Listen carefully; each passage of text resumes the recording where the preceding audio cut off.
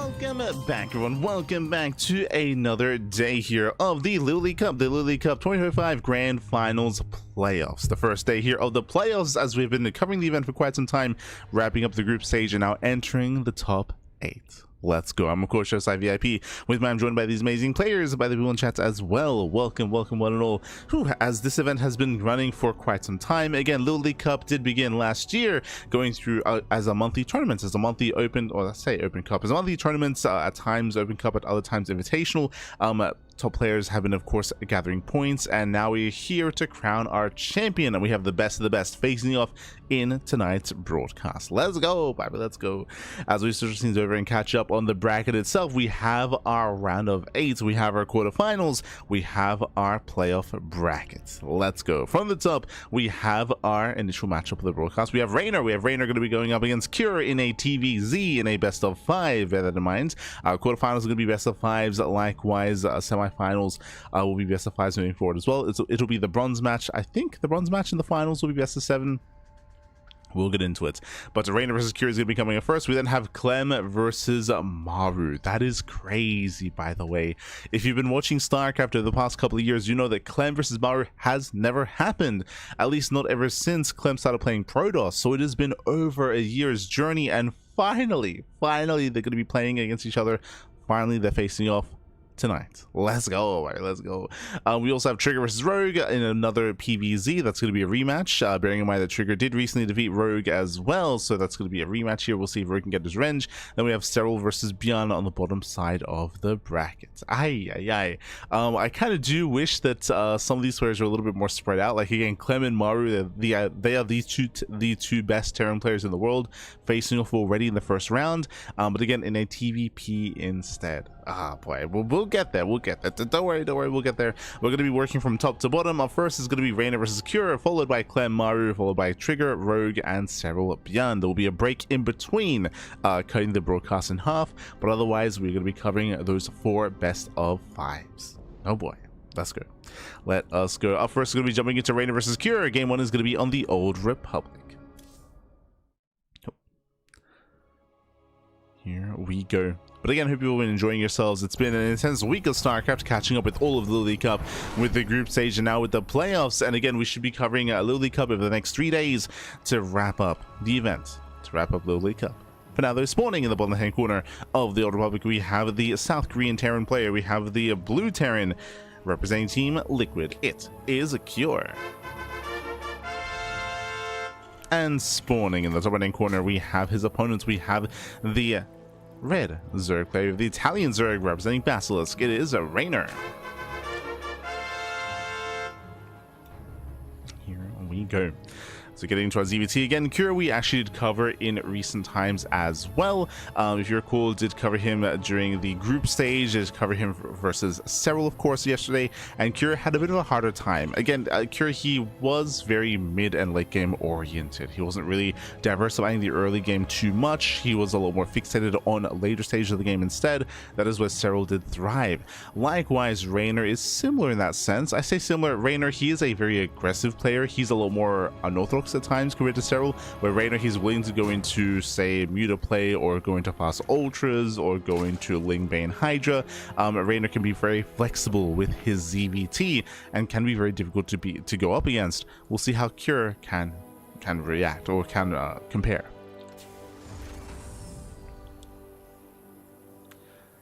We'll see how he does compare. So far, just going to be opening up, just going to be settling in. There's no like 2x Reaper opener, there's no hyper aggressive start. So far, we're just calming down and getting into our own openers. Calming down, man. Calming down.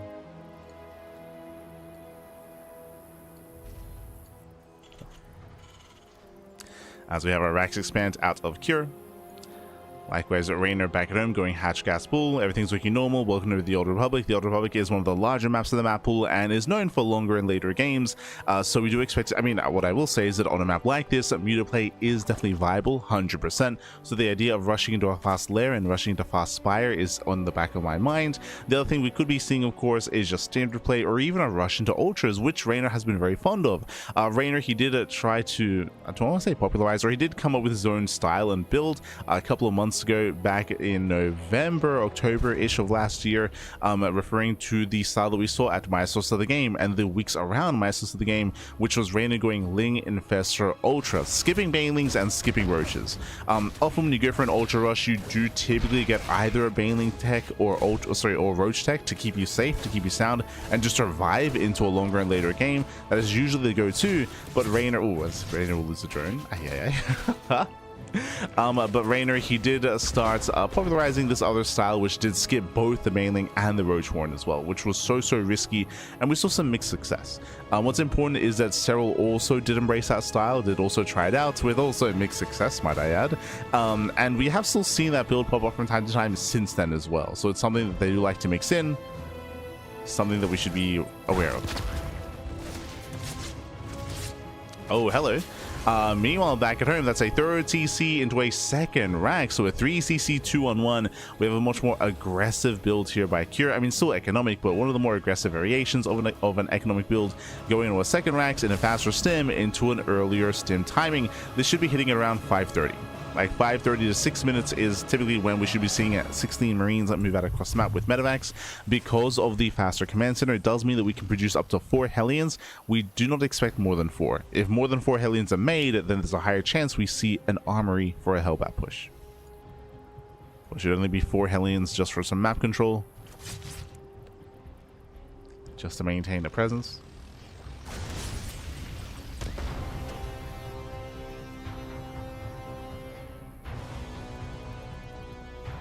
So just had white noise. Do you guys hear white noise?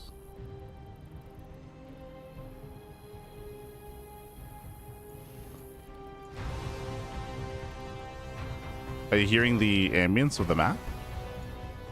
Like there's let me know if there's like an issue audio wise. Otherwise, Kira does poke in. Behind this, again, does switch out of Hellion production. As I did mention, only 4 Hellions, and you switch out and you go into Mass Marines. Starport is on the way for the add-on swap into Medevacs. And again, Kira is going to be staying at home for the next minute or so as he floats over towards the center location. Oh. Hello. Okay. Does float over.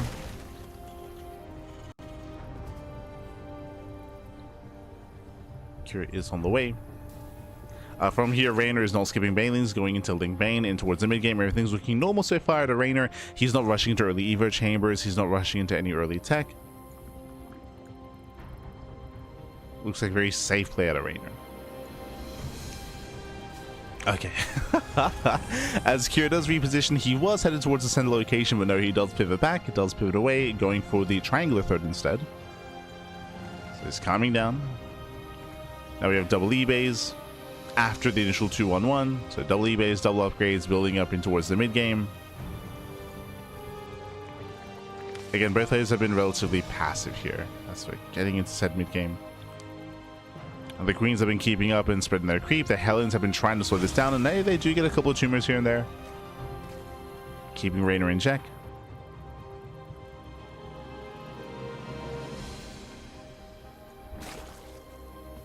Keeping him calm.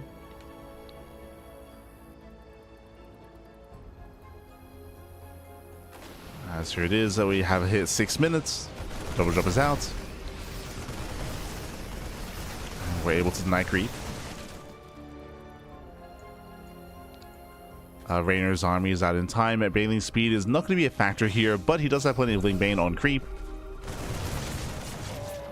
And he is able to respond. So as the armies kind of deflect each other, it's going to be on Cure to try to outposition, deny creep, threaten bases, and gain some value out of these drops and out of these Marines. Going to be reinforcing with extra Marines as well, bearing in mind that the Hellions were kept alive. For now, they're being kept at home to defend against any kind of Ling run by at the third base, but they can also be a factor.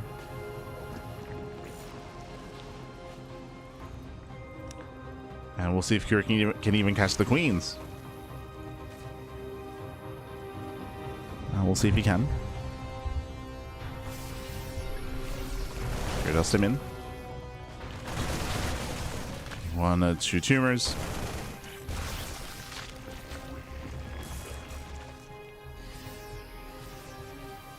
And nothing major yet.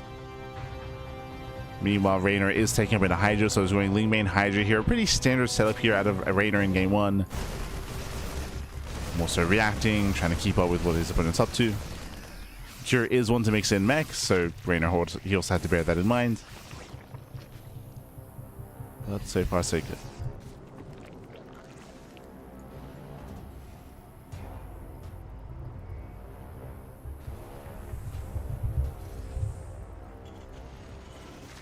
Oh, we're gonna be here for a while. Oh no. Gonna calm down. Cure, he's building up, getting his 4th TC. Going for a split push. Gets eyes on the 4th base. Reynor does force a bit of friendly fire. Oh, not bad. Drags out the mines. Does drag them out. Hydra's building up. As Reynor is taking up into Ling main Hydra and looking to max out, he's going to be able to get into Hive Tech and then work towards Lurker Tech as well. The Sage Mid is almost done. And I am getting a little bit concerned for Cure now. He hasn't really been able to trade too well yet.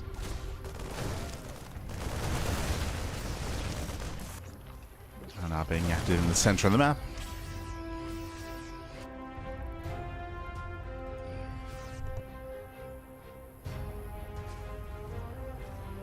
Three more Raxes on the way, getting into 8 Raxes. But again, there's already a 4th CC, extra gases, drilling claws. Going Biomine is ideal against a more Ling main Muta heavy composition, but Lurker Tech is going to be a big power spike here for Reynor. So Lurkers are on the horizon. I'll say the onus is on Cure to try to get some damage done before there are Lurkers. Oh. The splits are okay here for Cure. At the same time, much more committed pushing on the right-hand side. Yeah, Reynor, he pulled back too soon. So I'll have to be careful here with his mailings. Nice ready by Cure. Base out 2 of the mine connections. Ooh, another one does connect. Oh, but just the one. Yeah, just the one with a mine. With that, Reynor, he does hold, cleans up every single Hellbat. Forces back Cure. And the Lurker Den is almost done. Lurker Den is almost done at this point.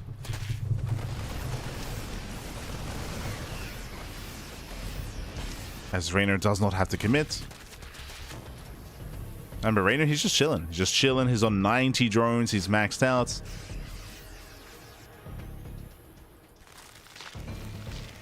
Get a couple of safety infestors on the way. Lurker Den is now done, and here come the Lurker upgrades. And it's just been all about surviving. Just surviving, defending, keeping up. And Reynor, he soon needs to lose supply. Or free up supply.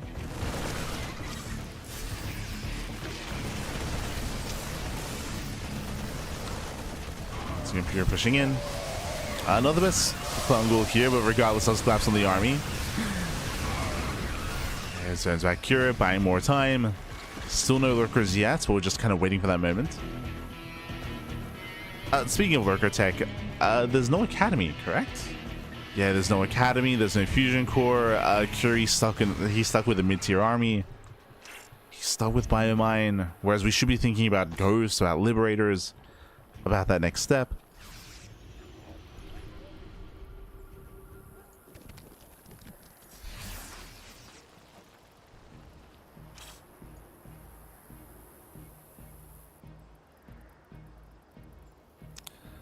So again, that is concerning.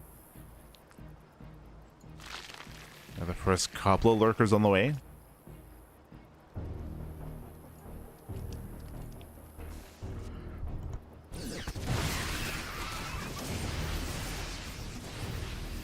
It's gonna be 6, I believe. Yeah, 6 Lurkers. Ooh, catching up the mines.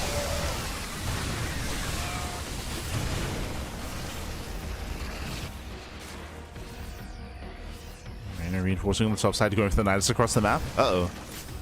Oh, massive Fungal! Yeah, Fungal does catch the army. Reynor, he can focus on the south side instead. Nidus Storm, it looks like it will finish. Cure, he does not notice. Ay, ay, ay. And the Lurkers, they get in. They bust into the natural. They came to the production. Okay, one lurker goes down, one didn't quite burrow in time. Oof, and they hold their own. Yeah, lurkers, they hold their own. They take over the natural. Bio Army does race back home to defend. At the same time, Reynor, he can push out, and he denies the base. He denies the expansion. Queens, they move in as well just to spread creep. Just to be even more annoying.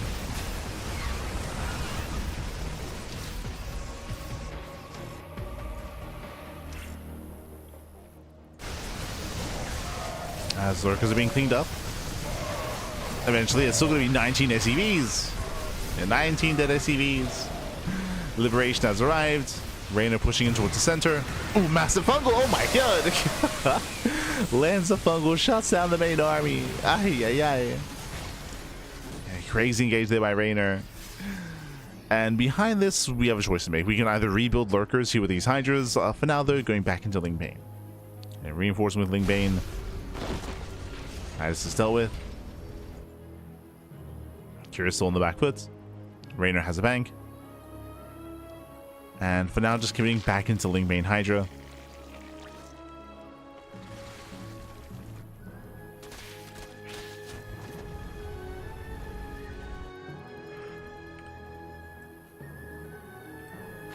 Going for that another nice run, but this should be a distraction. Remember, there are no more lurkers. Bailey, oh, once again, another fungal lands. Yeah, lands another fungal. Planetary goes down, and Cura's just falling apart. Just falling apart here. And again, there was nothing too fancy here out of Reynor. Reynor, who's just playing standard. Just playing standard, getting to his own Lingbane Hydra, keeping up with the double drops, the triple drops even. Ensuring that Cure got no damage, and just surviving until Lurker Tech. And you saw that once Lurkers got up and running, we just snowballed out of control. I mean, the Nidus was a big part of that, of course. Was a big part.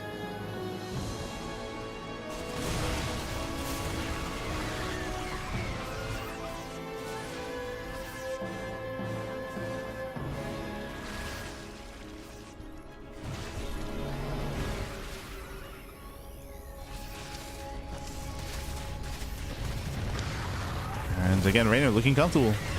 Pushing up the ramp. Lurkers again within range. Ooh, they sent away the army. Now we have a couple of ghosts, but it's too late. Yeah, it's too late. Plenty of lurkers in position. Bullying the ground army. GG gets called, and Reynor, he will take game number 1. GG. Whew.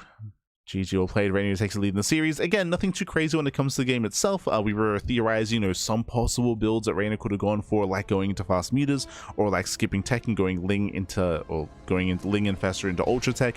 But no, Reynor plays standard. Going to Lingbane as well. Very safe. He delayed his Evo chambers for the earlier Baneliness and for earlier Baneling speed as well. So again, Reynor was just playing very, very safe here against Cure, and it did excel.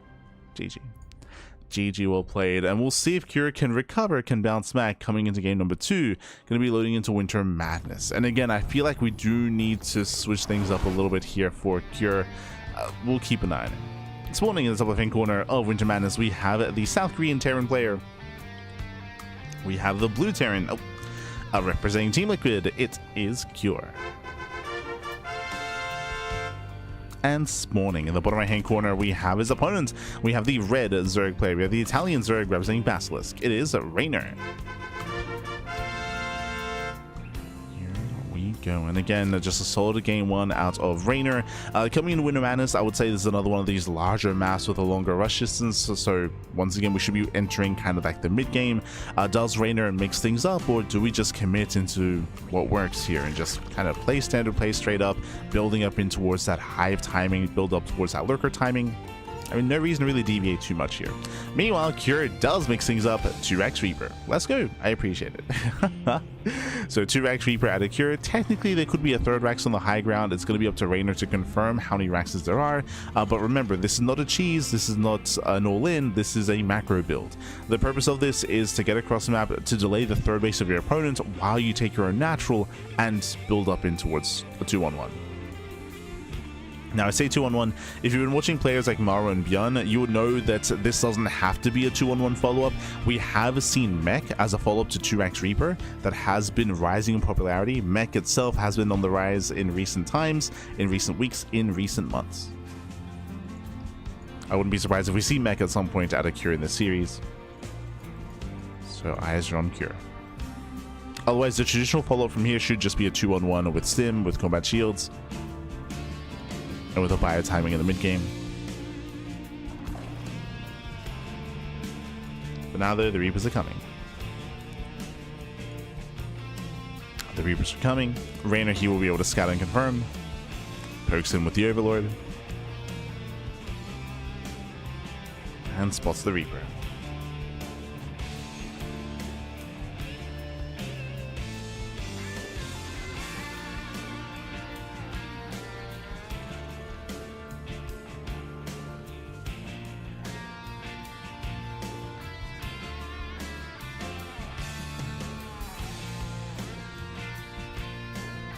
It does spot, does confirm. We just see that Reynor, he also sees the timing of the CC, so he also knows it's not a 3-axe. And Reynor, he prioritizes link speed. So link speed is on the way, he pulls out of gas. Queens are keeping up with the Reapers. So far, so good. Oh, hello. That is not a 2-on-1. That is not Mech. That is going to be a 4-axe follow-up. That's going to be a 2-base all-in. So 2-base all-in out of Cure. He's going into mass bio, into mass marine production. He's going to be delaying his factory, delaying his starport, delaying his medevacs for even more marines. And this can lead into a void pool. Like, you can pull the voids with this on 2 bases as well. Regardless, Cure is hyper committed. I do like that he is mixing things up after game 1. But I don't know if this will work on Winter Mat, as the map itself is going to be working against Cure. Now, looking at the vision, thankfully for Cure, the Overlord is stuck. Right, the Overlord is stuck here at the natural. It's going to be difficult to get into the main. Reynor, he may have to wait for his lair to be able to scout the main base, but by then the army should be moving out. We'll see what Reynor can get done.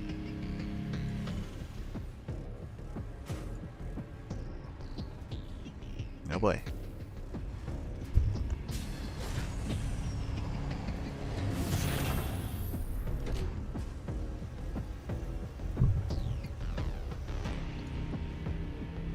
That's from here. Reynor isn't on the wiser. He's still just droning, saturating,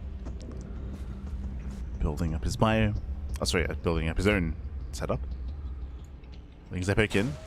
They scout Stim on the way, but as you mentioned, this is normal. Like, going for a Stim timing here and going for a 2-on-1 is standard. This is not.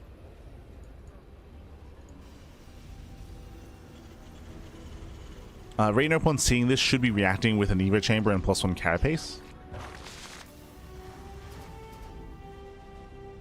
He is making extra lings. It looks like Cure, he won't push out without medevac, so it looks like he's going to be more delayed with his push. Going for the factory, then starport, then medevac production. But it's still gonna hit quite hard. Stim is now done. Ooh, the army just got spotted. Again, there are extra marines here than there should be. Reynor should recognize that. He's like, hold up, you have a lot of marines here. He's getting ready. Yeah, he's getting ready back at home. Now, Reynor, he opted not to go for... Sorry, he did go double Evo Chamber. Greedy response, but did not get any upgrades yet. He's fixated here on link production. There we go. We have 1-1 upgrades on the way. No Bailey Nest. And Reynor, can he deal with this many Marines with Stim? Reynor's trying to come in from behind. Attempting to surround.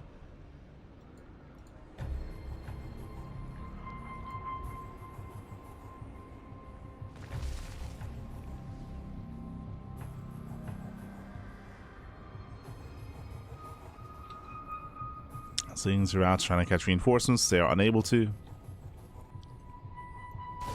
Cure does turn back around. Again, he's waiting for his medevacs. He was just posturing. As Reynor's getting his nest. At this point, Reynor, he's fully aware of the build. He's fully aware. You would never have this many Marines if it was a 2-on-1. So Reynor cutting workers at 55. That is under 3-base saturation. And then this will finish up just in time. He can morph in some Bailings. And either Cure kills Reynor or he dies trying. Like, again, this is an all-in out of Cure. There's no follow-up. There's no third CC. He does begin tank production, interestingly enough. They'll start those tanks.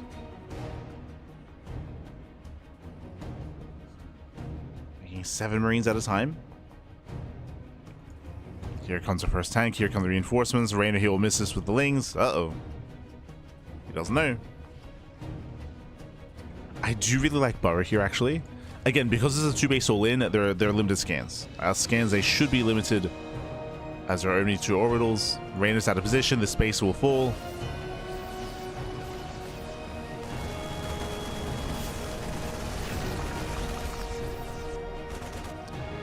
And there's a cancellation.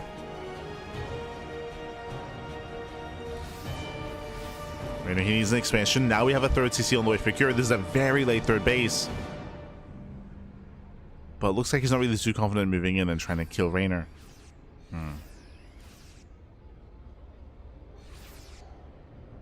Cure pulls away.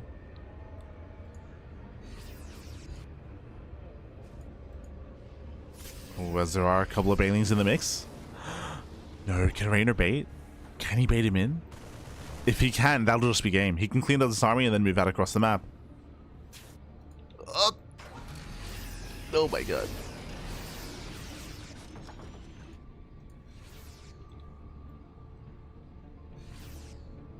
It doesn't quite bait him. Not yet. Unfortunately, there's no bailings here at this ramp. So he rotates. I'm gonna get spotted. No, he revealed Burrow. Yeah, Burrow's revealed. Oh. Oh no! Can he get him? Can he get him? Oh! Oh! Nice connections. Yeah, it does connect. With that Reynor, he can try to collapse in. Not going for it yet. Third base is not being taken, but so far, nicely done here by Reynor. Catching out Cure. Again, Cure, he saw the Burrow. He saw it.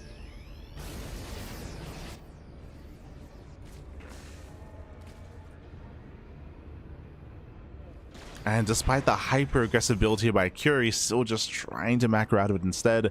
Now, thankfully for Cure, we do see that Reynor has not been joining. Reynor, he has not been joining up.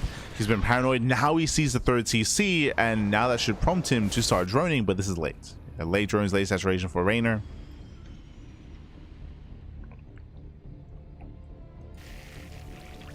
He's responding with aggression instead.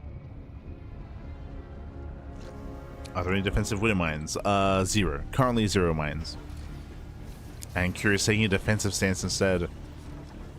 The aggression has failed, but Cure does have a better economy. Bailings, they roll in, they try to. Tanks are in position. This is late saturation here for Reynor. Reynor, he will fall behind if he's not too careful. He has to make use of this army.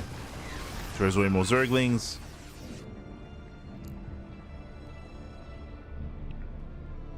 Hydra's now amassing.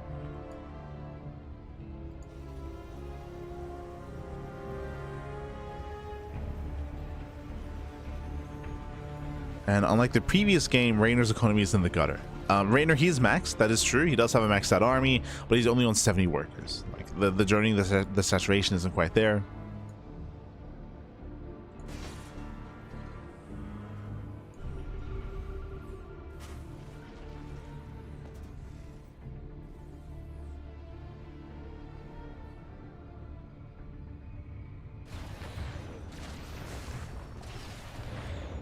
Cure's dying mining time as well. That was nice. The mining doesn't quite get the queens. Yeah, Reynor's taking over the hive, and Cure is about to max. He's about to max out with a much more efficient army, at least currently. Reynor, he's working towards that hive and working towards lurker tech from there. Until then, Cure is successfully expanding.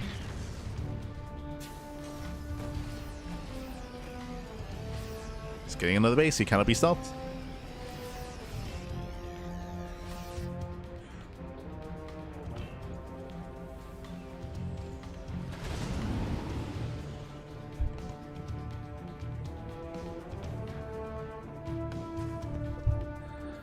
Yeah, he can't be stopped here. Building his factories, 3 more CCs as Kure successfully gotten in towards the late game. Oh, and he's going for a massive mech switch. Okay, this is a little bit awkward. We have 4 factories in production, 5 factories in total. Jesus. You would never get this many factories unless you do plan on switching into full mech. We're just getting ready for the hyper late game. Oh. How do I get called out?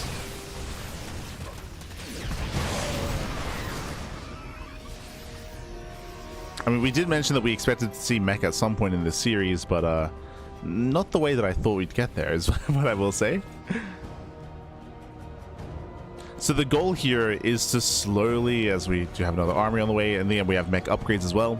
The goal is to slowly, as we bleed out Marines and Marauders, to replace them with more tanks, right? With tanks, with Hellions. Ghost Academy's on the way. The ideal late game mech composition, or just late game Terran composition, is Ghost mech.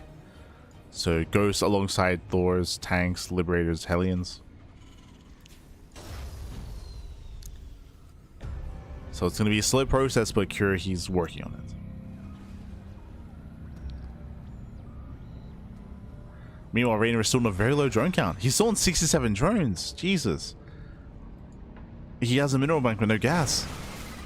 Fungal lands. Yeah, nice Fungal. Catching up the army. Very nice catch.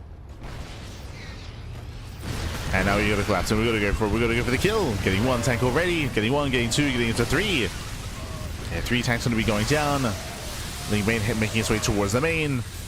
Sniping more tanks. And can he break through? And again, you can see the production tab here behind this. One more Hellions, Blue Flame tanks. We're now making Bio in a panic. Reynor, can he break through? Does snipe some CCs at least. Oh, gets into the mineral line. Oh, late reaction. Pulls away just in time. We get the bow as well. Oh my god, did he notice? Did he notice? No, they're stacking. Oh my god. Gasito. Oh, there we go. 21 SCV kills. Unfortunately, just after the mule. The mule hammer just a little bit there too late. I should say the Banelings were too early. They were a little bit too early. But Reynor, he's maxed. Yeah, he's maxed out. He's coming in. Another Fungal coming in from behind even. And before we can embrace mech, before we can get into Blue Flame and into all these tanks, Reynor's here. And Reynor, he will shut Kure down. That resets the tank count, pushing into the 3rd base. Dead SCVs, dead mules. And Reynor's done it. Reynor, he has done it. Kure, he attempted to turtle up. He attempted to macro out of this, but GG gets called. And Reynor, he will take game number 2. GG. Whew. GG, well played. Reynor, he will extend his lead here in the series. Again, Kure, I wasn't really opposed to how he was playing. Kure, he was able to, he went for a hyper aggressive build early on. The aggression failed. He tried to turtle up behind it, and we saw that Reynor was left behind economically. Like Reynor, he did not really have much of a bank to work with because of his low drone count, and Kure was going for that big hard switch into mech towards the end, but unfortunately he did get caught out before that happened, before he could get there. What I mean by that, remember, he had a full triple drop full of bio army caught out before that big assault happened, where there was a big fungal and he lost all those Marines. He plummeted like what, 20-30 supply, and that's kind of what prompted Reynor to commit up the ramp and to cash those 4 tanks and to push into the bases and push into the mineral line. That kind of prompted Reynor to gain access to those bases. Was Kure slipping up and plummeting in supply early there, and then he was stopped before he could really get into his final form, before like ghost production, before mech, before that could all really get underway. He was shut down. GG. GG, well played. Reynor, he found the way in. Found a way in. And now Reynor is 1 game away from claiming the series. One more game is all he needs as we load into Mothership. Let's go.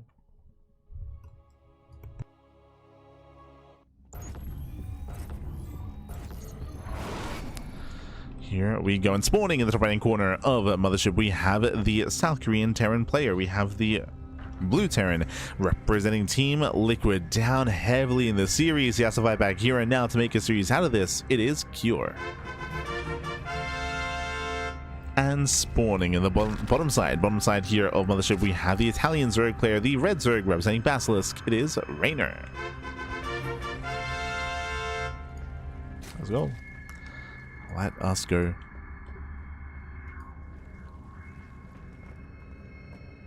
So players are going to be building up. They're going to be amassing.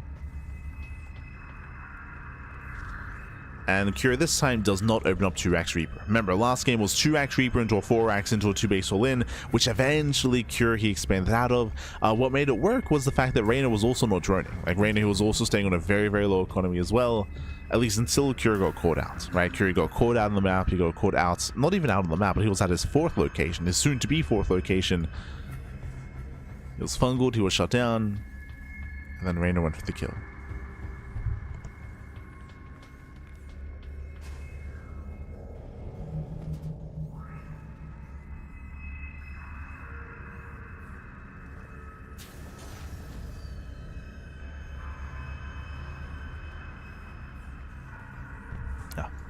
Was able to go for the kill from there, and we'll see how Cure does deviate from here this time. Again, our eyes are mainly going to be on Cure. We expect Reynor to more or less react to Cure instead,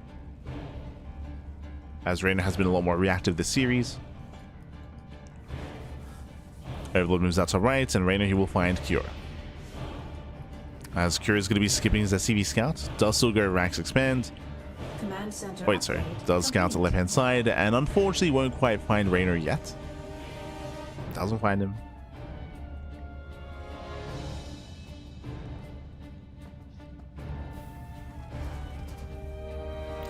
Technically, this could have been an earlier pool timing at a Reynor, and we could be seeing Lings moving out across the map, and Cure would be not aware. He'd be unaware. Be unaware. Reaper moves in. Speaking of early pool timing, Reynor, sorry, did go for an early pool, did go for early queens, and we're going for an early roach rush. Oh my god! The Reaper gets in. The Reaper has the scouts. Seeing early links is already a tell. So Cure, he knows something is wrong, something is wrong, something is amiss. He's worried the later expansion, and he's going back in. Yeah, he does go back in. Reynor out of position. The Reaper does go for the dive, and the Reaper confirms the roach warrant. Big scout here for Cure. He sees Pappy. He sees, he knows. Behind this Cure, he was already committed into a 3rd CC, but now we can give up on his natural. We should be seeing a bunker on the high ground, a lift on the CC when there's a move out. Reynor does allow the roach warren to finish. And does Reynor make roaches? Remember, Reynor, he's been scouted. He knows that Cure is getting ready for him. How hard does Reynor commit? So far, 2 roaches. You can see, yep, Cure, he already pre-evacuated his natural. He's already got a bunker on the way, and Reynor drones. So Reynor, he knows that because he got scouted, he shouldn't deal damage, but in a way he is because of the scout. He's denying the natural. He denies the natural, even though Reynor isn't really committing, even though Reynor is droning, because Cure saw an all-in coming, Cure is terrified. So Reynor's faking him out. In a sense, like, he still made the roach warren, he's still making a couple of ravagers. But for the most part, Reynor's achieving a lot of damage with the bare minimum.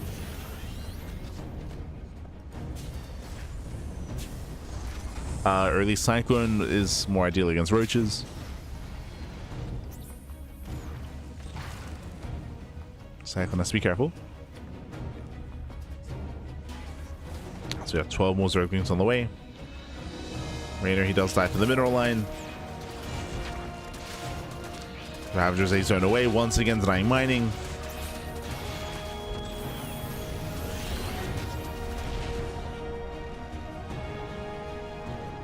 And Reynor, he has to get ready for the counterattack. More leads have arrived. Can he get us around on the Cyclone? Can he catch the Cyclone? You can see Reynor trying to lure him out. But now there are 4 Hellions. Up! Reynor with his round. Yeah, it comes in. And looks down 2 of the Hellions. Looks at everything. No shot. All 4 Hellions getting picked up. The Cyclone as well. Massive pickups. And with that, Cure, he just can't mine. He just cannot mine from his natural. He once again is forced to evacuate. There's a brutal start here for Cure. Thankfully, there's a bunker on the high ground. Thankfully, there was no salvage. So Cure defends his main base. But again, Cure just cannot mine. Meanwhile, Reynor, he's droning. He's droning. He's getting a lair. He's taking up. Banshee is revealed. Finally, we can see that Cure, he can break out. But this also means that Cure can't counterattack. He has no Hellion Cyclone to be active on the map.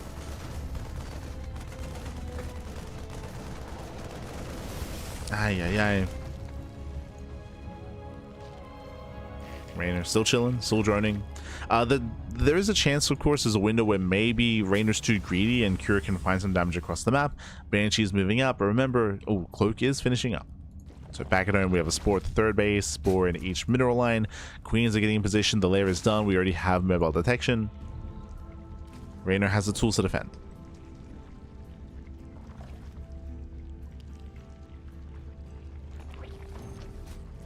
Oh, are we going for the build? If you remember, we did begin the series off talking about how Reynor has been very fond of going into Ling Infestor Ultra. He's been very fond of it, and we have yet to see this series. This could be the beginnings here of that build, assuming that we don't go for plus on range. Assuming it is going to be a melee upgrade, and we skip out on Banelings, go for the pit, go for the Infestors, go for the high.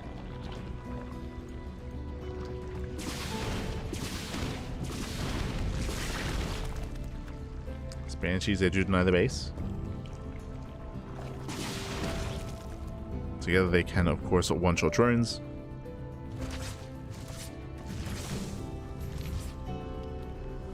Finding some economic damage. There's a Safety Infestor, as we had assumed. Yep, Safety Infestor into Hive Tech, so it is going to be Ling Ultra, or Ling Infestor Ultra. This is a very greedy build. It's a very greedy build, very greedy style. If Cure commits here on 3 bases, Cure can find damage. For now, he does throw down extra Raxes. It is still just a 5 rack setup, so nothing crazy yet here. There's potential for Cure to punish, but once the FSs pop out, Reynor should be fine.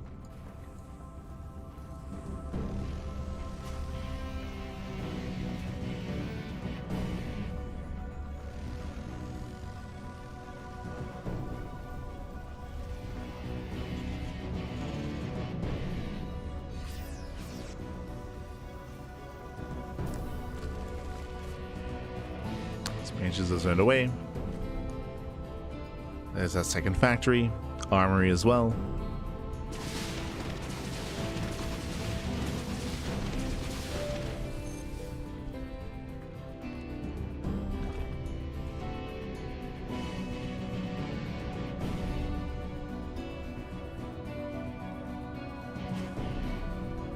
And again, as the game is slowing down and as we're building up, Reynor, he's getting away with so much more. The Hive is done. The Hive is done. There's Adrenal. No surprises here, but there's the fast Ultra Cavern. Again, the big power spike is coming with Ultras. And Cure, he has to find damage here. And let's go. He's moving out.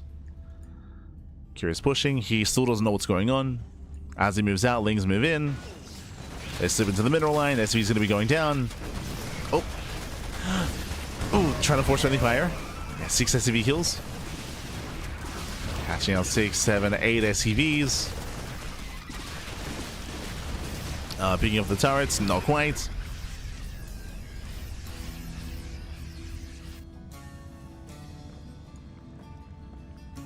And the Ultra Cavern is almost done.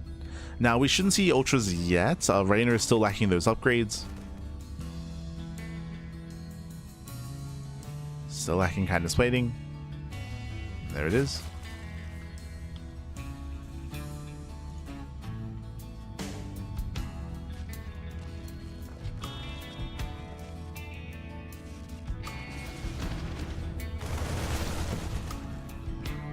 Reynor spots the army. Still hoping to delay. Ultra production has begun.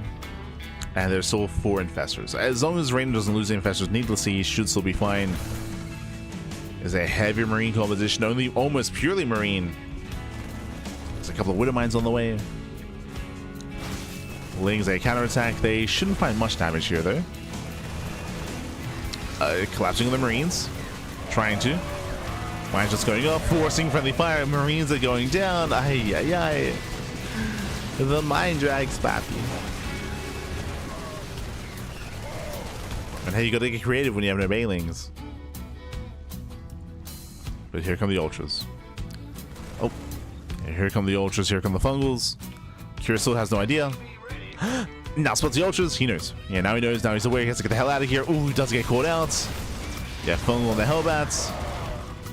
Marines are gonna get the hell out of here. And Reynor, he'll pull the trigger. He's going to pull the trigger. He has a massive army. We got 2 more ultras on the way. I believe there's 4 in total. Sorry, 3. There's 3 ultras. Banshees are going for the snipe on the infestors. They get 1. They get 1. They get 2. Massive pickoffs. Limited fungals. And Cure's holding. Cure, he's trying to hold on here. Another infestor gets started down. And another. No more fungals. And no fungals left. Ultras, they collapse in regardless. Things are coming from behind as well. And even without the infestors, Reynor, he has too much. Reynor, he has too much. He overwhelms the army. Cure, he losing every SCV. 22 SCVs going down. And this is all he has left. Man with gun. It's not good enough. Not this time. GG gets called, and Reynor, he will claim the series 3-0, advancing on to the semi-finals. GG. GG, well played. Very solid play here out of Reynor. Reynor looking very informed, looking very comfortable in this series. We did see a little bit of aggression out of Cure in game 2, for example, going 2 Max Reaper into the 2 base all-in, and Reynor did respect it though. He scouted, he respected it. Reynor didn't take any chances. He committed quite hard himself on a low economy and eventually snowballed out of control. Here, I would say that Reynor took a big risk. This is the Reynor build, by the way, if you hadn't seen it before. It is to skip banelings and to skip roaches. There was the early roach one, but that was unrelated. That was related to the early game kind of roach and ravager rush, but the goal there was to skip banelings, skip roach production, and go into pure ling infestor ultra. It's a very risky style, and we have seen it punish. Like, we have seen Terran players punish it quite hard, so we've seen mixed success with this. When I say Terran players punish, we've seen Clem has punished this build quite a bit, so it can be very, very risky here. But Cure, he was unable to recognize, unable to scout, unable to realize the build that was going on, and of course unable to punish it as well. GG. GG, well played. With that, congratulations. Reynor, he does claim the series, and with that, he's our first player to make it into the semifinals. And we're about to confirm the next player here. Oh boy, and I'm ready. I'm excited. We have been waiting over a year for this series. They have not played ever since Clem switched to Protoss for TVT. Ever since he stopped playing TVT, it's going to be a TVP between Maru and Clem.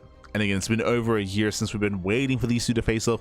Clem has been every single Terran player in the world, or the top Terrans, I should say, with his Protoss, but except for one, that is Maru, because they've just never played. They've never played. They did not play against each other at all in 2025. They just never hit each other in tournaments. And I'm ready to see how they compare. I'm ready to see how Clem's Protoss compares to Maru, especially current Maru. Like, we were mentioning this during the podcast last night, but Maru, he had a very lackluster 2025. I do feel like if Clem played against Maru last year, Clem would have won that series. But coming into 2026, Maru has been improving a lot. He's been playing a lot. He's been definitely adjusting and adapting, and he's been a lot more unorthodox and a lot more difficult to keep up with as well. I'm still thinking about the RSL match between the RSL Season 3 finals between Maru and Hero, for example, that went all the way to the ace match. It was a very aggressive and very chaotic series. That is what I expect out of Maru here, and we'll see if Clem can keep up. We'll see. As game 1 is going to be on Winter Madness.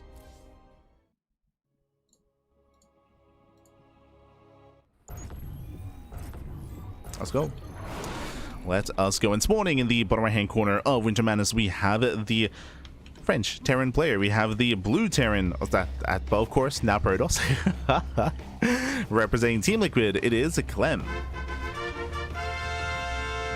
And spawning in the top left hand corner, we have his opponents. We have the South Korean Terran player. We have the red Terran representing Team Vitality. It is Maru. Here we go. GG, need a lot of marauders. As a reminder, Cure, he was not aware, right? He didn't scout. He was not aware that last game Reynor, he rushed into ultras, that he rushed into infestors, and that Reynor was skipping banelings and skipping the mid game. Reynor was being hyper greedy, and he got away with it. He got away with that greed and snowballed out of control. But here we go, loading into a different series, into a different matchup, into our TVP. Coming into this, we have Maru moving out early on with the SCV. Does move out early on. We'll see if he can block the expansion. We'll see if he can disrupt Clem. Now, if you know anything about Clem's PvT, Clem is a very standard player. He's not cheesy. He's not overly aggressive. We expect 3 Gape Link, right? 3 Gape Link Stalker out of Clem in towards the mid game. We'll see if Clem can get there. I feel like Clem is one of those players where Maru is going to be very comfortable against, because Maru can be aggressive and go for early shenanigans and try to disrupt Clem early on. So far throws out the eBay. Clem does scout early on, pulls the boys. Ooh, even kills the SCV. Nice pick off there by Clem. That should not have happened. And Clem, he will eventually expand. Will eventually expand. Likewise, we're expecting a CC out of Maru after the cancellation.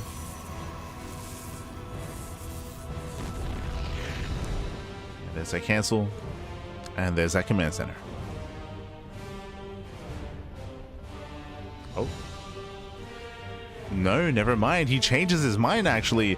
The SCV was in position for a CC, but no, he moves over for the factory instead. We have a much more aggressive follow-up. Getting a factory, getting a second gas geyser. Oh my god, one race all in. Okay.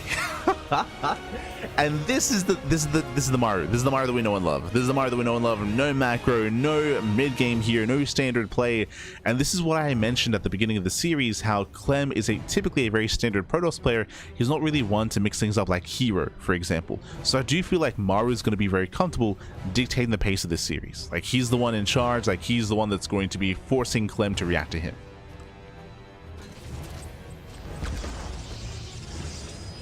Go Twilight Council into the main.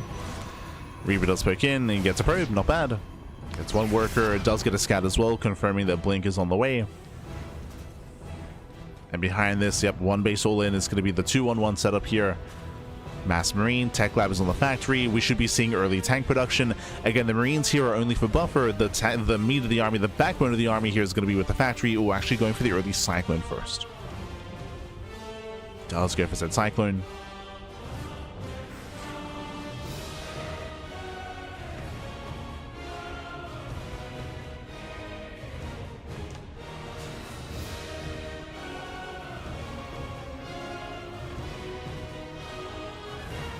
Say poke in. We can see Clem trying to get a read on what's going on. Remember, he doesn't know. For all he knows, there could be a CC, right? There could be a command center further back. There could be a factory. One base all-ins are not too common here. They're a lot more common like, from the Korean side of things, from the Korean Terran players. Less so the European. Maru does catch out the first adept. Nice pickup. We just see extra gateways being thrown down. Okay, 4-gate blink out of Clem. Interesting. 4-gate blink and the robo as well. So Clem, he will have the tools to defend, but it comes down to the warp ins, it comes down to the execution. It comes down to the engagements. Here comes Maru. There's the tank. Does pull a couple of boys as well. Not all the boys, as he's still keeping some at home to be able to reinforce the army and have some production going. But again, it's all in here for Maru. Either he kills Clem or he dies trying. And Clem, he's not able to engage ahead of time. He doesn't see this. Now, the worst thing possible here for Clem would be if this tank is able to siege up within range of the production, within range of this pylon specifically. Now, we have a backup pylon on the way to keep this powered. Clem looking to expand. Here comes Maru. Now he knows. Yeah, now he sees the all-in. Tank within range of the pylon. The pylon is going to go down. Blink finishing up in 8 seconds.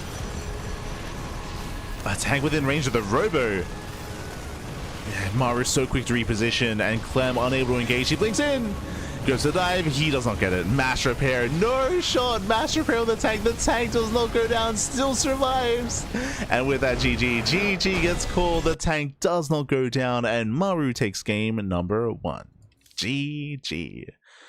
Whew. GG, well played, Maru. He was so quick to unsiege. He was so quick to reposition his tank, to hop over with his medevac, and to get within range of the robo, again forcing Clem's hand, and Clem just could not focus on that tank in time, or just couldn't focus it down at all, as the tank survived. Tank to survive, mass around, mass repair. GG. GG, well played. Maru takes the lead in the series, and again, we expect to see more aggression from Maru. We expect more aggression here. Clem, he did go 4-gate blink as a response, as a reaction, but he failed to see the move out. If you saw his probe was getting in position to expand. He was getting in position to get a nexus, so he was woefully underprepared. No shield batteries, no extra warp ins, no engagement ahead of time from Clem. He was caught with his pants down. He was caught with his pants down. Clem was unaware of what was going on, and with that, we're getting to game number 2. Let's go. We're loading into game 2, going to be loading into 10,000 feet. And spawning in the top left-hand corner of 10,000 feet, we have the French Protoss player. We have the blue Protoss. down in the series. We'll see if he can bounce back and make a series out of this. It is Clem. And spawning in the bottom right hand corner, we have his opponents. We have the South Korean Terran player. We have the red Terran representing Team Vitality. It is Maru. Let's go. True, he's not even wearing pants. True. Ah, no. Once again, Maru does move out across the map. He sends out the SCV. Oh, are we going for a fake out? Okay. We bring this up all the time here, but whenever you scout with a probe, and we should be seeing a probe scout out of Clem, if you see a Rax is missing, it does not actually mean that there is a proxy Rax. It is not uncommon for the Terran player to hide the Rax behind the mineral line, to hide the Rax further back in the main base, to hide the Rax at the natural, or to hide the Rax at the third base location. And that's what we're seeing here out of Maru. It is going to be a fake out, designed to force an overreaction if Clem scouts. Now we can see that Clem, he does check the nearby proxy location before moving out across the map. And we'll see if he does force an overreaction.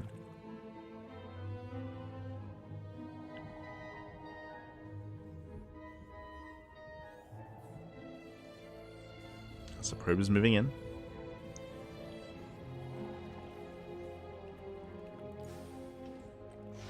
Probe is moving in.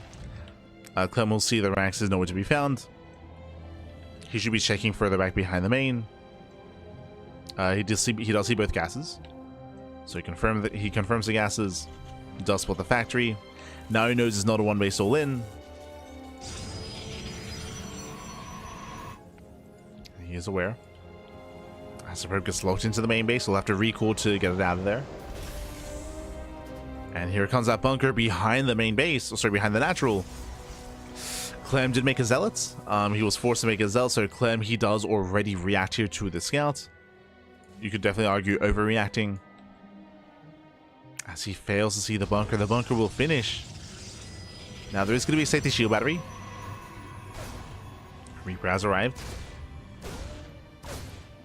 Oh, gets a probe.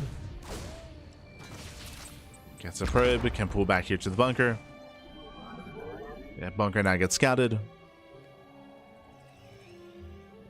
And due to the bunker's placement here, should be denying mining on half the mineral line.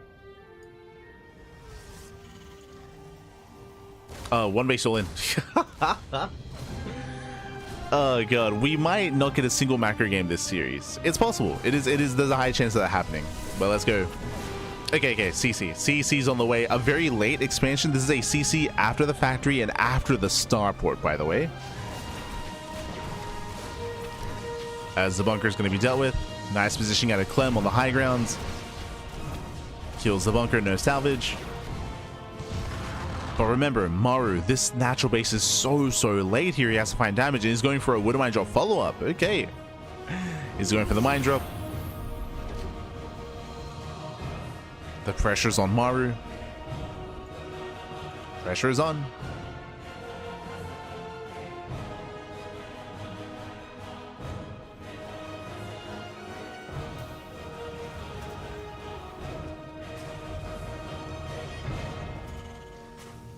As we're getting into a second Rax. Because this is so fast and so quick, we're going to be able to build up to 4 Widow Mines. No drilling claws or anything like that. But extra mines here for Maru. Now, the scary thing for Clem as the defending player is that you don't know how many Widow Mines there are in the medevac. It is standard to go for a double Widow Mine drop. And there is a chance that Maru, he might even make it look like double Widow Mine by dropping 2 and keeping 2 in the medevac, trying to force a distraction, and then coming in again and trying to catch Clem with his pants down for a second time.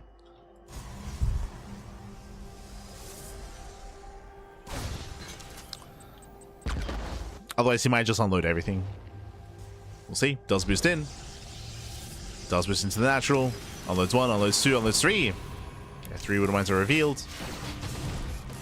Getting a probe kill so far, nothing major. Gets 1. Drop into the main base. Clem does pull the... No, he clumps! Does come up. Oh my god. Widow Mine does chase. Does chase. Does 9 more mining time. Another quick on Maru. And kills 1. He gets 1 probe kill, does 9 mining, but no critical damage. Clem holds. Whew. Clem holds, he does defense. Behind this, Maru building up into his own 3-1-1 setup, and we are getting into the mid game. We're going to slow the game down. We're building up. From here, Clem can now expand. 2-gate blink into a robo into a third base. After the other game, a little bit shaky here, but is getting there. As Reapers, they drop into the main. Yeah, 1, 2, 3 probe kills. Can we get 4? Oh my god. Can we get 4? We can. 4 probes go down. Well worth it for Maru. Trading out 2 Reapers for 4 workers. Not bad at all. Observer go caught.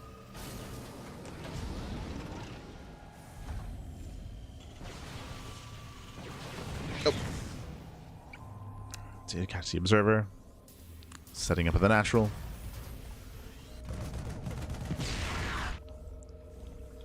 And we're waiting to see if we throw down extra Raxes. Stim is on the way, so relatively... I was going to say early Stim, but we already have 3 tanks. We have 3 tanks. Maru's pretty well secure. Building up his Stim into +1. We'll see if Maru throws down 2 more Raxes or if he throws down a 3rd CC.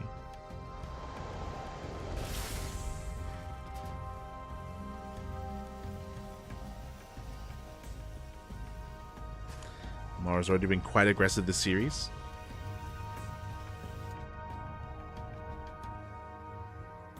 Rotor production has begun. Clem getting to his own splash damage of choice, building up in towards the bay and towards Colossus.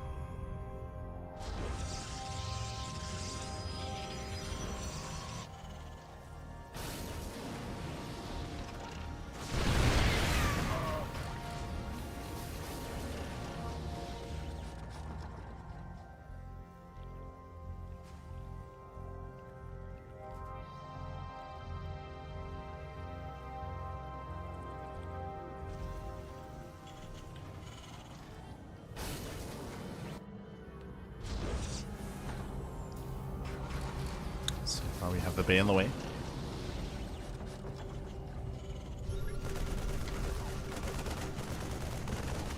Oh. Yeah, the bay's now finishing up. Colossus now in production. Maru claiming his 3rd CC as he moves out. And he should be applying pressure here.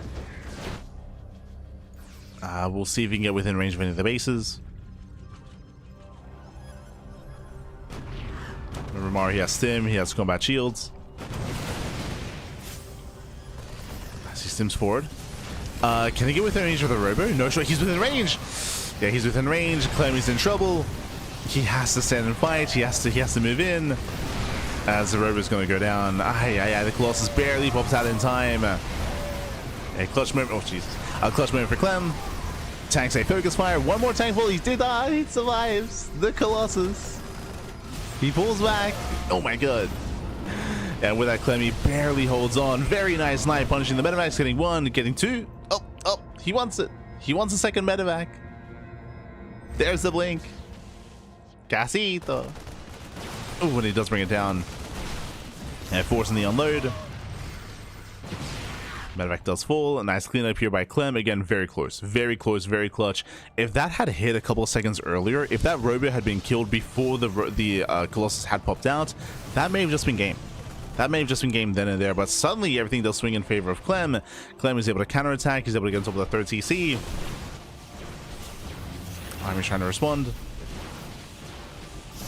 Clem can't force field. No, the Colossus! Colossus does overextend. Barely pulls away. Boys are being pulled.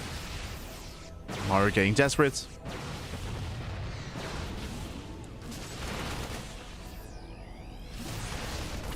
As now he's zoned back to his natural.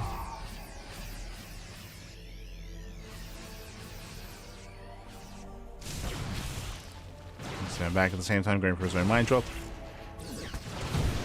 Ooh, retargets catching out 7 probes. And Clem slipping up here in his defense. I'll slip up. Nice force field.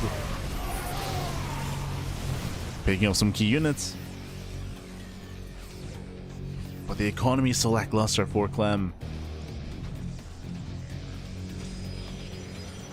Now getting a 4th base.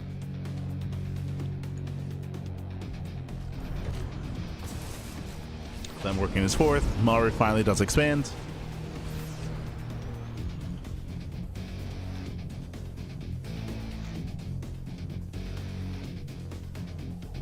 pressure is on Maru. As he moves out, Clem moves in once again, denying the third. The voids are being pulled. Yeah, again, a desperation defense here from Maru, because remember, he has a bunch of supply across the map. He does not have everything to defend. Can he force a recall? Might have actually boost in. He's having the main base. Not enough energy for a recall. We're going for the base trade. Okay.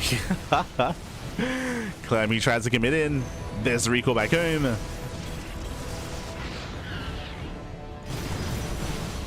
Yeah, recalls back to defend. Turns around with the main army for a moment. It does pull back.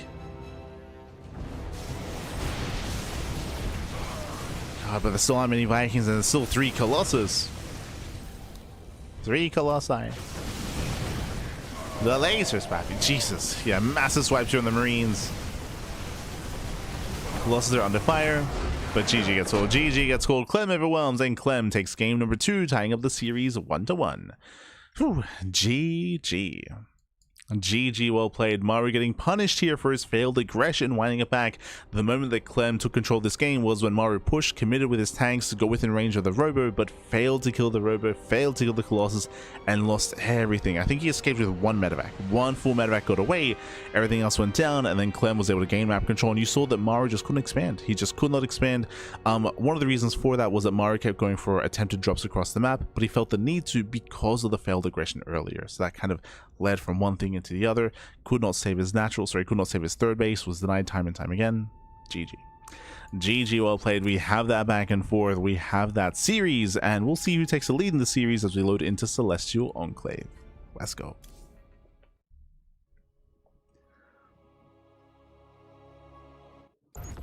We're getting into game 3. And spawning in the bottom left-hand corner of Celestial Enclave, we have the French Protoss player, the French Protoss himself, representing Team Liquid, tying up the series 1-1. It is Clem. And spawning in the top right-hand corner, we have his opponents. We have the South Korean Terran player. We have the Red Terran for Team Vitality. It is Maru. Here we go. Here we go. As again, Maru, he was punished. He attempted to move out. He attempted to get within range of the Robo. He was so close as well. He was so close to sniping that Colossus. One more volley, one more shot from anything, and it would have been toppled. But alas, Maru, he was denied. And we have a series.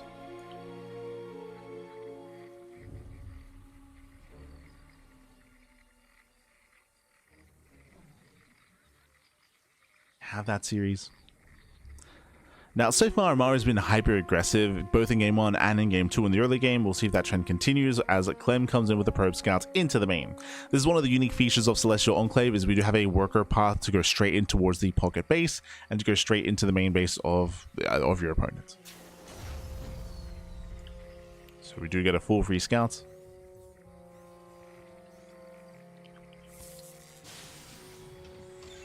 For those that are maybe unaware, only workers can actually move through these patches and move through this little pathway.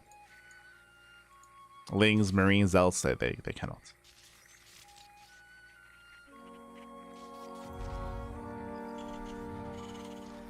As Maru does get his CC on location, this time economic opener to Maru for the first time this series. Ranks expand. And welcome to Celestial Enclave. Now, Celestial Enclave is a very large map in the map pool, very defendable on 4 bases. If you remember, the last time we casted Maru on this map in the TVP was Maru versus Hero, where Maru, he did everything he could to cut corners, be greedy, and turtle up. To turtle up in towards a maxed out army with Ghost Liberator Viking. I can see Maru doing the same thing here. It's going to be up to Clem to stop that from happening, and it's difficult. It's going to be very, very difficult.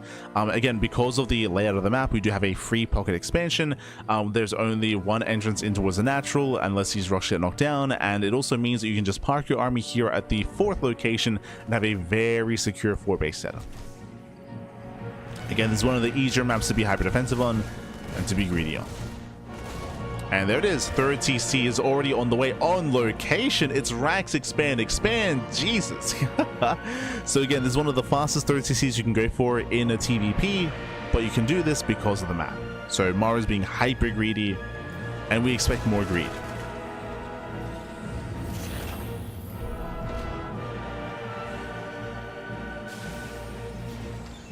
Now, Clem should be aware of this. He should be aware that Maru is known for just being hyper greedy here in TVP on this map, on Celestial Enclave. Blink is on the way. 2 gateways so far. And either Clem goes for an all-in and tries to kill Maru and punish him, or Clem tries to keep up with the greed and expands himself.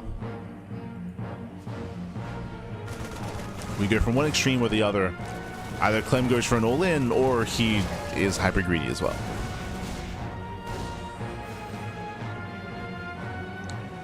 So far, Blink has begun. Robot gets thrown down. We can see that Clem is playing relatively safe for the time being.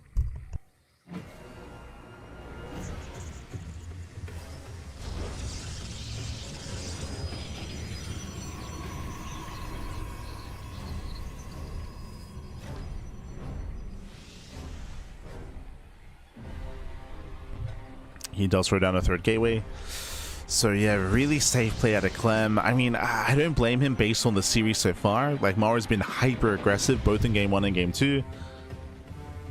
Oh, hello. This is not safe. How many gateways? Count with me. We have 2 at the natural. We have 2 in the main base. It's going to be 4 gate blink. So 4 gate blink out of Clem. This I do like. I do want to see Clem try to punish Maru's greed. We'll see if he can.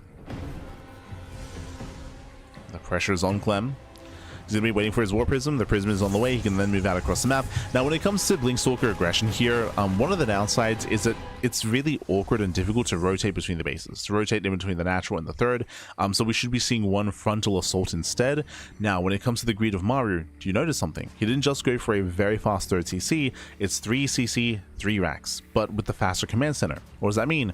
No factory. There's no factory. There's no tank production. So there's no defensive tanks.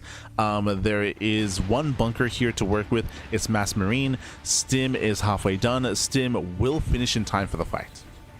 It'll finish like halfway through the fight. Ooh, Clem expands. Clem expands. We need to commit here. We need to just double down and break that natural.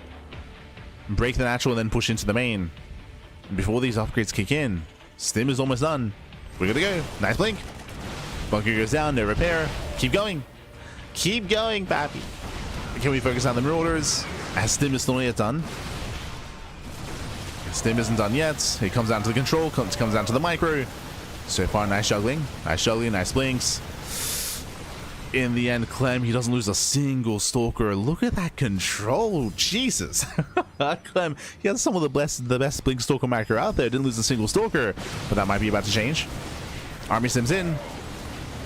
Yeah, the army of Stim, very nice juggling. 1 stalker goes down, 2 stalkers go down. Yeah, stalkers are falling. And Maru, he's trying to make a stand here. The bunker does finish and Maru does hold, but he's going to be costing him 12 SCVs. 12 SCVs go down. Clem, he just keeps warping in. Again, you can see how close he is to breaking Maru. He's close. Blinks in. Gets a bunker. Bunker goes down. There's still, what, 5 Marauders. Once again, the boys are being pulled. Losing one stalker. Diving on the Marauders. Crazy blink. Gets 1, 2, 3. The Prism goes down. That was not worth it. That was not worth it. Ay. Clem, a little bit too much hero in you is what I will say. Again, Clem, he had some amazing blink control, some amazing micro, some of the best we've seen out there. And then he dove in. So again, a little bit too much hero. He dove into the army, lost his stalkers, lost his Prism as well. And Maru has held. Oh boy. With that, the aggression has ended. Clem, he can still go in towards the natural and try to harass the mineral line. He needs to. Doesn't go for it though. Yeah, it does not go for it. Now Clem does still at least have a greater economy, now working on a 4th expansion.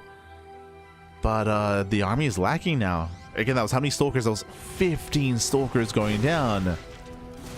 The game might just end, to be honest. Like, there's no splash damage. There's no charge. Yeah, that one mistake might just cost Clem the game. Marines, they sim across the map. They get into the middle line. 8 pros go down. Critical damage. And unlike Maru, Clem can't afford these losses. Oof. Yeah, losing more stalkers. Maru's rallying across the map. He's going to be cleaned up here, but that's 10 probe kills. Oh, he wants a stalker. He gets 2 more. Oh, God. The efficiency. 3. 3 more stalkers go down. 4 more stalkers. Yeah, Clem doesn't mess up here in the juggling. In the control, that's 9 stalkers in total going down. 9 stalkers and 10 probes. Hefty losses for Clem.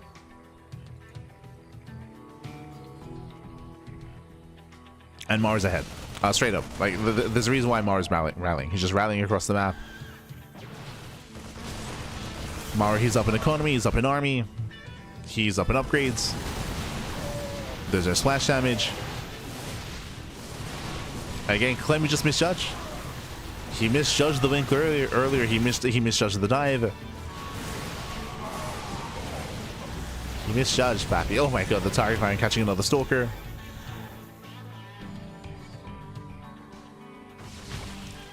Also, really, I was saying he's got too much hero in him. He's got too much patience in him. True. that was more of a patience blink. True, Pappy, true.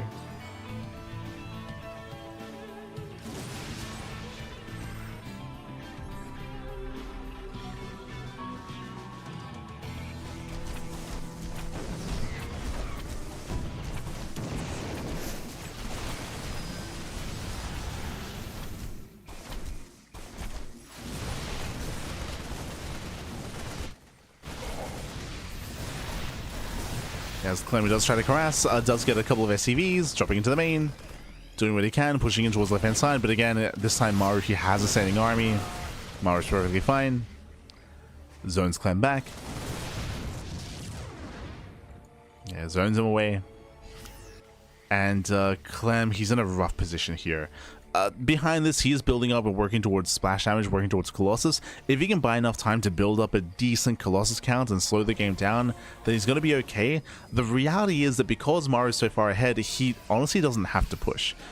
We spoke about this earlier, about how Maru's previous approach to Celestial Enclave is just turtle. Just turtle up, and you can see it here. Academy's on the way. Ghost Academy, missile turrets, sensor towers, planetaries, more CCs.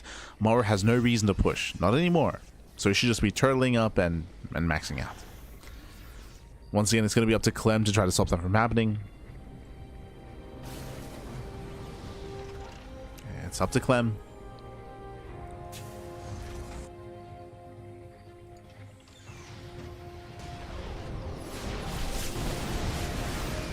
He has to respect the siege line.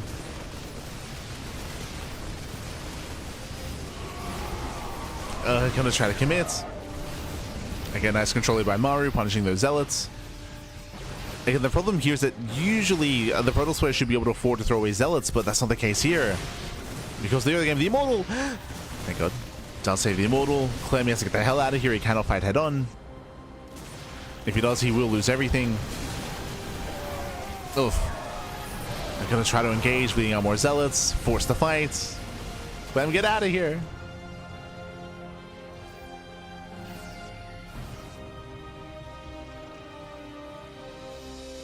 Here come the Colossi.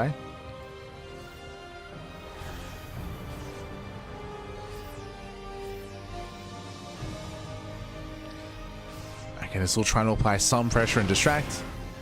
So while he distracts here on the left-hand side, he's moving in with the Prism.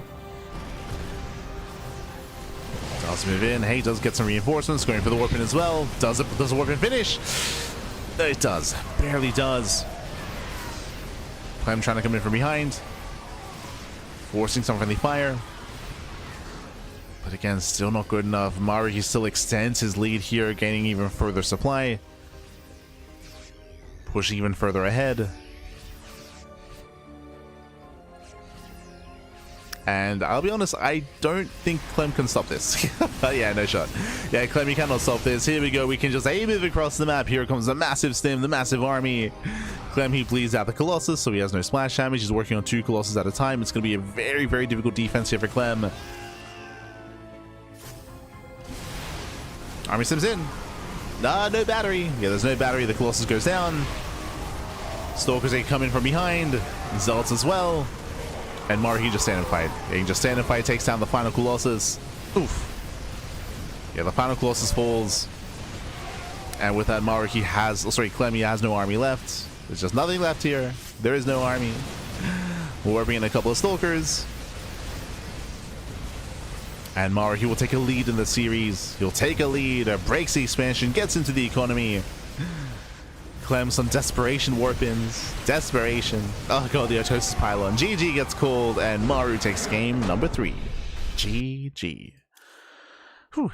GG, well played. As you mentioned, Maru, he snowballed out of control when Clem blinked forward. Honestly, Clem had some amazing blink control. He had some amazing blink and prism control as well, where he was going 4-gate blink stalker aggression. He killed 12 SCVs at the natural. I want to say he killed another 10 SCVs after that as well. He was trading well. He was killing bunkers. He was sniping marauders. He was killing marines. Clem had the better early game, 100% with the better early game. And then he misjudged. Then he misjudged the army. He misjudged his position. He blinked forward, and we spoke about it. He lost 15 Stalkers. He lost 15 Stalkers blinking forward. He thought he could kill. Instead, he died. Like he misjudged. He thought he could kill Maru then and there. He lost 15 Stalkers. He lost momentum. He was forced back home. He was forced to defend. He lost 10 probes in the defense as well. And Maru took a lead and kept that lead from that moment.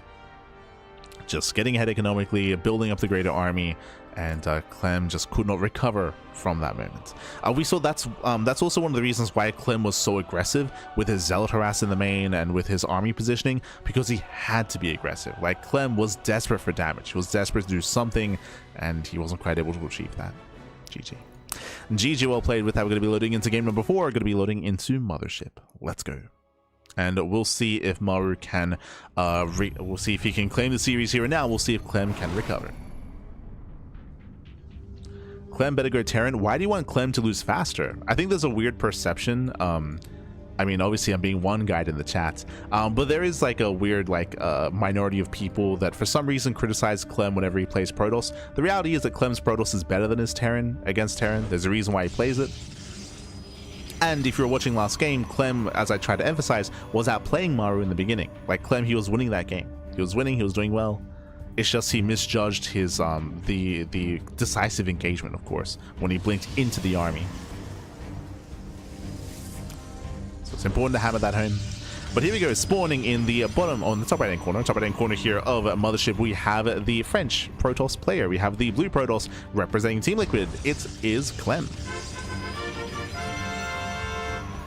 And spawning in the bottom side of Mothership, we have the South Korean Terran player. We have the red Terran representing Team Vitality. It is Maru. Let's go. Let us go. And again, in the end, Maru, he was able to get away with his hyper greedy build last game. We saw Clem attempt to punish and was punishing, and then again just misjudged in that most crucial moment. Did lose everything in the process. And we'll see how our players do adjust coming into game number 4. Let's go. Let us go.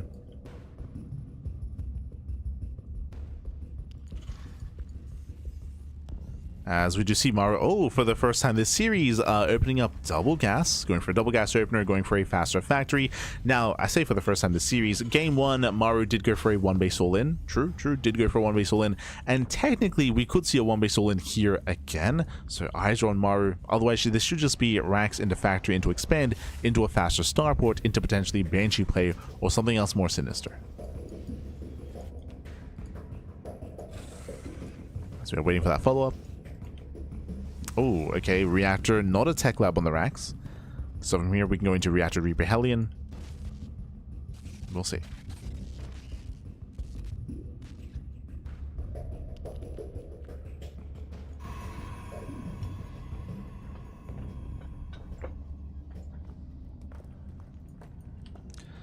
As Maru does scout left-hand side, confirming there is no Protoss, there is no Clem. Oh, and we are going for the delayed CC into proxy starport. Now, this can be one of two things. Based on this location, I'm a little bit... I mean, it's still up in the air. Usually, a proxy starport entails a proxy medevac for a Hellion drop into the bases, right? We're opening up Reactor Reaper Hellion, hyper aggressive, and then we can drop Hellions in towards the mineral line as well. Otherwise, this could be Reaper Hellion on the ground and then proxy Liberator instead to still harass, to still do damage. It's still a hyper-aggressive build, but a different way to kind of approach that aggression. So is it going to be the Medevac or the Liberator? If we were casting Gumiho, I would assume, you know, Starport into a Tech Lab, in towards a Fusion Core, into Proxy BC. Gumiho, is that you? Because Gumiho, he does like to mix in Proxy BC from time to time. Tech Lab is on the way, but no Fusion Core, so Proxy Banshee? Let's go. Okay, yeah, Banshees are on the way. So we don't go for the full Gumiho, we don't go for the full Proxy Fusion Core, but regardless, Proxy Cloak Banshee is still hyper aggressive here from Maru, and if it gets scouted, it'll be shut down. Otherwise, this could be the game-winning move. This can win the game.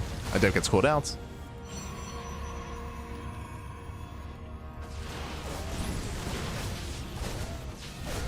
Yeah, Maru diving in the Stalkers. So far, the battery is done. Nice defense here by Clem. Does hold for the time being. And Clem is playing safe. And what do we have here? We have a second gateway. We have a Robo as well. So Clem has access to detection. He'll have access to the Observer. The problem is that there's no reason to keep the first Observer at home. It should be moving out across the map. And you can see the rally. You can see the rally.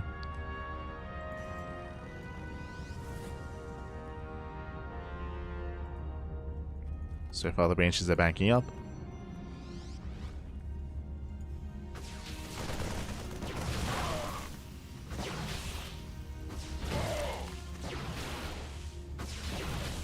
Yes, Clem pokes in, dreads the mineral line.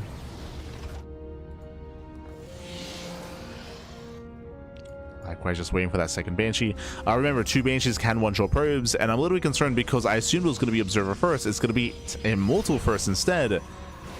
There currently is no Observer. Oh, Clem going for the faster third.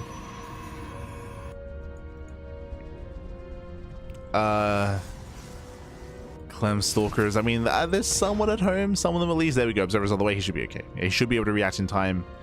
I'm going to say that there's no defensive Stalkers. Just now warping in. Observer's halfway done. Doing one-shot probes. Getting 1, 2, 3 probe kills. Getting up to 5. Can we get more? Okay, just getting up to 6. Getting up to 6 probes, and the first Banshee does get sniped. Nice defense here by Clem. I mean, still some brutal damage, but this could have been game-ending.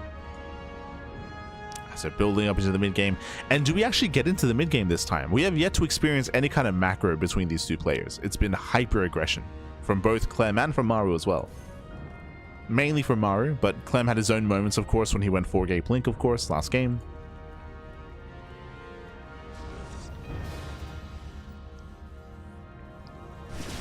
But again, it's been hyper aggression from Maru. Another Banshee shows up. Gets another probe. Maru's not stopping Banshee production, by the way. He's not stopping Banshees. Third CC is on the way. Banshee production continues. Clem, he's looking for the proxy. He now knows. He's like, hold up, what's going on here? This doesn't make any sense. And does find the starport.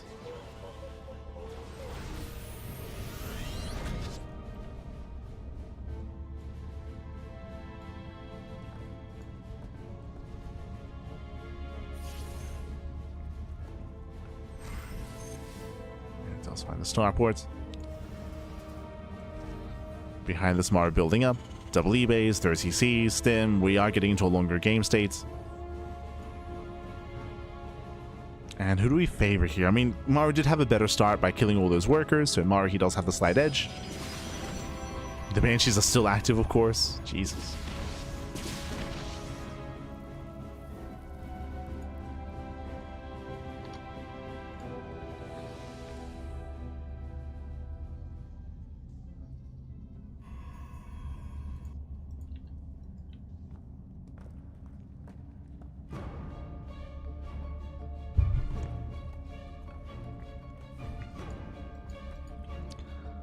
And Clem, he does move out. He moves out. The goal here should just be contained. Just contain the Terran player, delay the third base for as long as possible while Clem gets a fourth. There it is. Fourth is on the way. Oh. Reapers are diving towards the mineral line. Clem's out of position. 2 probes. And 2 probes go down. Clem has eyes on the army. He has eyes on Maru.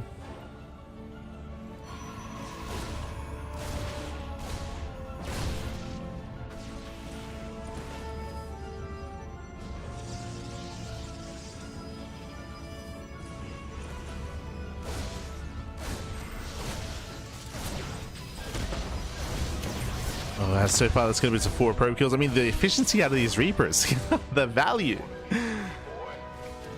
Finally, they get cleaned up, but again, it was well worth it here for Maru. The Banshees are still being active. Remember, even though there's detection, 2 Banshees still one-shot probes. And there's still 3 Banshees left over.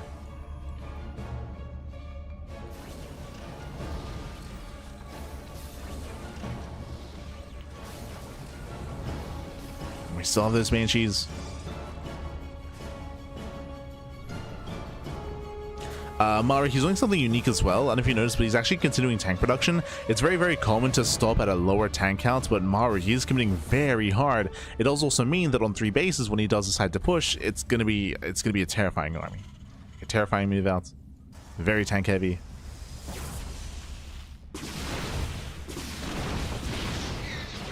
As 1 Banshee goes down. Still does find 2 more probes. There's still 1 Banshee left. I'm getting more probes here at the 3rd. Ay, ay, ay. In total, it's been 16. 16 workers have gone down. Clem is behind. He's behind economically. Ideally, the Protoss player wants to be up a base and up a mineral line, and that is not the case here. Does have a 4th base, but the worker count is very low.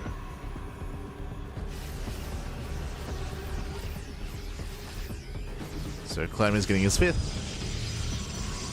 He needs his 5th base. Maru getting a 4th.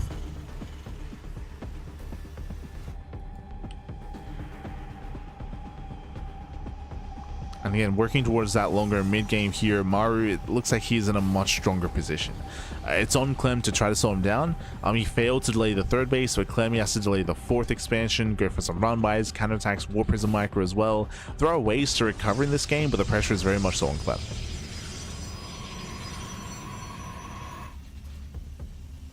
As Maru's looking very secure.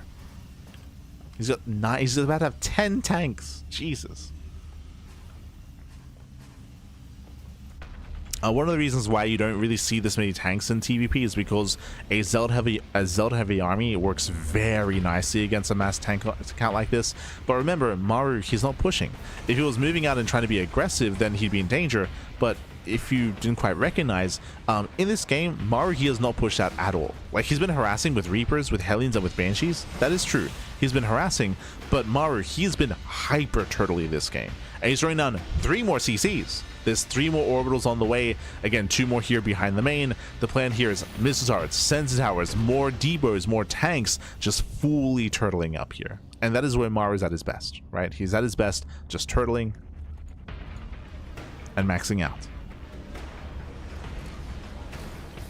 I would say that Maru's, I mean, it's known, but Maru, he's the best at this in the world. Out of all the Terran players, I do rate Clem's Terran higher than Maru, but specifically when it comes to late game, like, that is when Maru's, like, at his strongest. And he's getting there. He's not there yet. True, he's not there yet, but he's working on that. He's working in that direction. Massive tank shots. Remember, there's 10 tanks. That was going to be going up. Getting 2. 2 tanks go down. Clem, he has to back off. Against a very tank-heavy composition like this, I would want to see Skytoss. I'd want to see Stargate, Fleet Beacon, and Tempest production. Without Skytoss, it's going to be very difficult for a ground army to engage into Maru. The other thing, of course, comes to is that position. True, right? Like, these tanks are, of course, stationary. They're not very mobile. Clem does rotate towards the left-hand side. And the other answer is to avoid the tanks. As Maru's being spread thin. Clem does commit. He gets 1. He gets 1 Liberator. Oh, gets 1 of the tanks as well. But just the 1. Yeah, it doesn't quite break through. Does not break through. Prism into the main base, going for the warp in. The warp in does finish, just barely. Cells break in. Not bad. Gets a tank. Takes down the tank. Does distract Maru. He has to defend here with the supply, with his reinforcements. But Clem does not find a way in. again, like, the defensive position here is just too good. More SimCity, more orbitals, more tank lines. A very nice Nova. Catching up Marines, but Marines don't really matter in this kind of game state. Like, they're not really the most important units. As Mars replenishing his army with more Liberators, more Ghosts, more Marauders. Again, Mars just perfecting his army. Very good. Nova goes off. Nice catch. Gets a Ghost. Ghost goes down.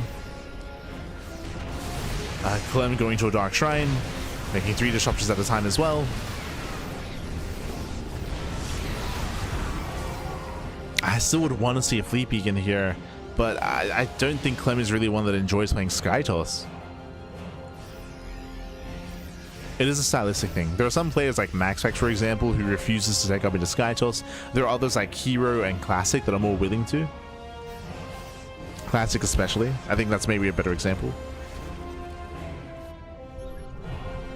Or if Classic sees an opportunity, he will throw down the Fleet Beacon immediately. He'll be like, oh, you're slowing this down? Okay. That's a Tempest.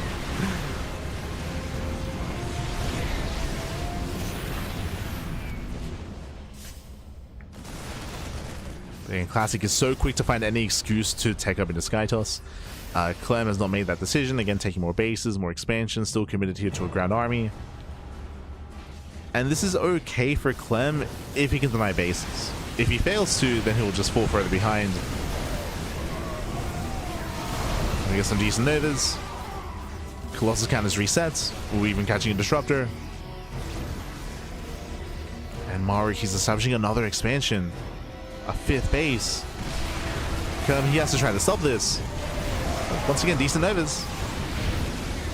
Oh my god. Oh my, the splits are not there. Jesus. The Maru, calm down. He's been taking every other Nova to the face. So nice trades here by Clem. And he has to keep trading, right? He has to keep trading. Has to keep catching up the army.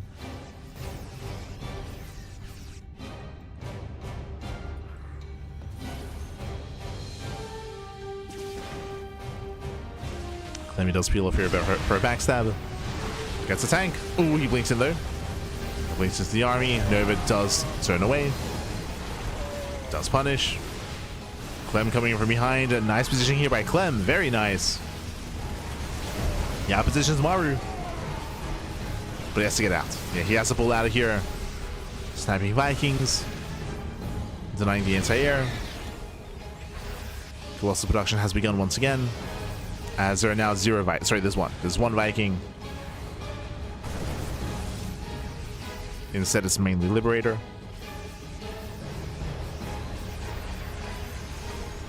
I still would prefer Skytoss here, and we'll be harping on that for a bit. The reason for this is because, yes, we saw that Clem was able to trade nicely, but he did not deny the expansion. Oh my god, the Novas, they just keep connecting. Jesus. Maru just keeps clumping up. He just keeps clumping.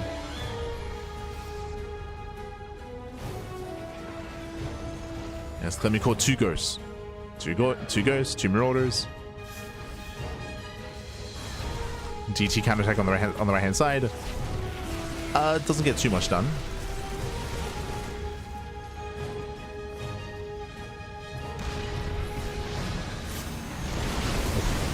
And Liberators are exposed. Gets 1, 2, 3, 4 Liberators. Nice big goes here by Clem. At the same time, Maru, he's had enough defending. Tries to move out. Remember, Maru, he has not pushed out across the map at all this game, except for drops and harass. Clem rotates. Maru's out of position. Does the planetary finally go down? Massive Novas! Yeah, massive connections. Novas are popping off. We actually do split this time against the Novas. Maru, he's holding on. Oh, even catching out Disruptors. Uh-oh. And Maru, this might be his moment. This might be his time. Punishing the army, catching out 3 Disruptors. Yeah, better engage there for Maru.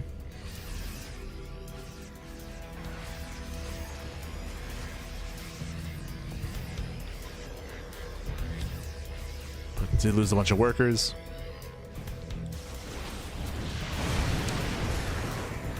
Clem does peel off some zealots. Prism, double prism into the main. Does he get at least one in? There are turrets. He does. It does slip in. Just barely. Cell say distract.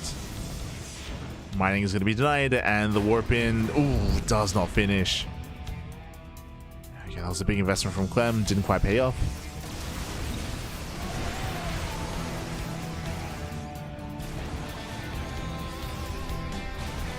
Now, the scariest thing about what's happening here is that Clem, he has been able to find some value here, getting some SCVs, trading with the army, and picking over some Novas. But the problem here is that Maru now has a super maxed army, right? Because he lost all those SCVs, he didn't replace them. He's got a heavy Ghost count, Liberator count, a heavy Marauder count, 33 Marauders.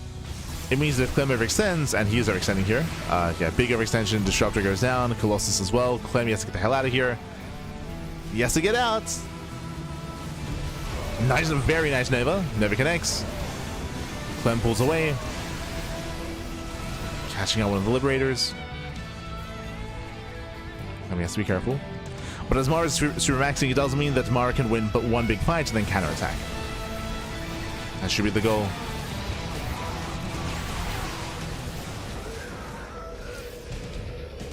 So Clem does give chase.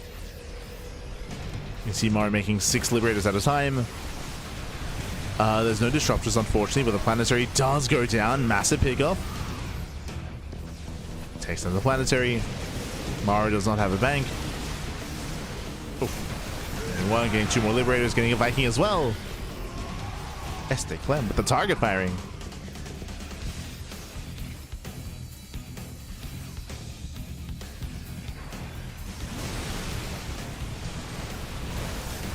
From here, diving in.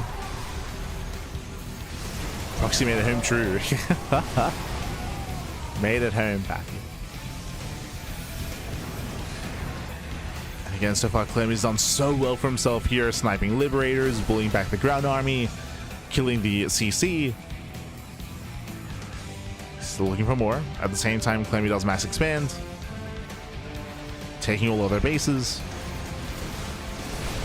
Oof. Cannot move into the Liberation Zone, though. Maru's trying to stabilize. 3 more swipes. Oh my god, takes out another planetary. Maru just being torn apart. He's being torn apart here, and I was concerned. I was concerned that Maru was going to do too well turtling up back at home and securing himself, but Clem found a way in. He found multiple ways in. A big shout to the Disruptors. Remember, the Novas, they just kept connecting time and time again. They would just keep connecting, Pappy. I kind of want to see more. I don't know why we don't have any more. Clem gets bullied away, leading out 2 more Colossi.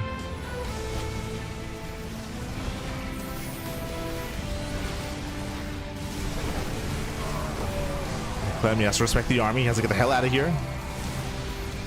As we mentioned before, the soup is lying to you. If you see here, the supply, like Clem is up 30 supply, but Maru's army is massive. Maru has a massive main army. He's lost all these SCVs. He has no economy, but the army is there.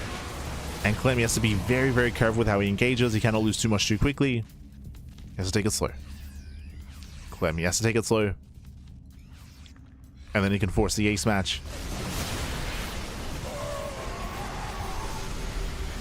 Disruptor production finally has restarted.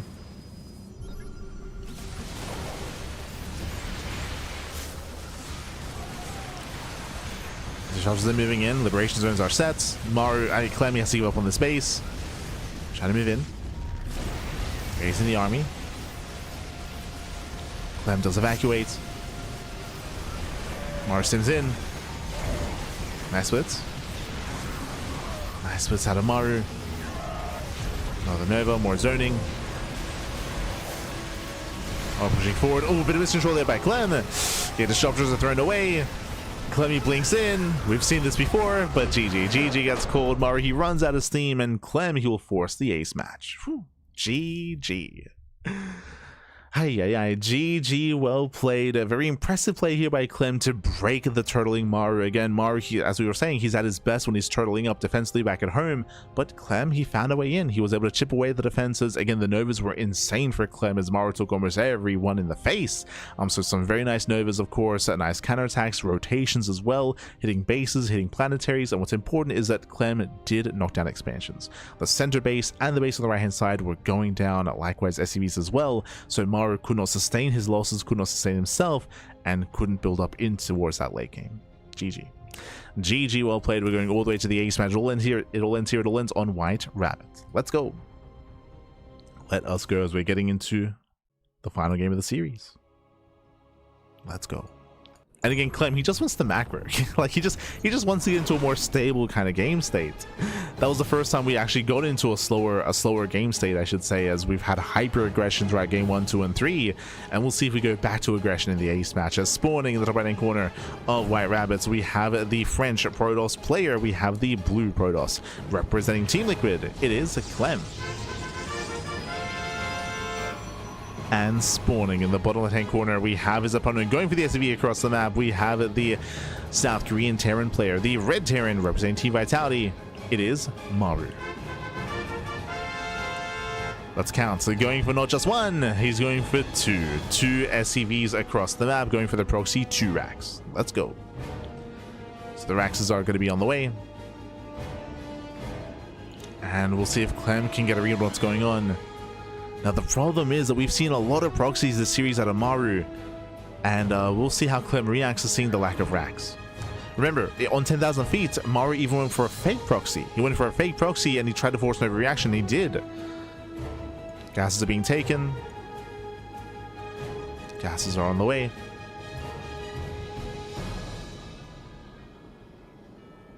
And Clem, does it take this seriously or not? Caesar is a Rex missing. For what he knows, it could be a Rex behind the main, behind the natural, at the third. Remember, on 10,000 feet, Clem did hide his Rex here at the third location. I'm sure that's in the back of Clem's mind. Here comes a proxy Marauder. Marauders are amassing. And, oh, we do see an early Zealot here by Clem. Does go early Zealots. With this, he can deny any kind of bunker rush, for example. Clem is scouting on the left-hand side, and he will find it. Sees SCV, he knows. Yeah, it does find the Raxes. He does confirm the proxy Marauder. There's 2 tech labs, 2 proxies, 2 Marauders going to be made at a time. And Clem, he has to buy time for his own second gateway, for his own robo, for his own defenses.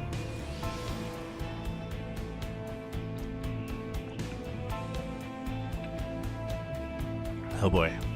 Maru, he might just pull all the boys, by the way. There is a variation of this where you just pull the boys. We can see Clem, he just gives up on the natural, defending in the main.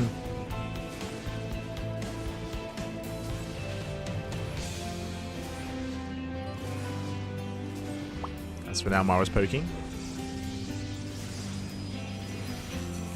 He's poking, he's prodding. Clem with his probe scout is able to confirm whether or not there is a boy pool. Even rallying the first Zealot across the map. Oh, and Maru turns back home. There's that robo. Again, the robo should be for immortal production, for a prism as well. And Maru, he's forced back. He's forced back. Oh, that, never mind. But he's trying to transition. He's trying to transition out of this. The factory is on the way. The factory is thrown down further back to make sure that Clem does not see. So the factory is hidden. Rax is there floating back home. The aggression has ended. And we're building up out of this.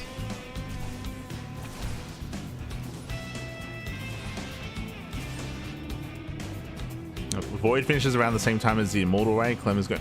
You don't want to go for a Stargate response, just because the Stargate does not scale as well into a longer game. Like again, like this is not an all-in. We're macroing out of this, right? We're transitioning out of this. So if you lock yourself into a Stargate and into, say, Void Ray, it has less value and less of a presence and less efficiency just coming in towards, you know, a 2-base setup.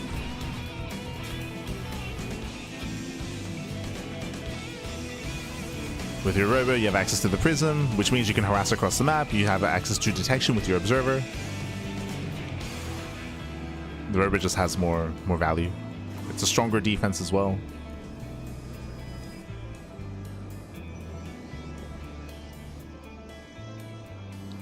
As Clem can move out. And again, the game will continue from here. Sorry, is just worse versus Terran in general.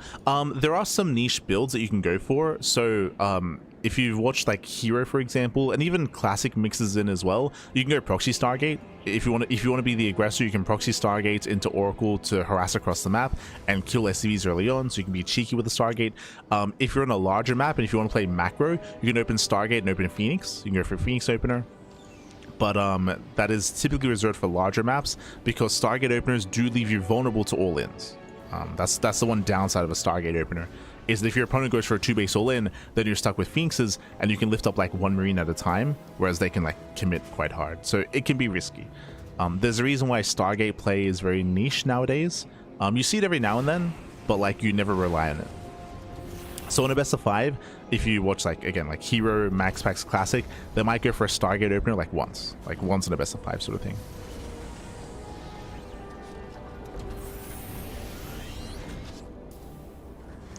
In like a standard game.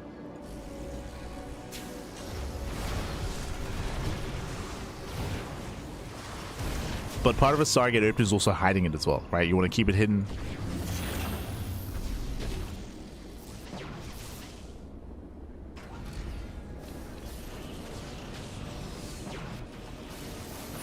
So now we have a nice force fields. Oh, as Clem has been trying to delay the natural, does take some tank shots to the face. Clem, he pulls back, making sure he does not lose this army. As Maru's building up, very early +1. Early +1, going into Banshees. Checking Clem's vision. Clem, he did dip into the main base. He sees. Yeah, he's aware of the tech lab. For all he knows, there could be a Raven on the way. True, there could be a Raven. Oh. As Maru is moving out. I mean, there is a Raven. Let's catch the Observer. Sees the Viking. Banshee is not going to be in the forefront of Clem's mind. So there's potential for that Banshee. Now, something that's perplexing me, I don't know if you noticed this, we do have a 3-rack setup. There we go. I was about to say that we don't really have any kind of add-on setup for any kind of upgrades, but there we go. Upgrade swap or add-on swap going to Stim. Maru, he is taking up. Stim has begun. So does run this push.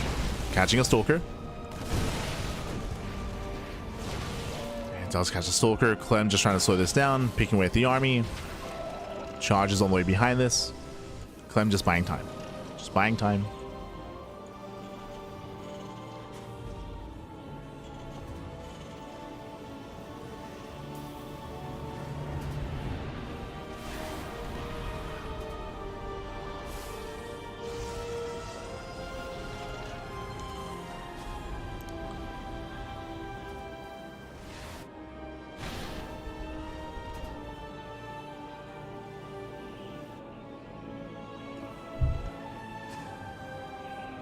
Yes, from here the game is slowing down. And where exactly are we here? So Clem, he does have a slight economic edge over his opponents, getting up to 3-base saturation. From Maru, I still don't want to rule out a 2-base all-in. Like Maru, he's got a 3-1-1 setup here. He already has +1 as well. I don't want to rule out like Maru being hyper aggressive. Specifically on this map, the natural is more exposed. Unlike on other maps, there's no ramp, right? There's no ramp. It's a very, very open natural base. So if the Terran player can get up and siege within range of the production here of the pylon, then the Terran can just end the game. So there's potential for a push to be successful here at the natural. And Maru's pushing. He's trying to find. Oh, he's trying to catch out the Stalkers. Cheeky moves out of Maru. But ideally, he wants to try to lure the Stalkers within range of these tanks. Hallucination does spot the army. Clem getting ready for a counterattack. Yeah, he's getting ready for his counterattack here. Meanwhile, Maru is pushing through the center.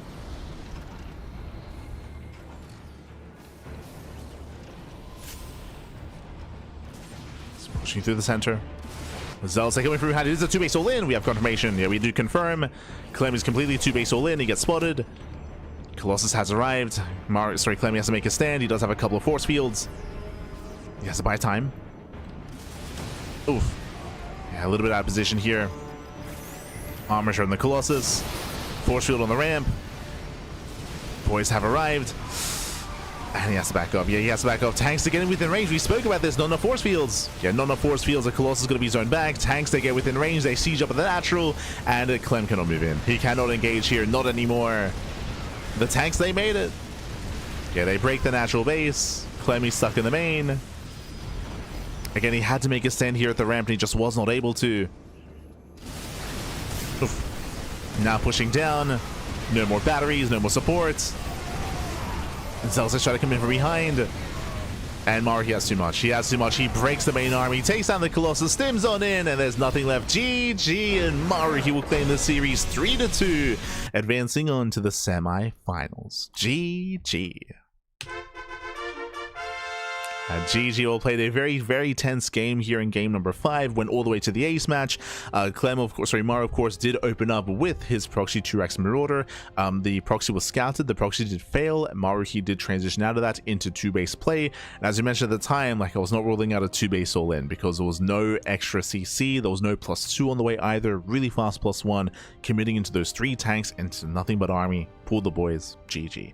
We saw that Clem was doing an okay job slowing it down. He was able to pick away at the Marines. Zelta came in from behind and they caught some of the reinforcing SCVs as well. There was some nice moments there for Clem, but he couldn't stop the army from getting up the ramp and sieging upon the natural. It isn't just how open that area is. Like, thankfully we were like alluding to the fact that specifically on White Rabbit, that natural is a lot more open than on other bases or on other maps. But it isn't just how open it is, but also how wide the ramp is as well. Typically on other maps, the ramp coming into the natural is more narrow. It's typically more narrow, so you need less force fields and less of an army to make a stand at that ramp. But on White Rabbit, it's a wider ramp, so it's easier to kind of engage into, easier to push up, and easier to kind of break as well. So we saw that even though Clem threw down 2 force fields, he couldn't stop the tanks from funneling in. You saw that he was trying to force field, trying to block off that ramp, but he couldn't. It's too big, man. It's too big. GG. GG, well played. Congratulations. Maru, he does claim the series, does advance on, and does knock Clem out of the tournament. GG. GG, well played. And again, when it comes to the series itself, reflecting on it, it's kind of what we expected when it comes to Maru's aggression. We rarely got any macro play. The one macro game that we got, Clem did win, which was game 4 on Mothership.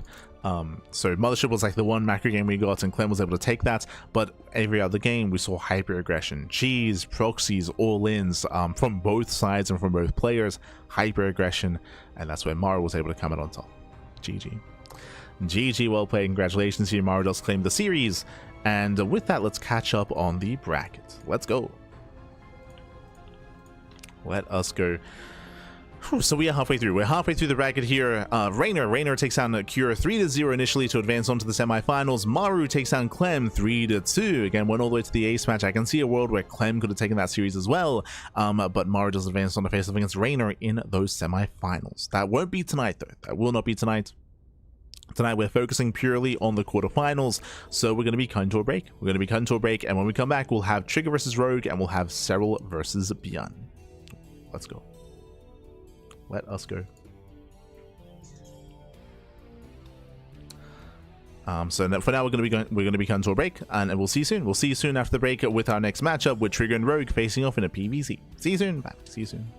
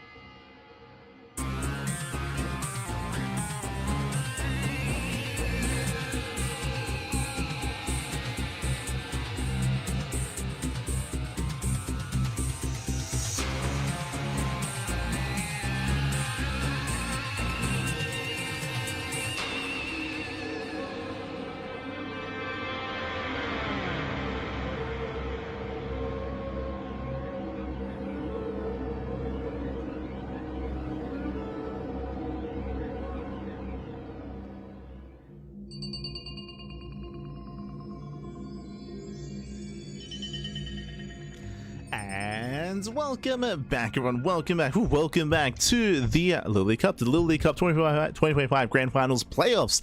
We just caught up with the first half of the broadcast with the initial series with a best of 5 between Reynor, Cure, also best of 5 between Clem and Maru. Some amazing matches, some high profile and very aggressive back and forth between our two players. But now we have the second half of the broadcast. We have 2 series left, more best of 5s, of course. Up next is going to be Trigger versus Rogue to advance on into the semi-finals. Here we go. This is going to be a rematch against Trigger and Rogue. They did face off previously a couple of weeks ago, and Trigger did bring him down. Trigger's been looking like a beast as of late, improving in all 3 matchups, to be honest, to be fair, and I'm going to be favoring him coming into our next series. We'll see how Rogue can hold his own. Again, Rogue has expressed himself as well that he does play and practice less than he used to back in the day. He has been less motivated. Hopefully that changes soon. This is something that is applicable to both Rogue and to SOS as well, where they're both like these big champions from back in the day, but are not as kind of as motivated as they once were to kind of like to compete, to improve, and to play in whatever they can. So we'll see if that leads way for the next generation, for this younger blood to kind of rise up in their stead. We'll see. We shall see, as we're going to be loading into game 1, going to be loading into 10,000 feet. Let's go.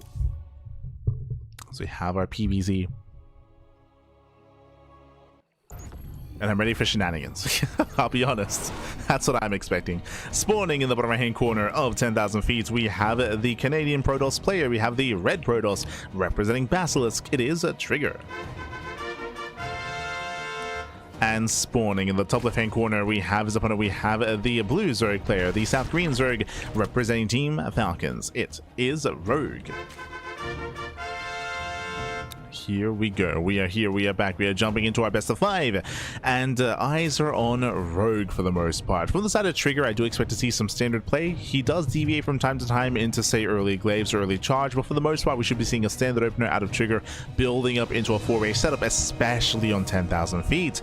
Meanwhile, from Rogue, we are expecting something more aggressive, and there are a lot of aggressive options. To be fair, in the current meta, we have been seeing a lot of 3-base all-ins. 3-base all-ins are the standard, they're the go-to, and that's what we expect out of Rogue. Can Rogue kill Trigger before he stabilizes and before he gets in towards his ideal army into the mid game and in towards the late game? So the pressure is going to be on Rogue. Pressure is on. Trigger does poke out.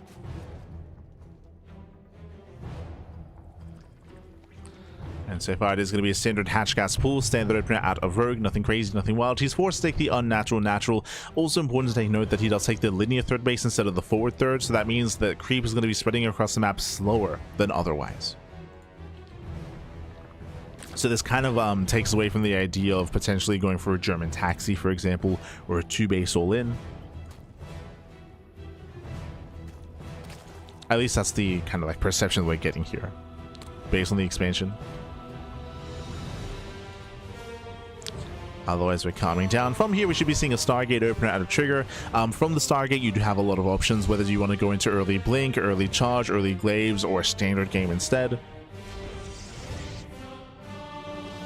Trigger will have options. Of course, Trigger, he has been flaunting and flexing a new 2-base all-in as well, which we saw at Home Story Cup against Reynor, where Trigger, he 2-0'd Reynor. He 2-0'd Reynor not too long ago, going for these crazy all-ins, specifically on Tourmaline. Like, Tourmaline was the map where it worked best at, where it was like a 4-gate Blink all-in, right? It was 4-gate Blink. It's crazy. And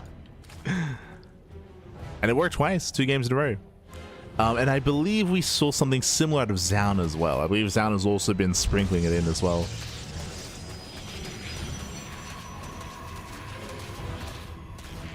Which we also saw versus Reynor, fun fact.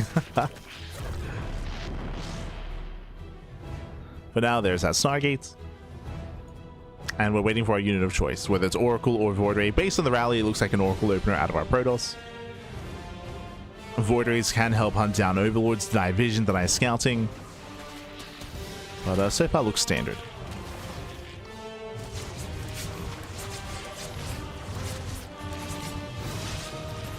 Pokes in, gets one. And does pick up one drone, not bad. Does shade away. Shades back, shades away. Remember, 2-adepts, they can one-shot drones. What's he going to do? Threaten the dive. They're keeping Rogue busy.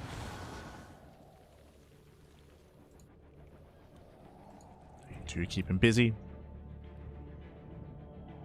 Oracles are on the way. Elves, they do race back home to defend the third. And they are in position.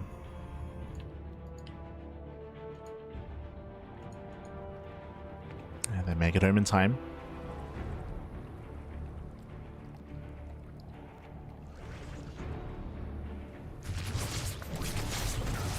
So Queens are ready. They're ready. The hull damage here on the Oracle, not bad. It's a lot of hull damage. I believe only one drone kill so far. So Rogue is successfully holding onto his economy. Oh. Will be denied some lava though. And that is an earlier Twilight Council. Okay, so we have a slightly earlier Council into Forge. This can lead into early Blink and +1. Otherwise, we could lead into early Charge. Two options here. So that's two options. Early charge-based fields can punish a greedy player, and Rogue is going lair first. Okay, very fast lair. No Evo Chamber, no Roach Warren. Rogue is cutting corners. But usually this should lead into like a later Roach Warren into Roach Hydra, typically. Oh my god, his Oracle barely gets away on 2 HP. Barely pulls out. Gases are being taken. There is a build that Sol has been quite fond of. It's a little bit old school, but going into like a Hydra all-in, going into basically fast Hydra Den. Evo Chamber gets thrown down. Gases are being taken. Rogue is being so greedy, getting up to 6 gases. Jesus. With 6 gases, Spire play is now an option. What's it going to be? Fast Hydra Den or fast Spire? It's going to be one or the other.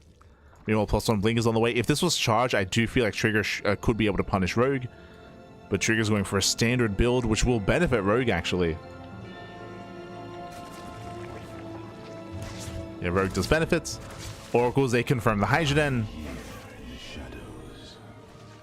So big scout out of Trigger. And again, Trigger can't really punish this. Now he's taking up, going for the Temple Archives, into Storm, into Archons. So we're taking up into the mid-game.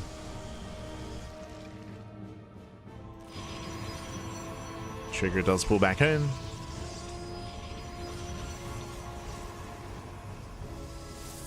Now, Rogue does have a timing available to him. He's running up really hard up to 3 bases on 64 workers. He was very, very greedy in the process. Now joining up a little bit harder here. But we'll see if he takes, and the answer is yes. Okay, so Rogue, in being greedy, he's taking up even harder. I'm concerned that Trigger's being too passive. Trigger, he's been very, very passive so far this game. I mentioned earlier about the lack of charge, but even now, you know, he's droning, he's not being active with the Stalkers, and Rogue has been so greedy, droning up so hard, barely making any units to defend, and now rushing into Lurkers and rushing into Hive Tech. This Lurker timing is going to hit very, very strong because it's so fast, because Rogue has been so greedy. Like, this is the army. 4 Hydras. That's it. And now 5 Hydras. But if there was any Stalker pressure out of Trigger, he would have forced out units, picked off Hydras, potentially even picked off drones. Like, Trigger's been so defensive and so passive himself that Rogue is allowed to get away with this. He's getting away with it, man. Getting away with it. If you remember, Rogue was very fond of this style. This was back, what, 2 years ago during the Amygdala map pool? During Amygdala. That was when Rogue first kind of like came back. I think this was around the time where he beat Clem at Star Zagora. Where Rogue, his go-to build in ZVP, and it's what he did every game, was rush into Lurker. It was just rush Lurkers every game. That map pool was more conducive to it because there were a lot more defensive and larger maps. I would say that in this map pool there are a lot more smaller maps and it's more difficult to pull this off. But I mean, Trigger is being hyper defensive here. Trigger now working towards Skytoss. Again, there's going to be a window in time where Rogue can hit with his Lurkers before Skytoss is ready. So I will say that Rogue, he has momentum currently. And it's on Trigger to buy time for his Tempest and Carriers. Unfortunately, Trigger, he didn't scout, right? He doesn't know. He's unaware of what's going on. Ranged lurkers, they can get behind this ravine and they can actually lay siege upon the mineral line. Now we finally see 8 minutes in, Trigger, he's poking out a little bit. So right now more cannons, more shield batteries, Tempest production has begun.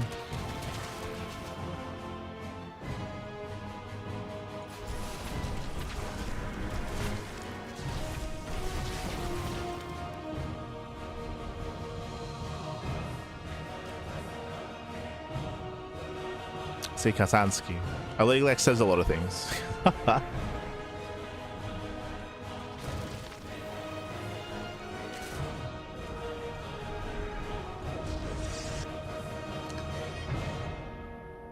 Lurkers are building up.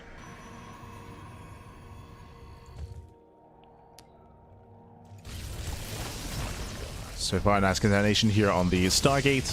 Roki does confirm the Sky Toss is coming. Roki does respond with his Spire. So Spire is on the way. He's droning up to 97. A very high drone count here for Rogue. And we're going to slow things down.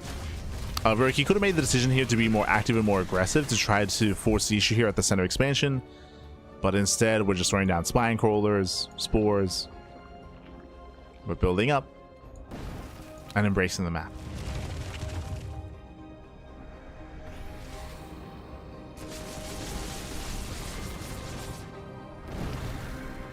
And Lurkers are revealed to Trigger, he's stuck at home.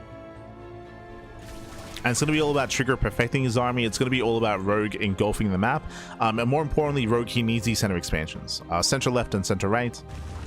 He does need them. He has to do the best he can to spread as much creep as possible.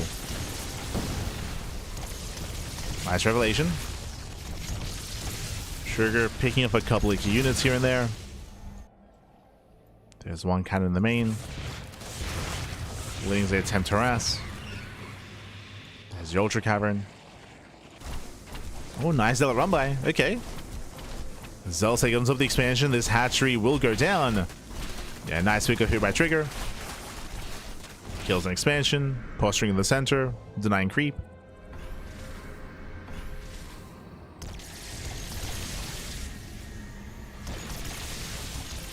And if Trigger, if he can take over the center of the map, he can actually lay siege upon this mineral line. He can hit that center base. Nidus into the main. Lurker counterattack across the map. Trigger, does he recall? Uh-oh. And there it is. Yeah, it does recall towards the main. Lurkers, they threaten that expansion. 11 probes going to be going down. Tempest, they deal with the Nidus. Sorry, they deal with the Lurkers. Not bad. Nice splitting of army here, actually. Very nice. Probes are still going down, though. Oh, no, the probes. Oh, my God. 27. 27 probes go down, and the Lurkers, they waddle away. They do waddle away. Another Nidus into the natural. Shouldn't get much done. Lurkers, they pull out. Oh, and that was 5 Lurkers. 5 Lurkers going down for 28 probes. Not a bad trade here for Rogue. Lings, they bar into the natural. Not sure if Trigger did notice. More Lings here on the left-hand side as well. Yeah, Trigger has nothing at the natural. And Rogue is just buying time. He's just buying time as he builds up his Corruptors. So he needs those Corruptor upgrades.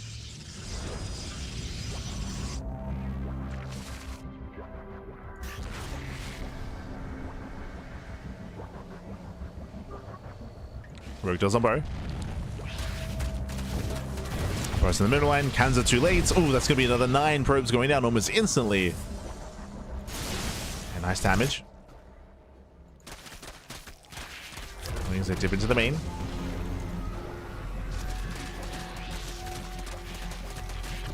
Dip into the main base. They do catch the initial forge. The Lurkers, they bust into the natural. Ay, ay, ay.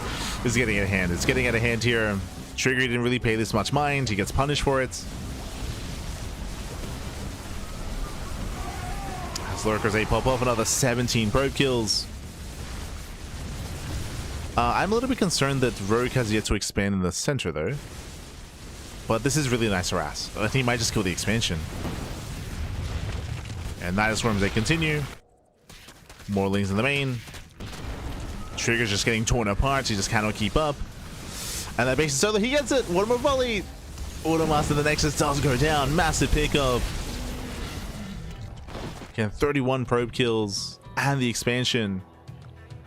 And this is less about killing Trigger, more so, oh, as we even force out some storms. God. And more so just about crippling. Just crippling Trigger, keeping him low. Rogue, he's perfecting his army. He's got 12 Corruptors, still lacking some upgrades. He only has +1. There we go. Second Spire is on the way to confirm and build up those upgrades instead. Rogue's main army still isn't in the place where it needs to be to kill Trigger, so he's still working on it. Still working on it. Getting +2, more Ultras.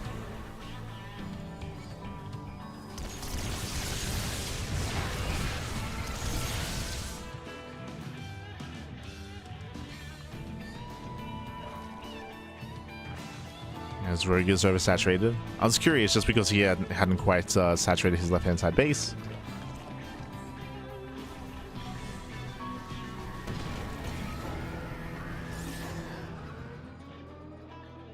And Rogue's economy isn't amazing yet.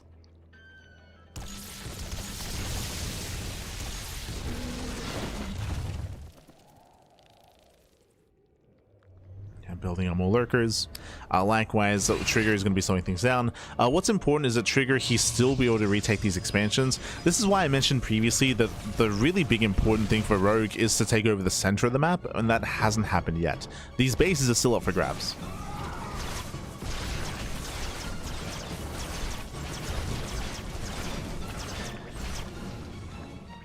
So as Trigger slows things down, as both players slow things down, these bases could still belong to the Protoss, which is terrifying. As Trigger is stabilizing, again he's building up a more efficient army.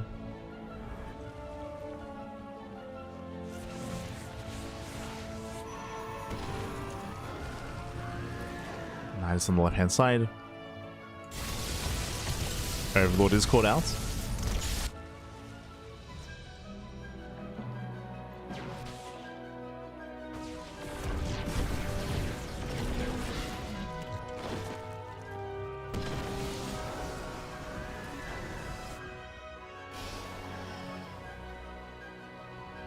As now we're getting into Flux Veins, Mass Void Ray.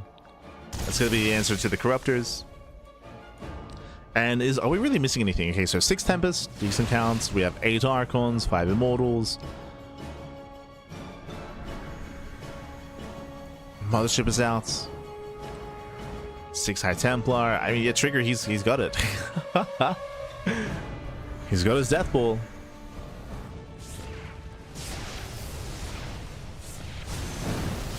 Recalling on top of the lurkers. Uh-oh. Yeah, Slow Zone does catch him out. Gonna be losing 1. As Ultras, they threaten to dive on the right-hand side. The army, yeah, it's a little bit mismanaged. So the Immortals, they need to be in position for the Ultras. As we rotate back over. Another Nidus on the right-hand side. Ultras, they get caught out. They're losing 1 Ultra. Rogue is going to be careful. Because they move back in on left-hand side.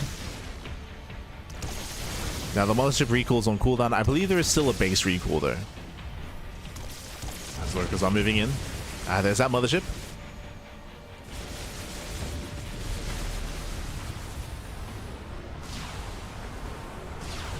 Mothership does defend.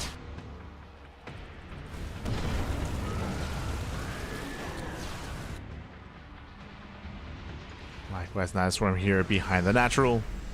Trigger does notice. This is a scary thing about being maxed out. As you can see here, Trigger can only warp in 1 Zealot as he was maxed. So far handling himself well. He takes down the center base. Trigger pushing through the center. Is he being a little bit too cavalier though? He's deep on creep. He's gonna be careful. But Rogue is out of position. Trigger, he rotates, kills an expansion. Nice pick up here by Trigger. Rogue cannot engage. Not into this area. Oh, Abducts 1, Abducts 2 Tempest. Gets 2. 2 Tempests go down. The base on the right hand side does survive. Trigger, he defended very well. So impressive defense out of Trigger, takes down a base, and now we can rotate. And the win condition for Trigger is deny this base on the left and the center base on the right. If we can just keep rotating, keep denying those bases, then Rogue will eventually peter out. Assuming that Trigger can take more expansion himself. Speaking of, fresh base for Trigger. Nice on the left-hand side. The side defense here will help, and we do have a high infestor count as well. I believe Neural, yep, Neural is done. Neural is researched.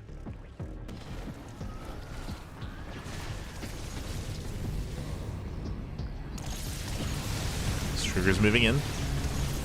Does get a free Ultra. Here come the Fungals though. Yeah, catching up the army. No responsive feedbacks. Ultras are breaking on through here. They get on top of the Archons. They get into the High Templar. Oh, getting one, getting two, getting three. There's still a couple of Templar left. With that Trigger barely holds on. At the same time, Lurkers are moving in, but they're going to be denied. Yeah, Lurkers are denied. Trigger, he defends back at home. But he has to back off. Okay, they bled out a lot of Archons. Bled out 5 Archons in that fight. So he lost his Archons. He lost 3 Immortals as well. That's why the Ultra Remax is so important, to capitalize on the lack of ground army. Trigger making 4 Tempest. He's building up his Tempest counts. We're still lacking Archons. Oh, speaking of, here they come. So Archons are being replenished.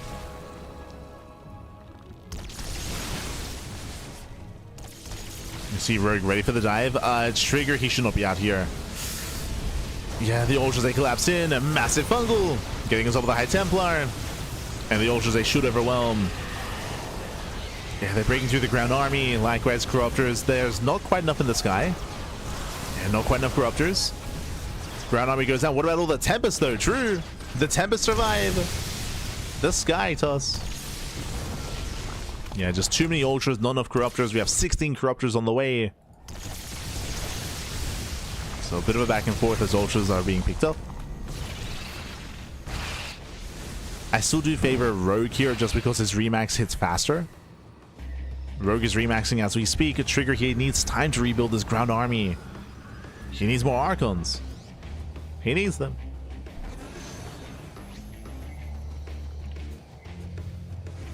Forced to recall. A bit of an overreaction. He heard the Nidus Worm, and I was a little bit perplexed myself. That's a little bit dangerous. That means that the recall's on cooldown. Oh. Yeah, recall is on cooldown. Trigger, we gotta calm down, Pat. We gotta calm down.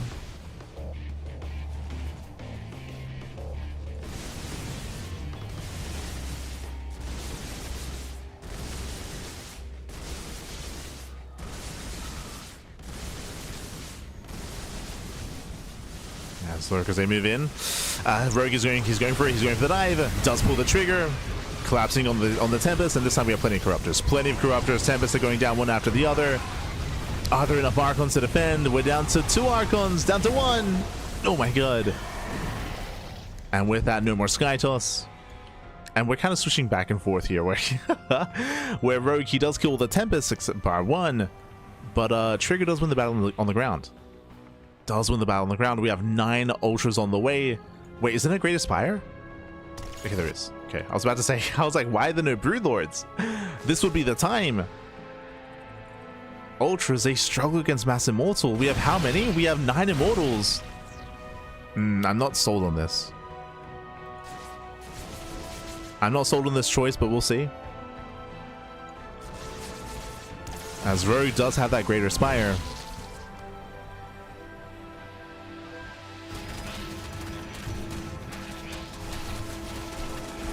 Like, the previous Ultra switches made sense because there were barely any Immortals on the ground, but now we have 9. So Trigger, he has the answer. At least he should.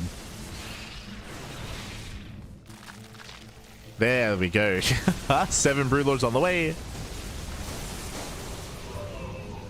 They're going to be a little bit delayed. At the same time, probes going to be going down. 13 probes do fall.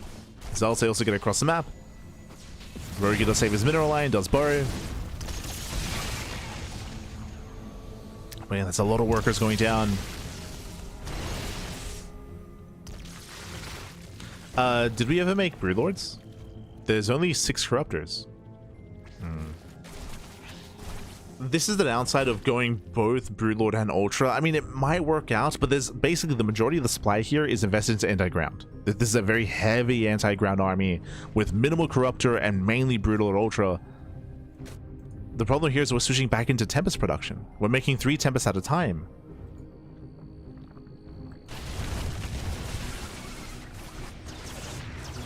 I do like this. Okay. Ultras, they commit in.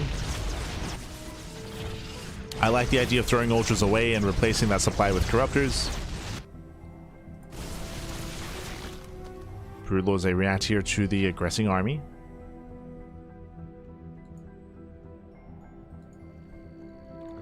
Rogue trying to reestablish that center base. Trigger doing the same.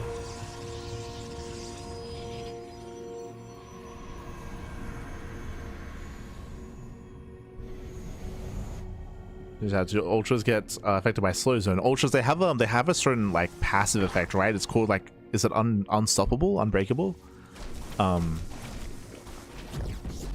Where certain status effects don't influence Ultras. Is it unbreakable? It's unstoppable. It's something like that. Oh, nice fungal, catching out the Tempest. Yeah, Tempest getting called out. Corruptor's getting 1, 2, 3 Tempests. Nicely done. Yeah, Tempest, they did overextend. Massive pickoffs. Oh god, the Storms though. Jesus. Oh my god, the Corruptors, they get annihilated. Yeah, there's barely any Corruptors left. We have another Storm. We do. We have one alas. Ultras, they commit in. They're breaking through the Immortals, so yeah, barely any Immortals left. Broodlords, they pop up, Ultras as well, and Rogue is done. He breaks through the entire army. There's still some Skytoss left over though. The Tempest, they reign supreme. We're getting messy. We're getting very messy here. If you recall, we did criticize Rogue earlier for just not having enough Corruptors. Too many Ultras, too many Broodlords. Tempest, they reign supreme for now, but we have 6 more Corruptors on the way. We have Void Rays here to reinforce. Rogue, can he get the Tempest? Can he get him? Gets 1. There's 3 Tempests left, down to 2. Lings, they overwhelm though, they take down the expansion. No mining here for Trigger. Trigger, he's broke. He has no money. And same with Rogue. Rogue, he has 1 mining base here on the right hand side. If you notice, Rogue, he has burned through all of his gas. He needs his gas geysers to get up and running. And if he can rebuild and remax with more Corruptors. Okay, he needs those gas geysers. Same time, Trigger pushing on the right hand side. There are currently 8 Corruptors. Let's catch one of the Voids. Lings, they do flood in. Knocking down to the base. That's a kill. That's a kill on the Nexus. And Lings, they just keep rolling in. As Verki has burned through his bank. The Lings, they do well enough. Ensuring the Trigger has no money, right? He has no money. He has no income. And Rogue, he should be taking a lead in this series. It's been an intense back and forth. Both players, they had their moments, of course.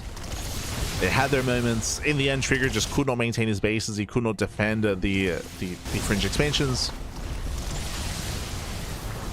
Could not maintain his economy.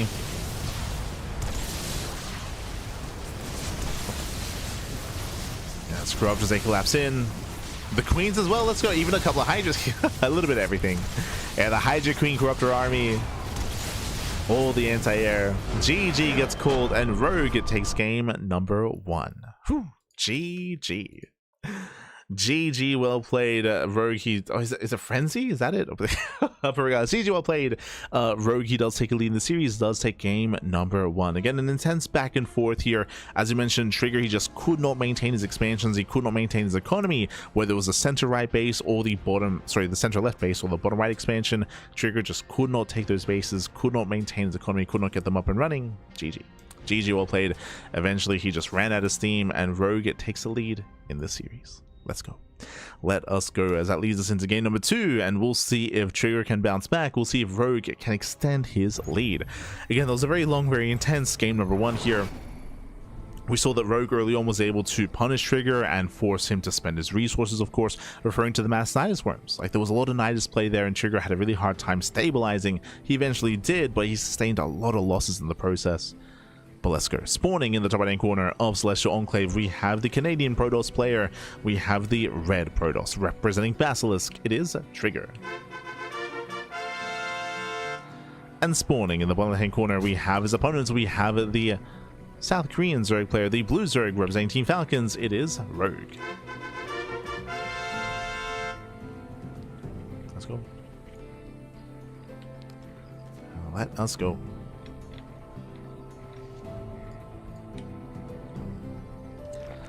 So we do have our openers, and speaking of longer and later games, welcome to Celestial Enclave. This map is also known for being hyper greedy, for cutting corners and embracing sky toss. Oh boy. So there's a very high chance that we might end up in the same situation in a similar position. What I will say though is the bases are a little bit more defendable here, so it's easier to maintain your 5 and 6 base setup. Easier here on Celestial than on other maps. Oh boy. So I would imagine that Rogue doesn't want to end up in the late game. I would imagine that Rogue, even if he's greedy and even if he does go for a lurker rush, I would imagine he wants to be more aggressive and more assertive and try to end the game earlier instead.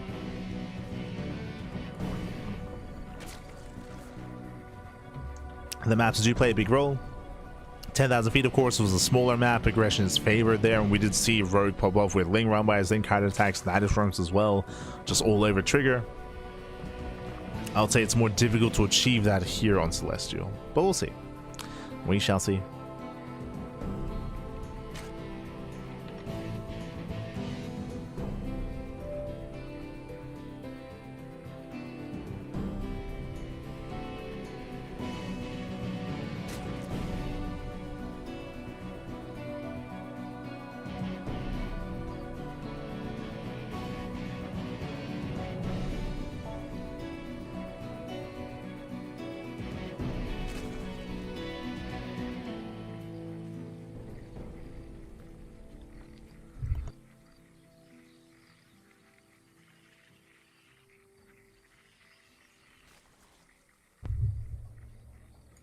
Trigger does pull away.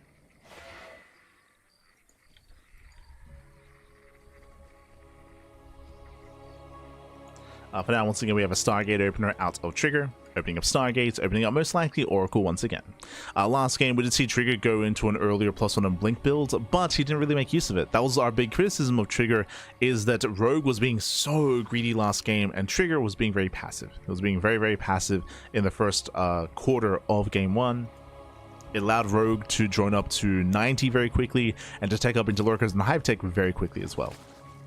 Abnormally fast.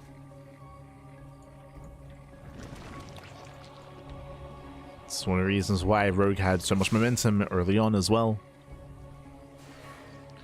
For now, Rogue going for his third base, pulling out of gas, droning, saturating. Trigger does poke in. Does go into the shade. Oh, he gets surrounded. He gets 1, 2, getting up to potentially only two workers. That was not quite worth it for Trigger. That does mean the third base of Trigger is going to be exposed. Here comes the Ling counterattack, and we'll see if Rogue can get some damage done, or at least force the Oracles to stay at home.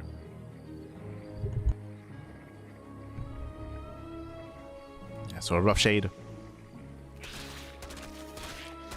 Lings, they poke in.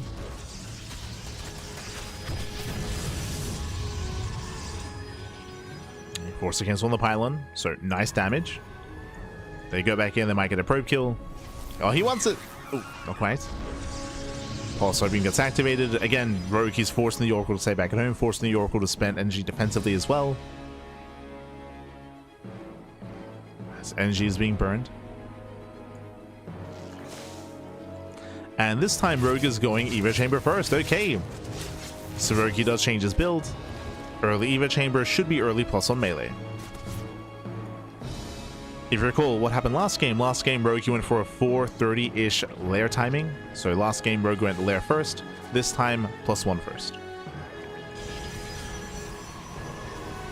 Alongside a safety Roach Warren, okay. Ooh. As the link does slip into the main, that should not have happened. Gets a free scout. Gets eyes on the Twilight Council. Gets eyes on the Forge. So it does see the follow-up. When it comes to Rogue's build, typically rushing into the early Eva chamber does scream +1 melee, but it also screams Ling Hydra. There is a safety Roach Warren, of course. True, there is a safety Roach Warren, but in my mind, it's only for safety, just to make sure the Rogue doesn't die to Glaive Adepts or to early charge. This also means that Rogue isn't going into a fast lair, fast Hydras, fast Lurker tech. It's a much more standard build this time at a Rogue. He's not being anywhere near as greedy. Ooh, as the Oracle does overextend, brutal pickoff. The Oracle does go down.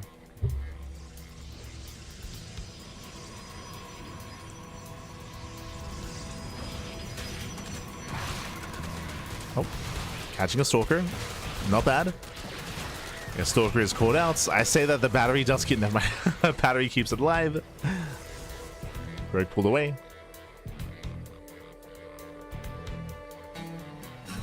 Oh, and I assume it's going to be Ling into Hydra. It's going to be Ling into a Spire. Let's go. Now, Spire play is more viable on this map. Remember, this is a very large map in the map pool, longer rush distance by ground, defendable bases, but Mutas can bypass that defense. So Rogue is rushing Mutas. Trigger is unaware. Trigger, he already lost one of the Oracles. Oh, Jesus. Yeah, he already lost one. He has limited vision, limited scouting. And the Trigger isn't ready for this. The Mutas, they can pop off. They can in the game.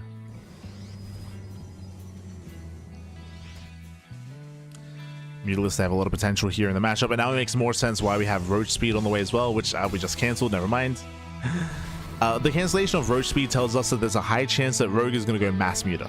It's going to go not just Muta to harass, but going to commit and double down and not stop making Mutas. So no more Roach Speed, +2 melees on the way. It's going to be Ling Muta. And Trigger still doesn't know. Oh my god. Yeah, still has no idea. Nice and out here of the expansion. Rogue collapsing in, gets us around. Denies one. Yeah, forcing out one of the Archons. And he wants the other as well. Massive pickoff. Storm is going to be heavily delayed. Even killing one of the Archons as well. And this does mean that the Mutas are going to have more free reign. This all means the anti-air is that much weaker. Storm is done, but there's no Storm ready.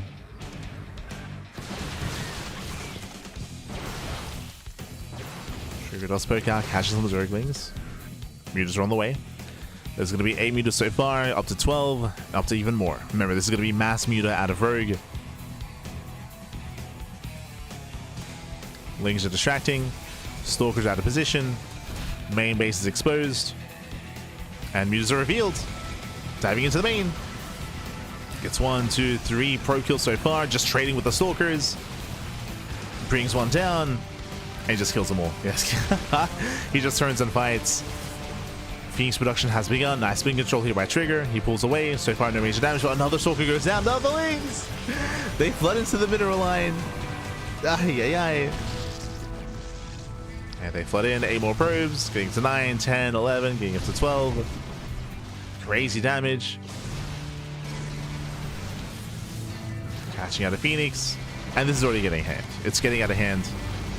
Getting out of control.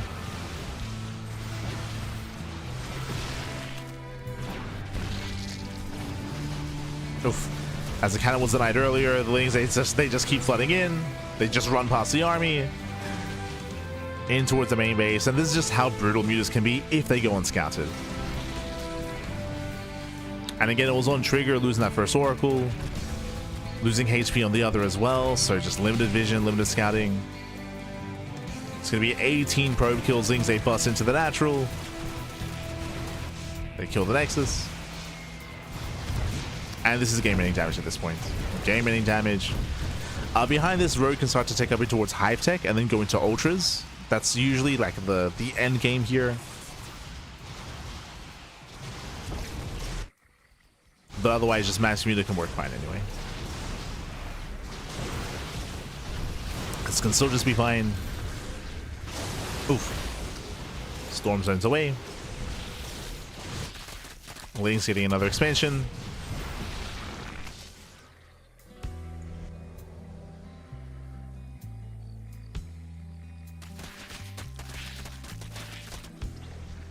They get another base. Trigger behind this is making 3 Phoenixes at a time, and he can maybe try to build up an anti-stalker army, but it's not about this. Sorry, anti-muta army, but it's not about the mutas anymore. It's about the economy. It's about everything else. Oof. That's going to be another 9 dead probes, even just now going for the Stargate. Oof, catching a Phoenix, catching 2. 2 Phoenixes go down. Takes down the Stargate, depowers all the other Stargates as well. Limited Phoenixes. GG gets called, and Rogue takes a 2-0 lead in the series. GG. Whew. GG, well played. Cheeky moves here by Rogue, going into mutas, rushing into mutas, and again, Trigger was unable to scout, unable to confirm.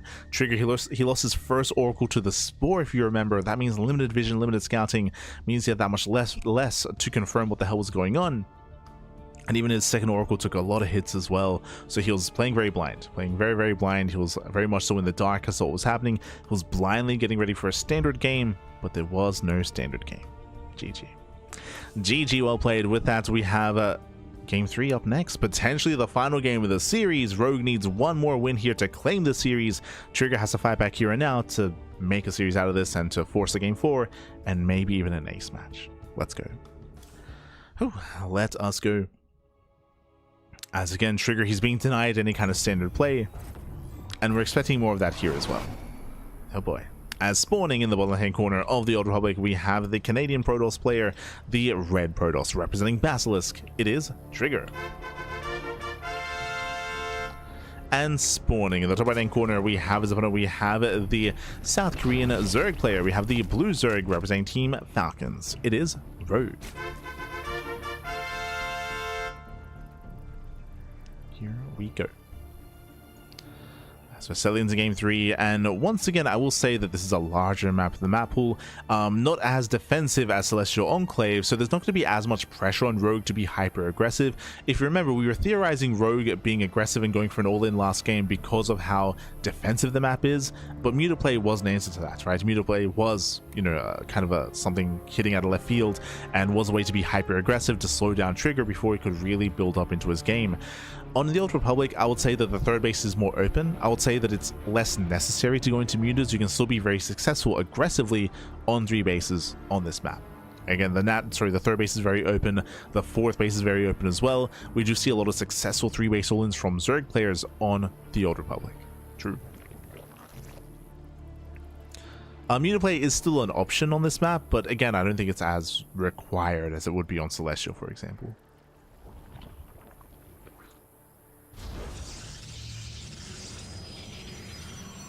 Here we go.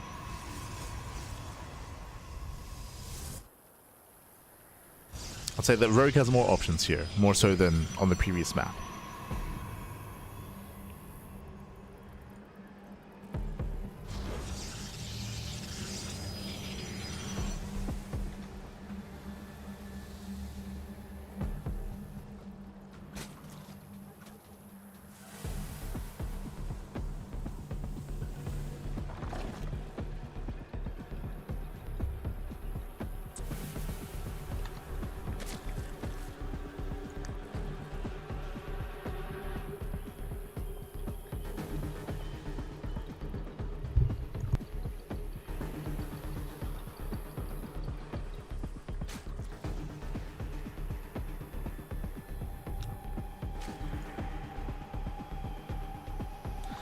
So now once again, Stargate opening out the Trigger, opening up Stargate, opening up Oracle.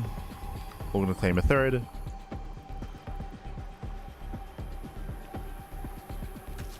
And again, Trigger just wants to play a standard game. He just just wants to play some StarCraft, papi. Ay, ay, ay.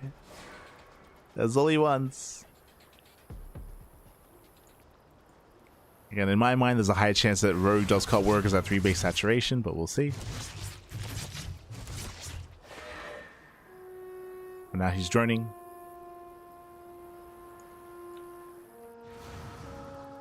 He's saturating.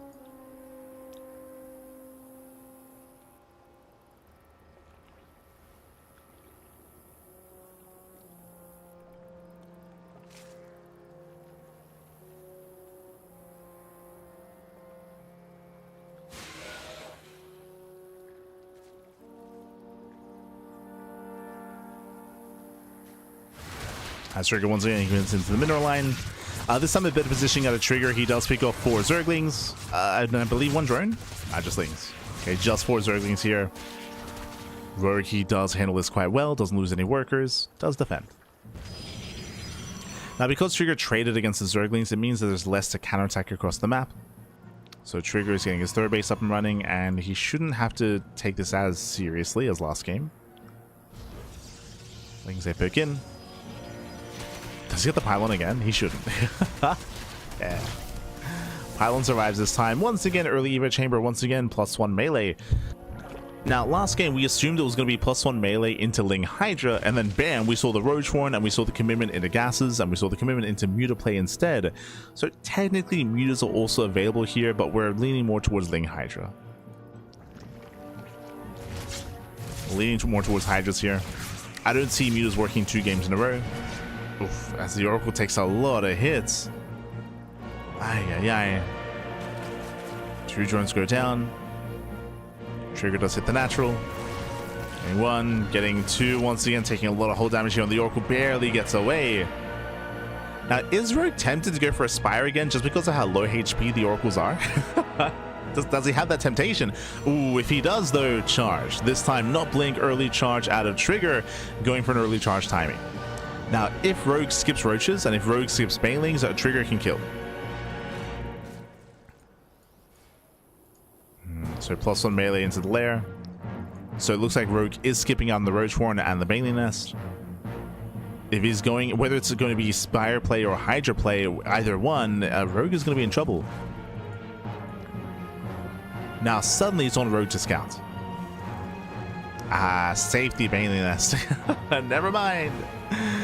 Does get the safety Baneling Nest. End up safe on the shade. They confirm the Baneling Nest is on the way. We get a couple drone kills here. 3 drones go down. Some damage. Trigger behind this taking out. We have the Temple Archives on the way. That's going to be for Archons and for Storm, of course.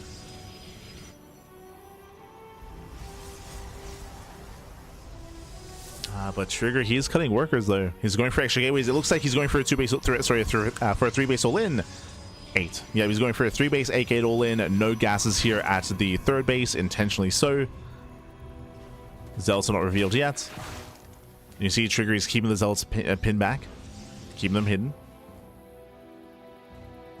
Now he's taking gases though. Okay. Is this just for show? He is taking gases. Archons are morphing in. Getting up to 10 gateways. Jesus. That's a lot of gates, Pappy. It's a lot of gateways. I'm not sold on the fact that Trigger is going to actually saturate these gas geysers, but he does make a set of workers. Okay. Does make some probes. Here comes Trigger. He pulls the trigger, Pappy. And we have some Banelings across the map. Lings, they do scout, they do confirm. We need some defensive Banelings. Yeah, Rogue, he scouts the move out. Here we go, warping in up to 10 Zealots at a time. There we go, warping in 8. We have 2 more gateways finishing. Banelings, they waddle into the mineral line. And Trigger is forced to pull away. He's forced to pull away. A couple of defensive Banelings, no major connections. Nice tanking there with the Archon. The Zealots, they get into the mineral line, but we need more Zealots. We need more warp-ins. And here they come. Warping in 4 more Zealots. Again, Trigger, his economy here is stifled. He needs more minerals. He needs more warp-ins. This is slowing him down. He's being slowed down so heavily here. And Trigger, does he still barely have enough? He's getting himself with the Queens. You can see here Rogue running out of Transfuse. He's running out. As 3 Queens fall. But we need more warp-ins. Oh my god, just barely. Yeah, just barely in time. The Prism takes a lot of hits. Prism force back. Zealots taking some of the Queens. There's 1 Queen remaining. And GG gets called. GG gets called. Rogue, he does tap out. And Trigger fights back. GG. Whew. GG, well played. Again, as we mentioned, this early charge build or this 3-base all-in does hit very, very hard if your opponent is skipping out on roaches and banelings. We did see a couple of defensive banelings, but they were all tanked by the Archon. So nice positioning there by Trigger. I also was a little bit concerned that Trigger would not be able to reinforce in time. He was losing so much mining to the Ling run by in the counterattack. He was only, despite having 10 gateways, he was warping in 4 or 5 zealots at a time instead. So he was heavily slowed down there, but it was still not enough. Still broke through. GG. GG, well played. We have a series, we have a back and forth, and we'll see if Trigger can bring us all the way to game 5 as we load into Winter Madness. What were the vetoes? We're getting into some big maps. Jesus. Celestial Enclave, Winter Madness, and the Old Republic. Getting into all the larger maps, papi. Yeah. As spawning in the bottom right hand corner of Winter Madness, we have the Canadian Protoss player. We have the blue Protoss fighting back, putting a point on the board. It is Trigger.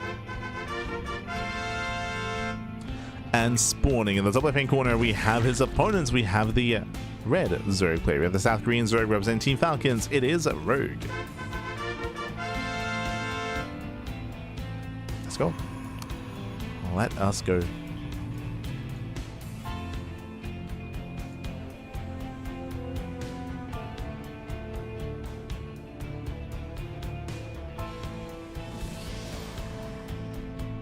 Once again, Trigger, he's back in this. Welcome to Winter Madness. Winter Madness is one of the larger maps in the map pool. Larger map, longer rush distance by ground. And as a result, I do actually favor Trigger here when it comes to building up in towards the mid game. If the plan is to get into the mid game, I do feel like Trigger will have an easier time here on Winter Madness. At the same time, thinking back on what happened in game 2, Muta play on Celestial Enclave, we could see Mutas here as well. Mutas are once again viable here on Winter Madness because the bases are so defendable. It can be difficult being aggressive, it can be difficult going for 3-base all-ins or going for Ling Hydra. So Mutas are seen with relative frequency here on this map as well. Let's go.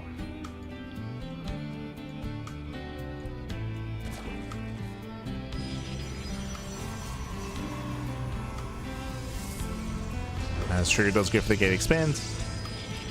Standard opener out of Trigger.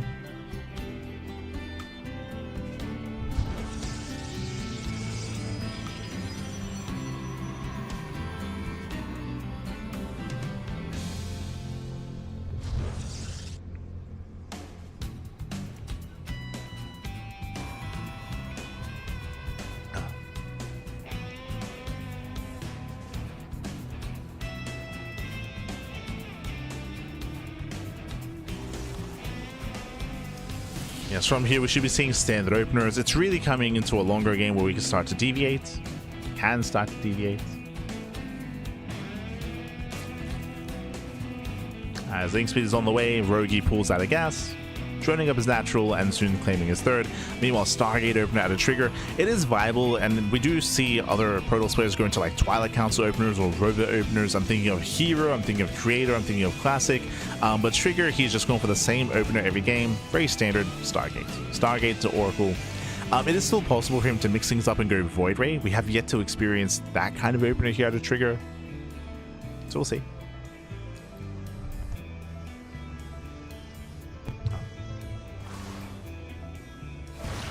We shall see.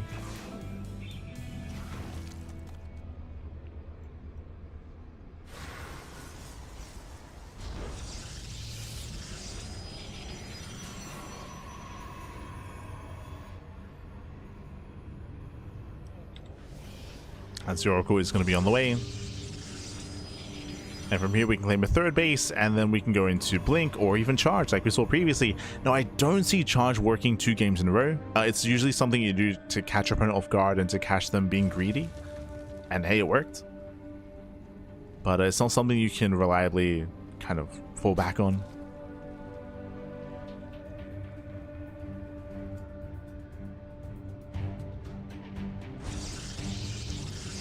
As Trigger does claim his third. Lings are moving into delay.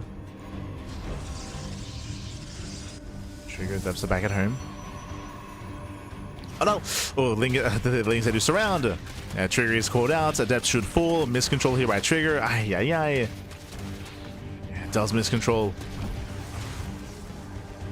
And we'll lose 1 Adept. just a small little win. Meanwhile, that is a much earlier Twilight Council and Forge compared to the third base timing. I want to say charge, but we'll see. Like, early +1 and blink is still seen every now and then. Speaking of, Eva Chambers on the way. Once again, just like last game, +1 melee and a safety Roach Warren.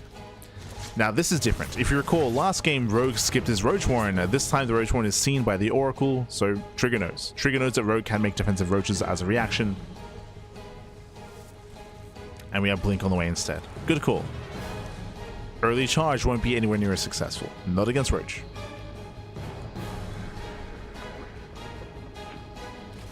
Now, once again, to reiterate, Rogue doesn't want to make Roaches. He's going into +1 melee. He's setting up for either Ling Hydra or Ling Muta. The Roaches are more a precaution just in case there's Nolan coming his way.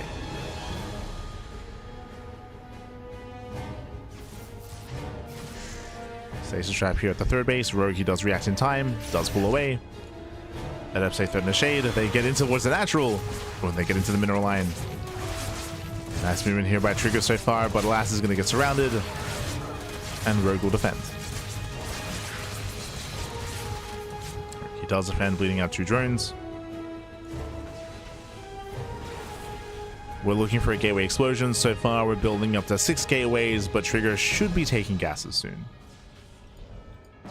Oh. That's Rogue does catch a Stalker, not bad.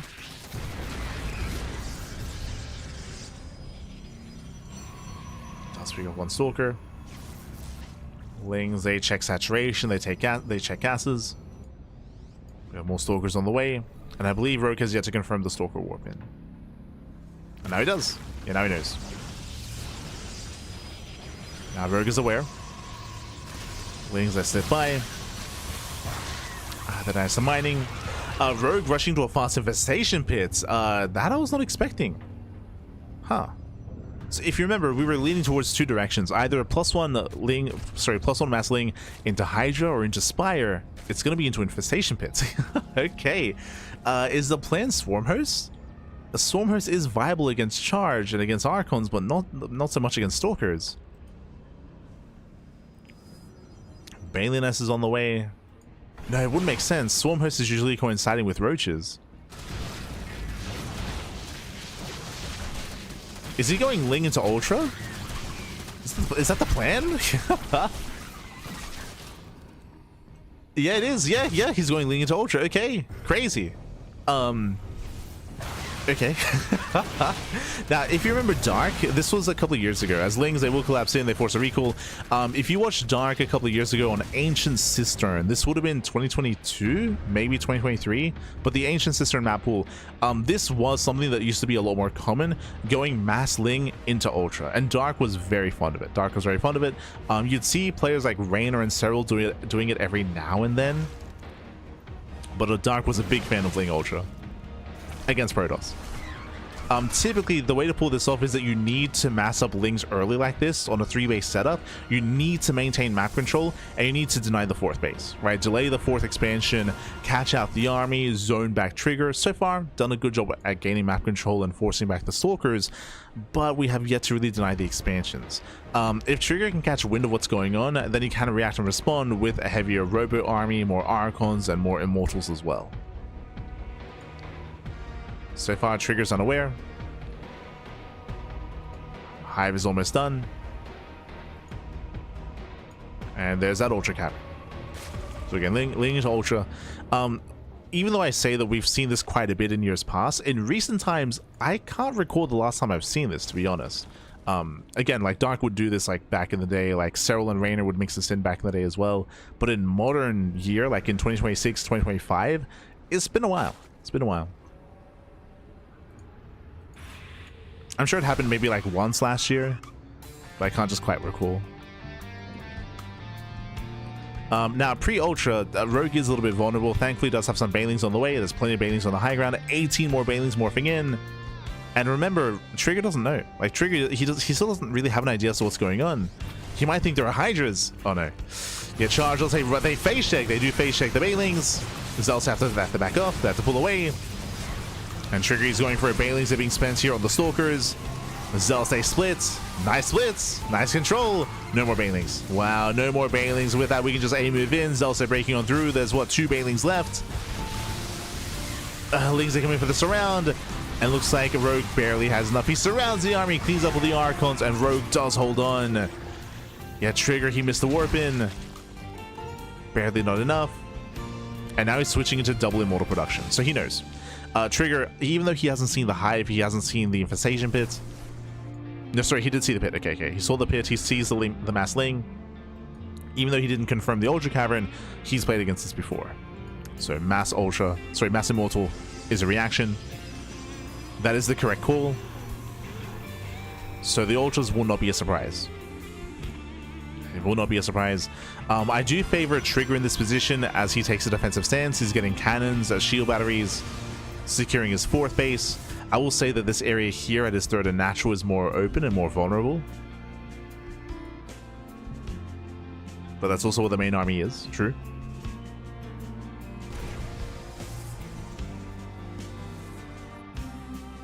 And Trigger just has to turtle. He just has to turtle and calm down. Rogue, we'll see what he does once he realizes what's going on. For now, he's maxing out. He already has 3 ultras, building up towards 5. Oh, setting up for a Doom drop. Okay. This I like. Trigger, he's woefully under-defended here at the natural and in the main. Why would he be? Drop alerts are setting up.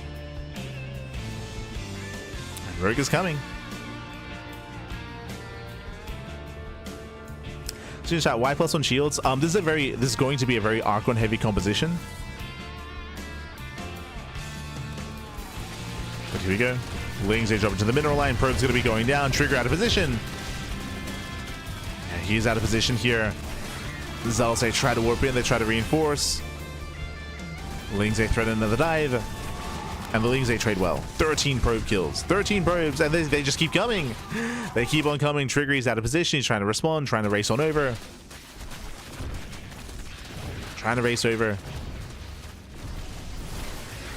And Rogue behind this is building up his bank.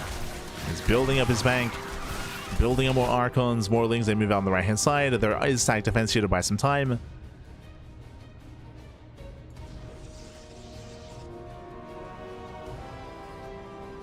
As we need more High Templar, we need more Archons.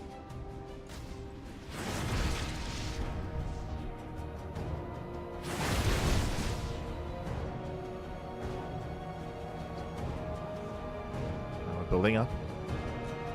So I do like this reaction. I was going to say that either Rogue continues to just apply pressure and just hammer down these fringe bases and knock them down, or switch into Broodlords. Remember, there's no Sky Toss. There's no Sky Toss for Trigger. So taking to the skies here will be more beneficial here to Rogue instead. But it depends on how well this drop is handled. Rogue once again dropping into the natural. There we have 3 more Archons morphing in. As we mentioned, like Archon's going to be crucial against the mass link composition. Ultra drop into the mineral line. Cannon goes down. Waiting to roll in. They attempt to. They do get 1 temp. Oh, not even. Templar survives, just barely. No, they moved him in. Jeez. Trigger, be careful. Cuidado, baby. Cuidado. Be careful. Yeah, 1 forge does full. I believe there's a 2nd forge, though. Yeah, getting +3.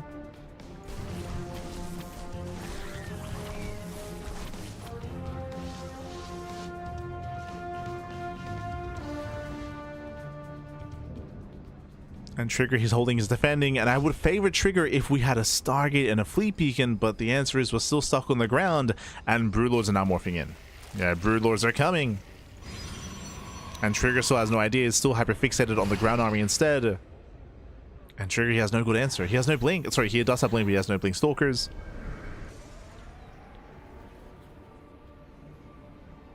Archons, they defend against the Doom drop into the natural. You have how many Broodlords so far? 4, soon to be 7. Soon to be 7 Broodlords. They've yet to be revealed. Trigger getting 2 more Robos. Ay. Again, that could have been a Fleet Beacon and a Stargate. Ah, no.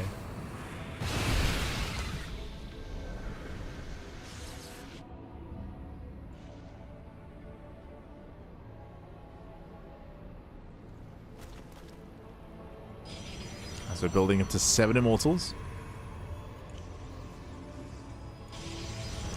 Trigger, he does maneuver his army away. There is now an opening in the natural. Things are forced to cancel. I think Trigger may have F2'd everything. No. Okay, let's got some stalkers. Let's got a couple stalkers in position. Shuts down the bailing drop. Very nice. And lack of units here is concerning.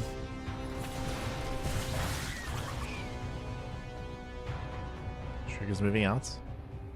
And again, this army would have a lot of potential if there just weren't any Broodlords. As here comes a counter drop. Broodlords are revealed. He knows. Yeah, he now knows. Ultras are coming in as well. Oh, God. As Trigger, he has to get the hell out of here and does pull away. He tries to pull away.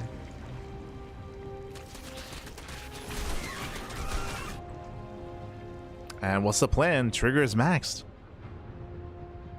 The Broodlord count is getting higher and higher. The best that Trigger can hope for is just outposition, right? It's just avoid the Broodlords. Avoid the Broodlords, hit the northern base, hit the center expansion.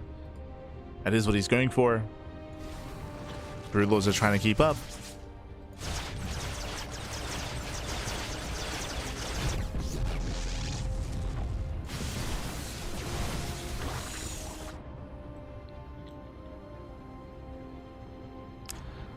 For the Archons, I suppose, yes, as we were trying to emphasize, shield upgrades do benefit Archons more than armor upgrades.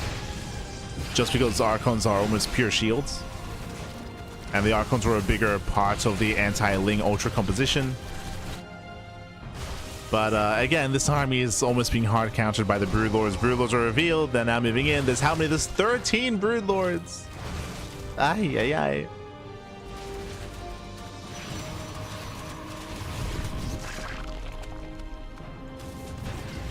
Now we get the fleet beacon, but it's so late. Oh god, it's so delayed here. Este Trigger.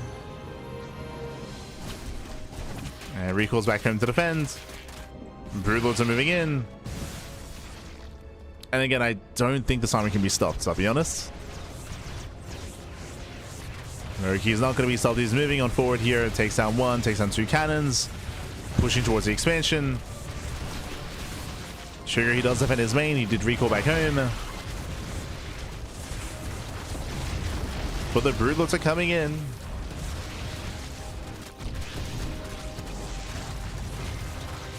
And they eviscerate the mineral line here. 19 probes going down. Takes down the expansion. At the same time, Trigger, again, Trigger, he cannot fight this. He cannot fight the main army. He's going for the base raid. He's going for the base raid. He's trying.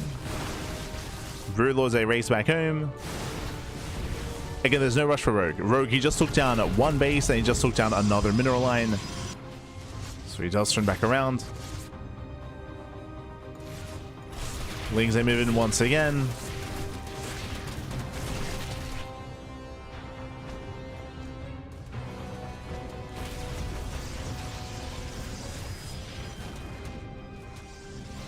And Trigger's just being bullied back.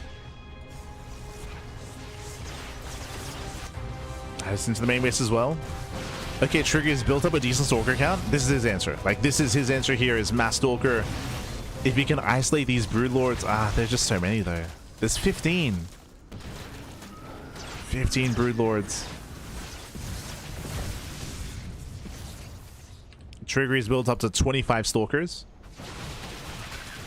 Now again, the plan, the one win condition here is that Trigger, he's able to dive onto the Broodlords and reset them, right? Reset the Broodlord count. That's his one hope, his one chance.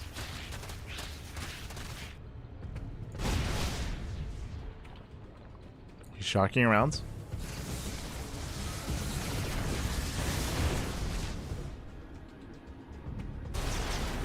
Ultras, they bust into the main. Mothership does defend. Trigger pulls back. Oh, he pulls back home, and Broodlords, they almost catch him out, forcing a recall. Does force Rico back home. One immortal gets caught. Again, Trigger, he cannot fight this. He has to try though. He's got 24 stalkers. No, don't get caught out. No.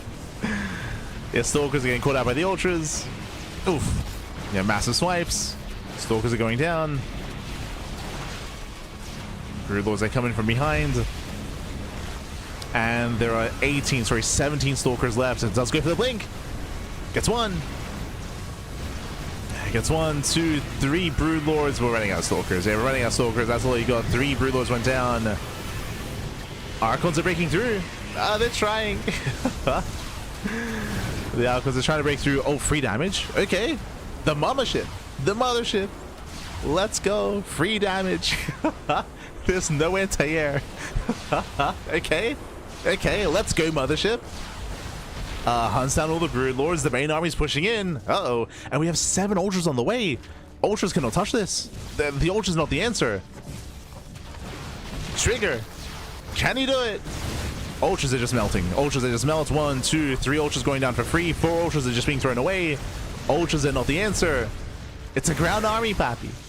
The ultras, they do nothing. Broodlords are coming in. Again, the mothership has a lot of work to do. No, the queens! The queens are the answer! Mothership, get out of there! The mothership is zoned away. There's still how many? There's still 7 Broodlords. Ah! Mothership, get back here! We need you! It's going for the recall. Okay, it's going for the recall. Takes down 1 base. Recalls over to the mothership. Yo, the king move would have been recalling on top of the queens. that would have been the king move. Is recall on top of the queens, go for the checkmate, kill the queens, and then have the mothership just go to town. How many queens are left? 5. There's 5 queens with the main army.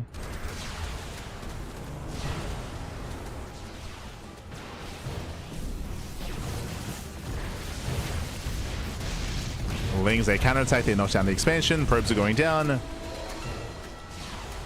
And Rogue has another answer, of course. If you noticed, Rogue does reinforce with Infestors. Infestors are going to be a better answer. I believe Neural... No, Neural! Oh, God. Oh, no. Never mind. Without Neural, these Infestors aren't as useful here. We need Neural, pappy. Thankfully, it should finish. Should finish up. There we go. We have a couple of corruptors on the way.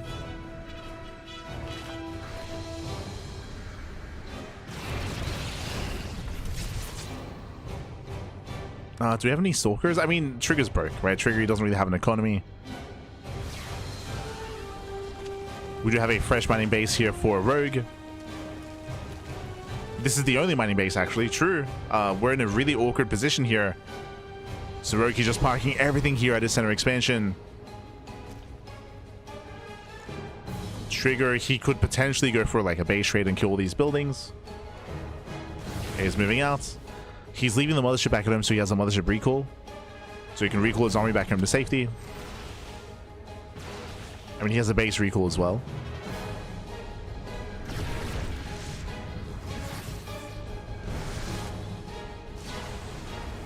Mothership does defend. How many corruptors? 0? I mean, thankfully for Rogue, like with all these, the Neural is now done, like, right? Neural is done. He's got all these Infestors. Rogue, he still has a superior army and the superior composition. Now, whenever a fight happens, he can Neural all the Archons. He can Neural the Archons and turn the Archons against Trigger. He can also Neural the... I mean, he can Neural everything, except for the mothership, of course.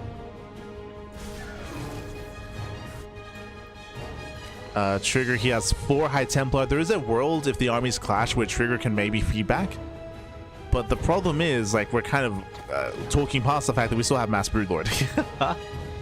And that's still superior to what Trigger has. Dealing with the Infestors is one thing, dealing with the Broodlords are the other. Like, the only real answer that Trigger has is the mothership, just because of the limited anti-air. But even then, we have now Queens in the mix, we have Spores in the mix as well.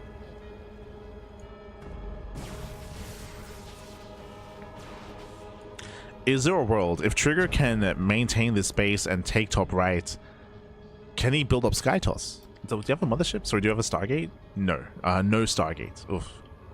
So Trigger, he has no Stargate. He has to build up the Stargate and then the Fleet Beacon. Sorry, he still has the Fleet Beacon actually. But has to rebuild the Stargate. There it is. Stargate's on the way. That should lead into Tempest.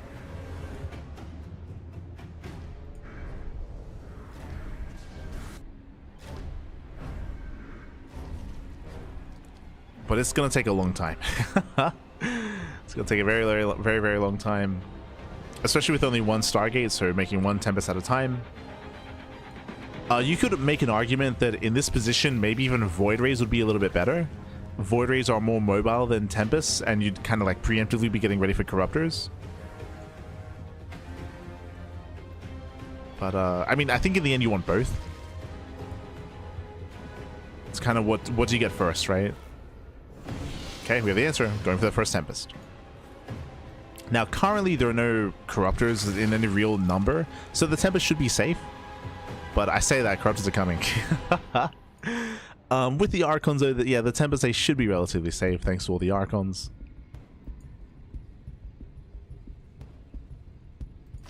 Rogue, he's taking another expansion. He's taking the bottom 3 bases. This is dangerous. Rogue, he's now maxing out. Trigger is taking a lot longer to build up his own economy. So these are crucial expansions for Rogue.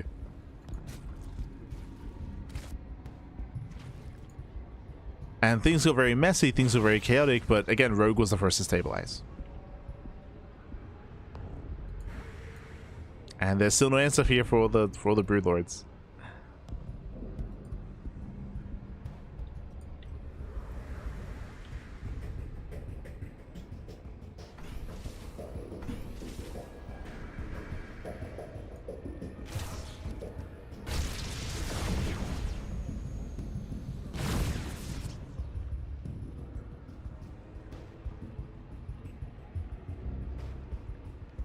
Broodlord retreat is wasting too much time. His opportunity is slipping away. Not at all. Like, Rogue is was still in a commanding position. The one thing that was only threatening him was the mothership, right? Was the lack of anti-air, but now he's kind of rectified that.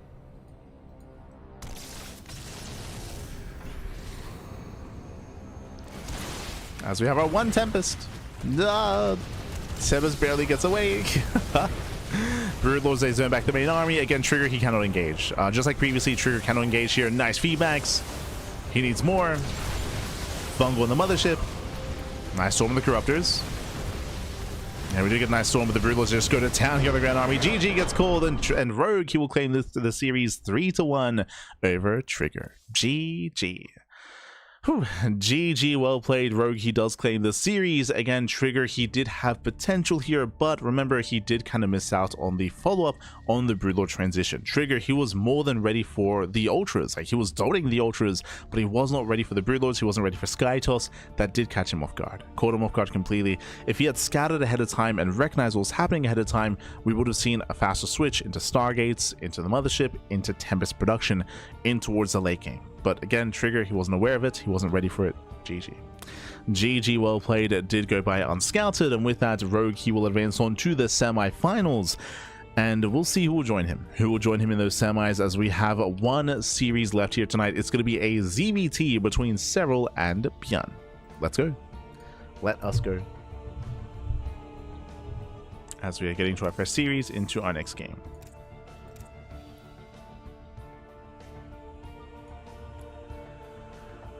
Yeah, but shout out to Trigger, because again, despite him being in such a dire position, he still made a game out of it. He still made it as tense as possible towards the end by avoiding the Broodlords going across the map, punishing bases, punishing Ultras, even the mothership having its own time to shine as well. Did do as best he can to hold his own, but again, was eventually overwhelmed. But regardless, we're getting into our fresh series, our fresh best of 5. Spawning in the bottom right hand corner of Winter Madness, we have the Finnish Zerg player. We have the blue Zerg representing Basilisk. It is Serral. And spawning in the top left hand corner, we have the South Korean Terran player. We have the red Terran representing Shopify. It is Bjorn.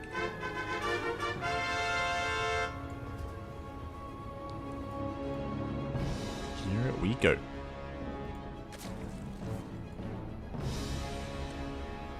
So players are building up. welcome to our ZBT. Now, coming into this, Serral is coming in as the favorite player. Beyond, I would say his TVZ is a little bit shaky here, but I do like this, though. He's going CC first. Beyond, he's a very diverse player. I will say that, whether it's CC first, 2 Rax Reaper, 3 Rax Reaper, proxies across the map, 8 Raxes, 3 CC 2-on-1s. Beyond can be very, very diverse in his play, and that is where his strengths lie, is trying to catch out his opponent and getting an edge over his opponent as well with something that's unorthodox. So CC first out of Beyond, he will have a boosted economy, and we'll see what he does with this boosted economy. We have seen many a Terran player like Beyond, like Maru, like Clem as well, off of a greedier build, turn this into a faster Rax, into say a 3cc 2-on-1, into an 8 Rax follow-up. That is in the back of my mind. I will say that A-Raxes are weaker in the current patch. That is true. A-Raxes are weaker, but it's something that this can still lead into, and it's something that we still see every now and then. If you're curious, one of the reasons why an A-Rax has kind of fallen off over time over the past couple of months is because of the buff to the Baneling. Baneling tech is now more viable. Previously, it was very, very standard to open up roaches and to be forced to open roach as well to be safe, but now Zerg players can once again open up Ling Bane. They can open up Ling Bane.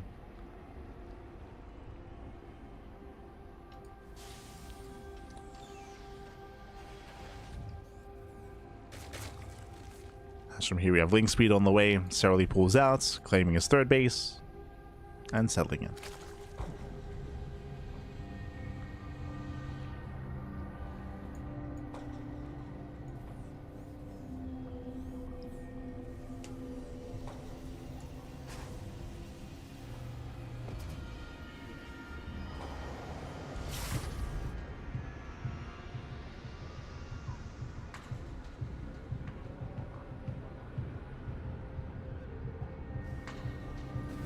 Oh, okay. This I was not quite expecting. I was expecting to see a 2nd Rax, but no, it's going to be a 1-1-1. So we do have a hyper-aggressive build here by Beyond after the greedy opener. From here, Beyond is delaying his 3rd. He has a very, very late 3rd CC in favor of additional Hellion, in favor of earlier Banshee production here as well. Assuming that we are going for that, we'll kind of see how our add-ons do shape up. How Beyond builds up into this. We can keep the reactor on the Rax and go into reacted Marine. We can go for an add-on swap into reacted Hellion. Do we go for the armory into a Hellbat push? Oh, okay. Very interesting. Does keep it here on the Rax. Actually, continue Marine production, going for the early drop. And we might still go for that armory. We'll see. Regardless, a very early move out here from Beyond after a greedy build.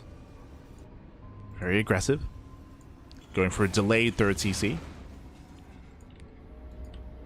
And we'll see what Beyond can get done. He can hunt down overlords, he can apply pressure.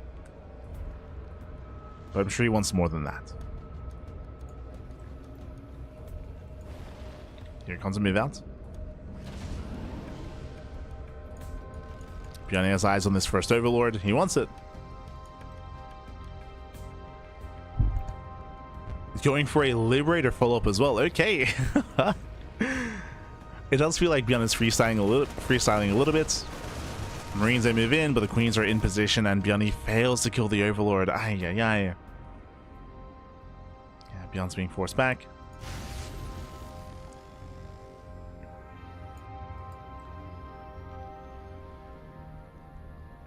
Ideally, he wants to keep Serral off tempo. I mean, so far he is. So forced to make extra lings. Does go there first. And that speed goes here with the Hellions. Is going to be Lair before anything else. And Serral's playing safe. Okay, so Lair first into the Baneling Nest, into delayed Era Chambers. Serral being very, very safe.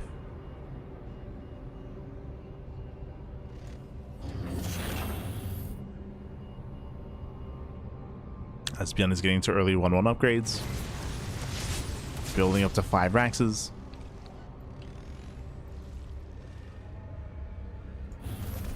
Serral does confirm that it is going to be bio as a follow-up. Beyond does mix in mech nowadays, so important to find out.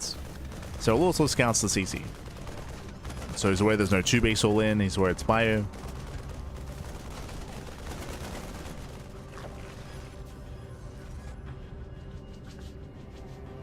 Serral does know. Ooh, even getting surrounded. Ay, ay, ay. Yeah, cashing out 2-3 Marines. Oh, nice pickoffs. Hopefully everything's okay.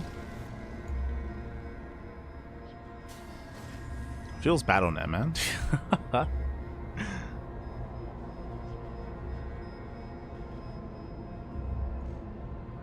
Bjorn is trying to be active. Stimmin +1 or Stimmin 1-1, they're finishing up really early on. This is hitting much earlier than usual. So typically these 1-1 timings, they hit around 7 minutes. This is hitting at 6:20. So again, just a very unusual timing here from Bjorn. Hoping to catch Serral off guard. Picking up tumors. Serral does not have much Ling Pain to work with. And Bjorn even more in those Hellbats. Looking for another way in. He's still holding on to Stim. Liberator coming in from behind. Doesn't quite get the Spore. Can he get the Queens though? He gets one. Yeah, gets one, gets two Queens. Baileys are rolling in. They should be focused down. No connections. GG gets called. Yeah, Serral gets called out with his pants down, and Bjorn takes game number 1. GG. Whew, GG, well played. A very quirky build here by Bjorn. As I was trying to emphasize, this hit it hit 40 seconds earlier than usual. Even I think actually more than that. Usually the army pushes at around 7 minutes, but this was hitting very, very early on, winding it back. Remember, it was CC first into an early 1-1-1 into reactive marine production into a much, much earlier double eBay 1-1 upgrade timing here. Very, very unusual build here by Bjorn. And again, Serral, especially when you're a player like Serral who has kind of like all these timings like locked in and kind of like has the entire game kind of mapped out ahead of time, going up against this, who I've never seen anyone else go for this build before, was very, like, I'm sure off-putting. Like Serral was like, what the hell's going on, what's happening? And again, he had nothing to defend, right? He had no lings. He was droning because this is the time when you do drone, and was caught with his pants down. GG, well played. With that, Bjorn does take lead in the series, and we'll see what other builds Bjorn has up his sleeve. Let's go. As spawning in the bottom right hand corner, we have his opponents. We have the finished Zerg player. We have the blue Zerg representing Basilisk down in the series, and we'll see if he can tie things up, if he can bring it back. For Basilisk, it is Serral. And spawning in the top left hand corner, we have his opponent. We have the red Terran player. The red Terran player himself. We have the south green Terran representing Shopify. It is Bjorn. And again, a very quirky build last game at Bjorn. I think that's one of those that was one of those games where we say this every now and then, that was not a safe for ladder build. Like if you're out there and you're like, oh, okay, that was really weird, that was really quirky, I want to try that on the ladder, and then you go in and then your opponent has has been inefficient, has not been droning, and been making an army, they'll just shut you down like that. Like this was hyper specific here to catch a player droning when they typically would in a standard game. More importantly, I guess because of the early medevac drop as well, Bjorn ensured there was no Overlord in position to scout. The Overlord was zoned away, didn't kill the Overlord, but made sure there was nothing in the main attack path either, to make sure that Serral wasn't aware ahead of time.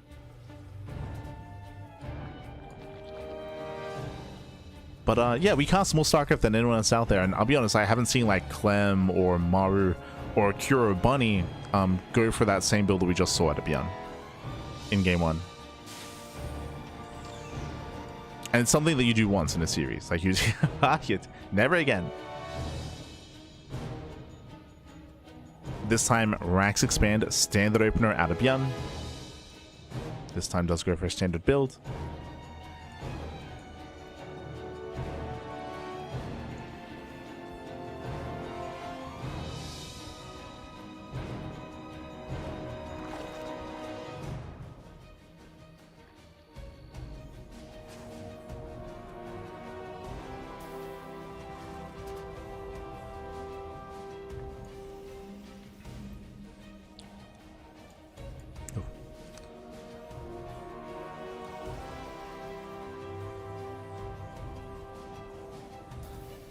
And we'll see if Young goes for another 1-1-1. For now, again, we're just kind of settling in. Serral pulls out of gas, droning up hatch gas pool. Serral does have a delayed third expansion. It's going to be a little bit later, but it's still in the way.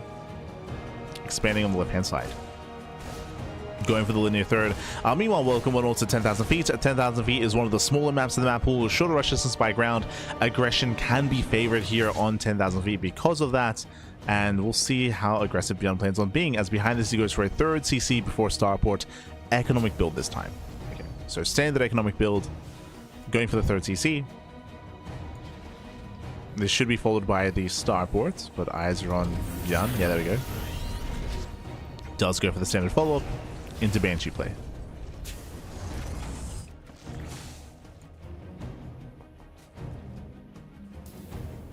So far, this should be a much more comfortable game for Serral. Much more comfortable.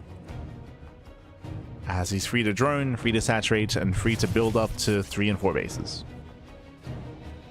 There's nothing to really threaten him yet. In the near future.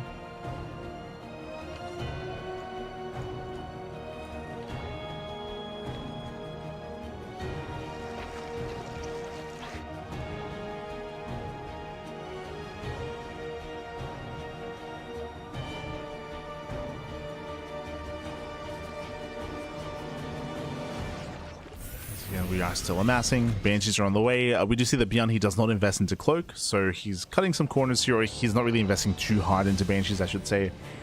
It's not a big investment. We have the Tech Lab follow-up in towards Stim, in towards that bio mid-game.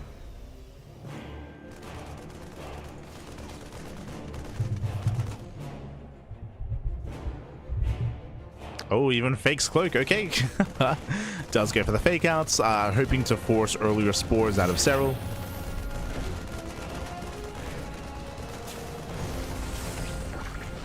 As the Banshee is revealed. And Serral will be setting up.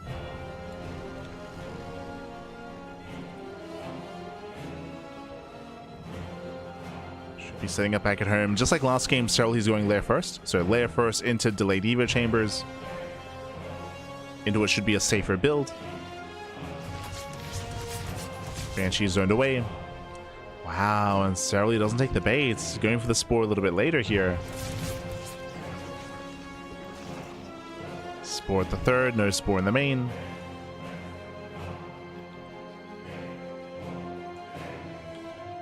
As there is a second Banshee on the way.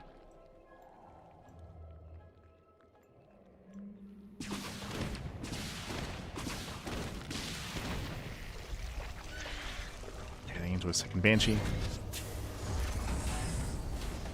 A standard follow-up, getting into double eBays. I guess the next big thing that we're really looking for is an ARAX. But as I mentioned before, like ARAXs have fallen out of favor. They're much rarer nowadays. I could see them working on 10,000 feet, but only if you have momentum early on. And Beyond doesn't really have that.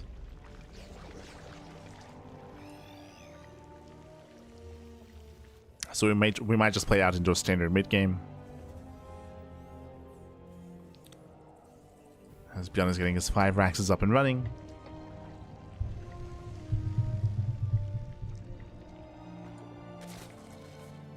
Serral getting into early bailing speed. And we just be chilling. Right now the name of the game is just Beyond denying creep and Serral spreading as much as he can. That's kind of all the interactions we're really seeing at the moment. We're nearing that 7-minute mark. We did mention previously that, hey, at 7 minutes is usually when the Terran player should be pushing. If you remember last game, Beyond was already moving into the bases at this timing, or even before this timing, which is why it works so well.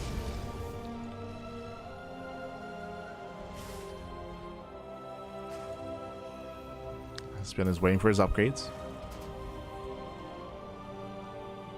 Waiting for his tanks. He's going to have 3. So here comes the move outs. Again, a much more standard timing out of Beyond. It's all standard.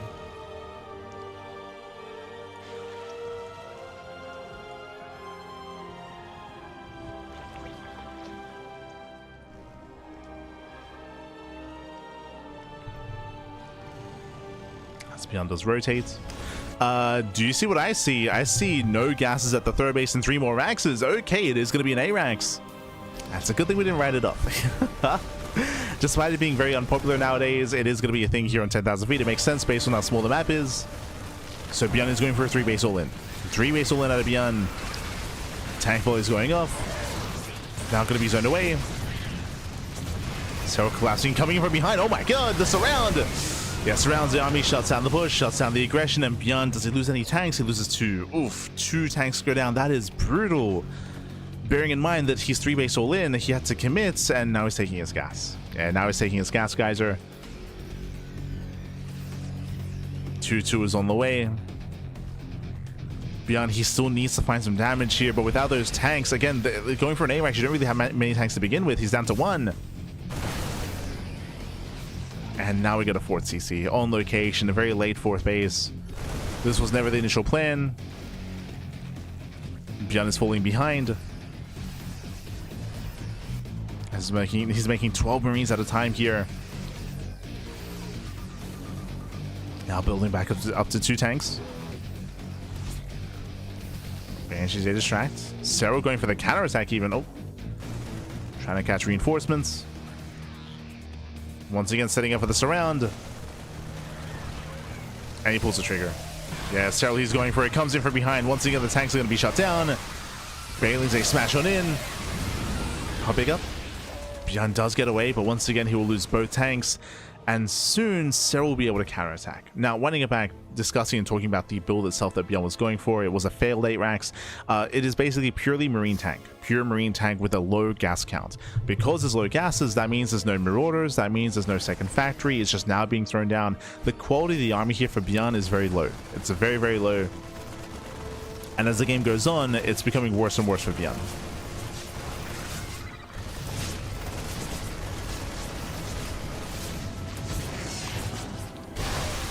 As the tank does lay siege upon the army, okay. Does get within range. We see the hive is done for Serral. Serral's building up into his Ultra Cavern. That is the win condition for Serral, is just survive until Ultras.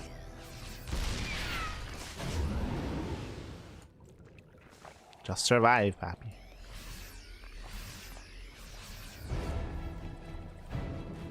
Does he have a Viper? No. So no Vipers.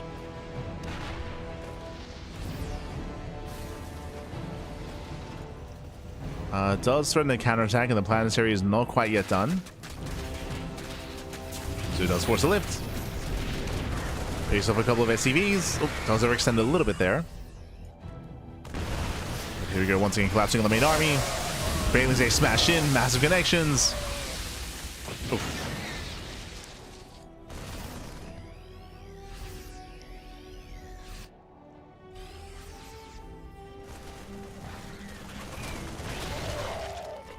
Again, Beyond, he needs to get into those Marauders and ideally in towards an academy. Nice catch on these Lings. Very nice. Serral does get surrounded. Does fall in supply. Ultra production has begun. Oof. The Ultras are coming. Nice pick up though. Beyond, he does get the expansion. Very nice. Hatchery goes down, pushing on the right hand side again. Beyond, he needs to get damage here. And now, can he get both expansions? He can. Wow, massive. Oh, no, Beyond. Por favor. There we go. Gets both bases. Both expansions go down. Beyond has to get the hell out of here. And does pull away.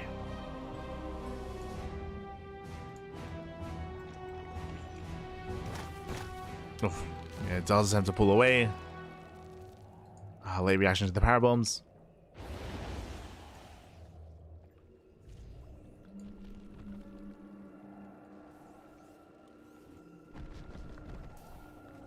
Serral is still maxed out.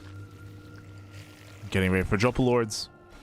And Beyond is trying to transition. He's trying to transition in towards more tanks and towards that second factory. Based on the amount of tanks we're seeing here, Beyond, he might just try to turtle.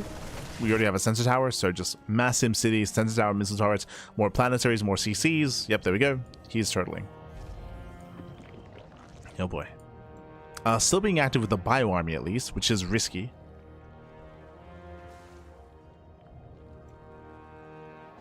Very risky here.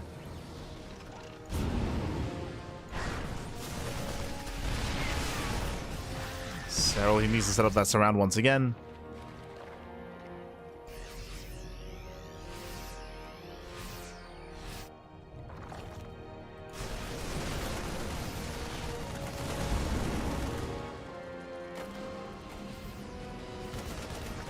Beyond is still denying mining. Denies the expansion. Oh, gets a kill. Yeah, kill not a cancel. Massive pickoff. Beyond, he's popping off. He's popping off, pappy. Yeah, Doom drop into the main. There is an opening. Lings, they do slip in towards the center base as well. No major pickoffs, so as Serral, he will lose all these Zerglings. Does get some more damage in the main though. SCVs are going down. Damage is being done. No shot. Does Beyond get another expansion? He does. Yeah, this hatchery will fall. Serral just losing base after base. At the same time though, does collapse on the planetary, but the Banelings will bring it down, but there's more CCs. Does get the SCVs as well though. Yeah, 30 SCV kills, massive pickoffs. 32. 32 SCVs are still Lings borrowed in the main. Tanks are finally cleaned up. Nice fungal. Oh, the chain fungal even. Barely boosts away.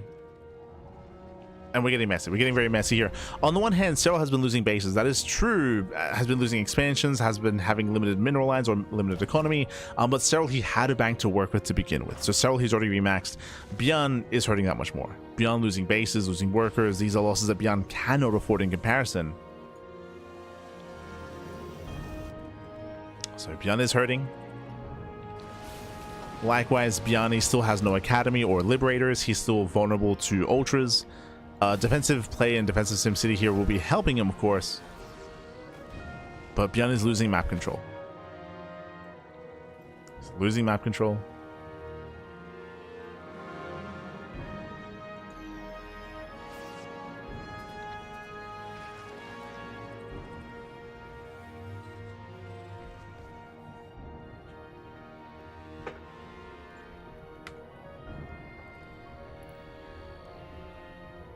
So commits in.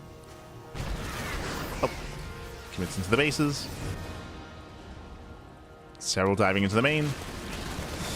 And we do see these chemical production even catching out some of these tanks. Very nice. Yeah, tanker should get picked up.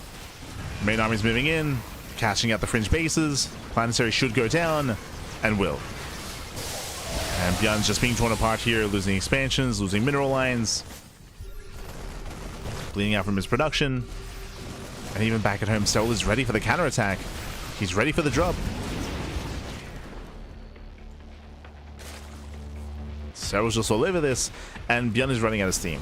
I will say that in the early to mid game, Beyond, he was holding his own and was doing very, very well when it came to knocking down expansions and keeping Serral on the back foot. That was until we saw the drop, right? That was until we saw the drop play, and also until the Hive came into play with all those ultras. Beyond is now struggling to keep his head above water. He is now switching to Ghost production though. He's getting there. He needs more time. Beyond needs a little bit more time. Un poquito más. At the same time expanding top right, or at least trying to.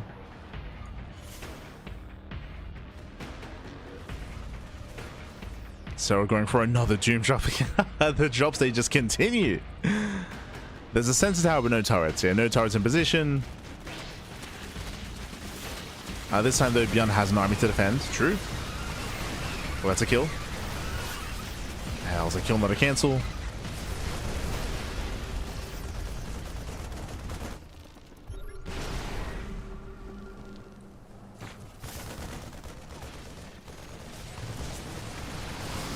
So it does poke in. We'll lose the queen. But still shots out in the bio. Behind this are still two Vipers. Can even start abducting tanks. Oh. Has to be careful. Vipers, they pull away.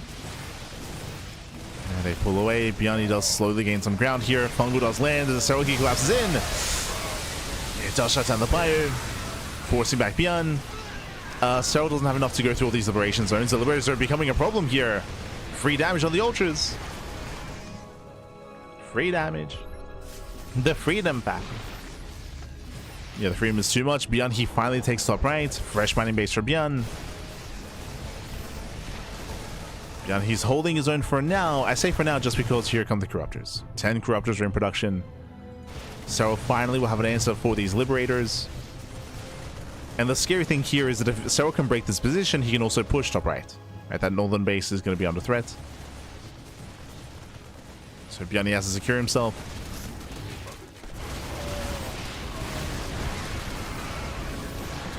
Another power bomb.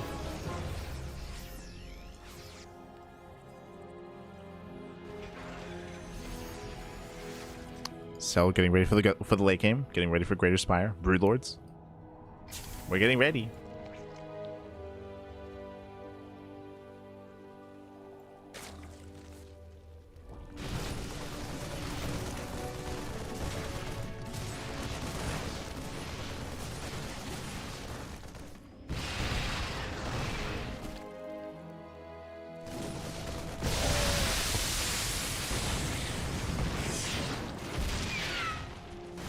Serral does catch a couple of medevacs. Again, Serral just refining his army. At this point, he's up to 6 ultras and 10 corruptors. So much more well-rounded. But Bjorn's ready. Like, he's very entrenched here. The tanks, the liberators. He's as secure as he can be. And we'll see if Serral can break him. One thing that I will say is that Bjorn should never take this base. This expansion should not get up and running. Serral, he does have eyes on this. Takes down the center planetary.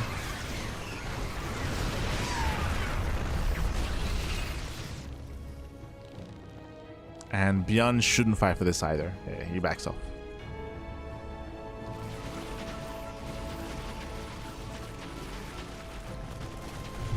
And pulls away.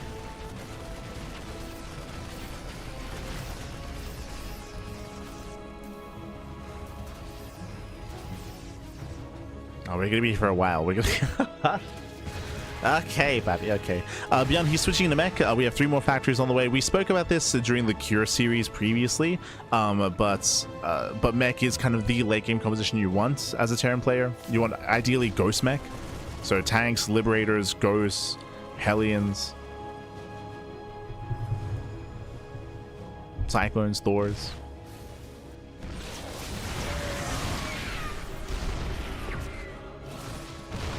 Bjorn's working on that switch. He's got +3 vehicle weapons on the way.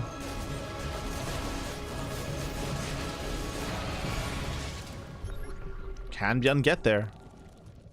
Can he perfect his army?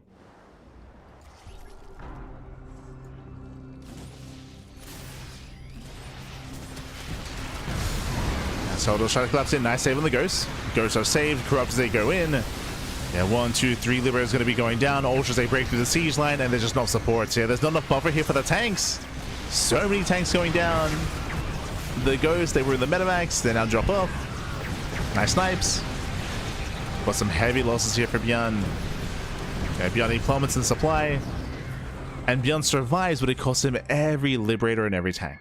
Oof. And even most of the ghosts. 1 ghost survives. Let's go.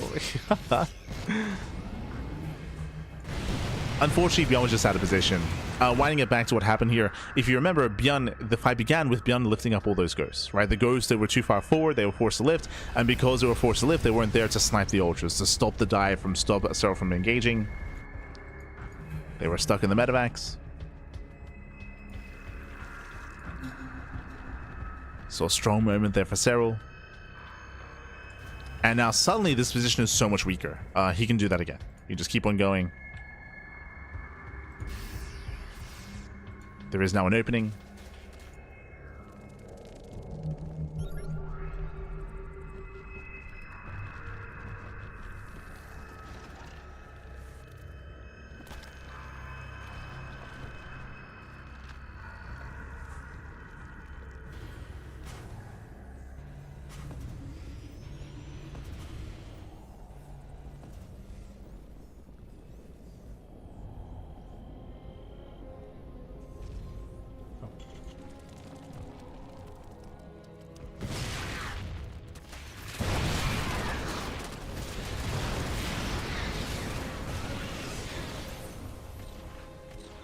So does pull back. Pulls back, does catch out a free tank. Tank goes down. You can see here Bjorn trying to switch it again into battle mech to support his army. We have Blue Flame on the way. Advanced server is just finished.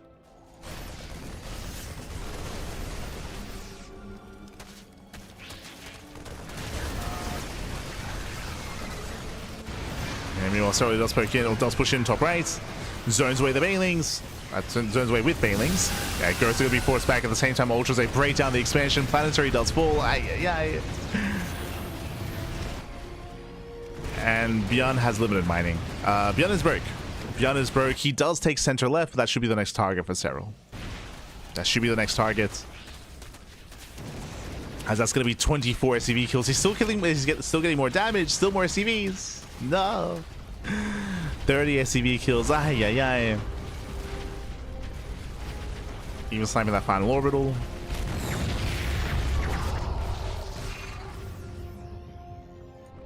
So we're now getting ready to push in and do the same thing at center left. What do we have to defend? We have 2 unsiege tanks. We have 2 liberators. Changelings are about to confirm. They're scouting ahead of time. So I was trying to figure out, like, what do you have here? It's like, oh, not much. I see.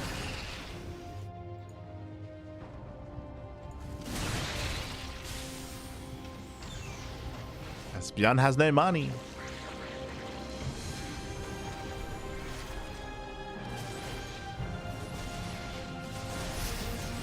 Bjorn pushing forward. Serral looking to collapse in. Ghost, they lead the charge.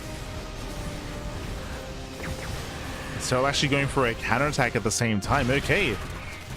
Ooh, runs into Blue Flame Hellions though. Yeah. Runs into Hellbats. Ling run by Zenide. And hey, Bjorn kills an expansion. Not bad. Does get a base. Ooh, we have Broodlords on the way. Uh-oh. Yeah, Broodlords are spotted. What is the anti-air looking like? Do we have any Vikings? No. 0 Vikings for Bjorn. He does have 13 ghosts, and that's what he has to rely upon. He's heavily reliant on these ghosts. Ghosts on top right. The Broodlords have arrived.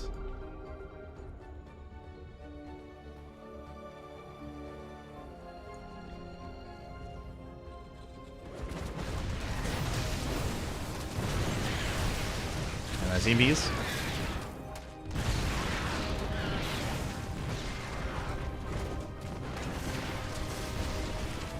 EMPs do zone away the infestors at least.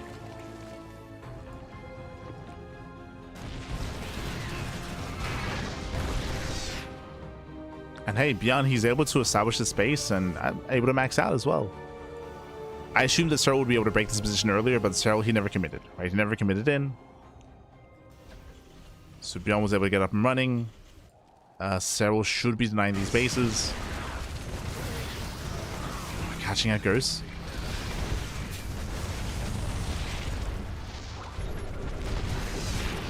Ghosts are getting caught. Nice fungal here on the main army as well. Oof.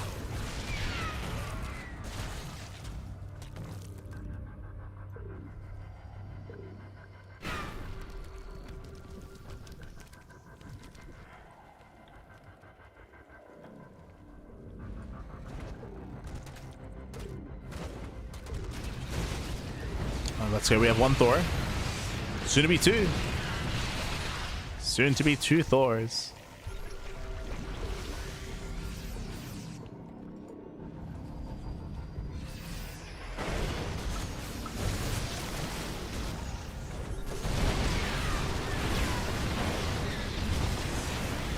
Bjorn is trying to force his way through, catching out one of the Broodlords.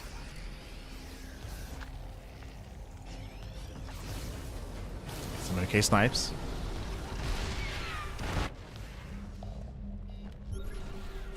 This also shows the downside of switching to Broodlords as well, is that this did slow Serral down quite heavily, so it has allowed Bjorn to re-expand and take more bases.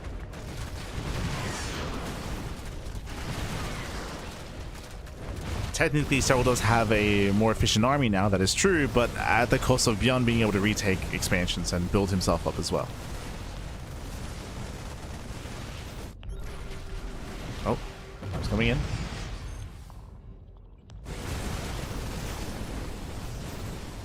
So Beyond takes down a hatchery. Serral moving in. Can he get on top of this Ghost? He wants them. Yeah, it does go for the dive. Ghost take it the hell out of there. They pull away.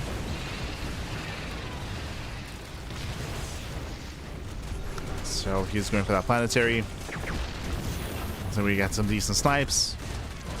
Beyond, he's racing on over to defend. But this base should fall. The expansion should fall here. Some more Broodlords are trickling in. Army gets spotted. No shot. Beyond, he might save this. No, the Hellbats. Yeah, as Beyond gets caught out mid-transition. Hellbat's going to be falling. One of the Thors as well. Beyond does save the expansion, but that was a rough trade here for Beyond. Remember, Serral can replace. Beyond cannot.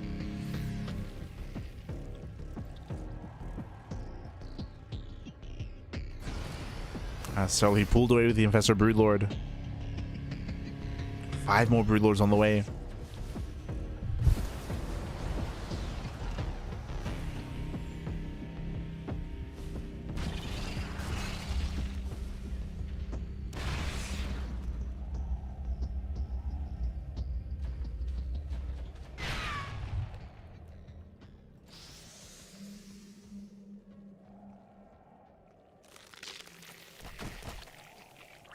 We have how many in total? 12. So it'll be 14. So 14 Broodlords. We finally have some Vikings. We've been avoiding them for so long. A couple of Vikings are on the way. That will help. Nice fungal. No follow-up though. Getting one Ghost. Catching a 1, getting a 2nd. Nice pickups. Forcing friendly fire.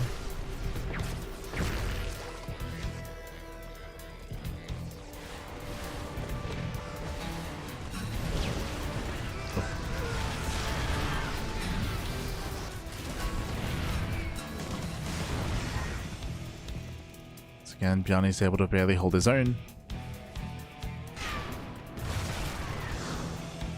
Takes down an expansion, not bad.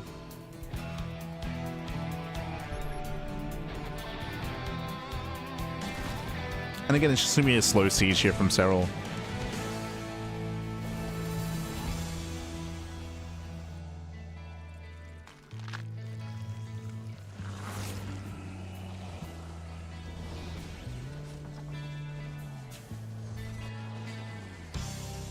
Taking it slow.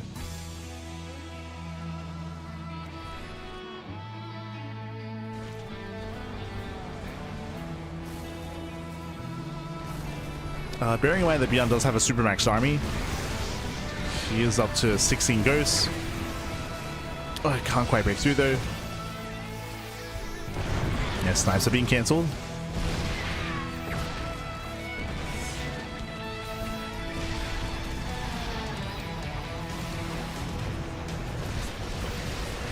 So does start to commit in. Again, has to be so careful with these infestors. Cannot get impede. Gotta be careful. Oh, as Serral, he cannot let this happen. Beyond going for the center expansion. Ay, ay, ay. I mean, Beyond, he has been more cost efficient here. But to have an even base count, that is terrifying. So he needs that expansion. I mean, you can argue it's mainly mined out at this point, I suppose. Oh! Oh, little white land. Better fungal here on the Ghost. Yes, Serral slowly pushing forward. Landing the chain fungals, the Ghost, they gotta get out of here. They're getting caught. Yeah, massive pickups here. What, 4 Ghosts going down. Serral does out trade, does out control. And Serral has done it. And now it can push into the bases. Planetary goes down.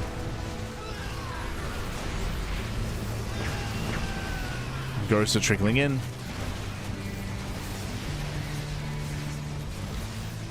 And again, there's still what, like 3-4 fungals left. Oof. Yeah, at least he left on the Ghost. No! The Ghost are getting caught out. Patient play here by Serral, holding onto his Ling Bane. Yeah, punishing Beyond. And with that, Beyond who lose everything. The Ghosts go down, the Metamax, the Thors, the Vikings, the everything. GG gets called, and Serral will type the series 1-1. Whew. GG. GG, well played. Serral does tie things up here. Again, Serral, he was able to look a little more comfortable this game, building up, taking his bases, a much more tame early game, winding it back. Remember, Beyond initially started things off with an 8 racks, with a failed 8 racks. I was very impressed with that Beyond was able to survive and make a game out of it and eventually get into Ghost production, but he was doing so from a deficit. So he didn't have momentum, didn't have map control, like he was in a really rough position post 8 racks, and we saw that he was able to somewhat max out and hold his own, somewhat. Unfortunately though, he had a really hard time expanding, taking top right, taking center left. Eventually he took them, but it was after the fact.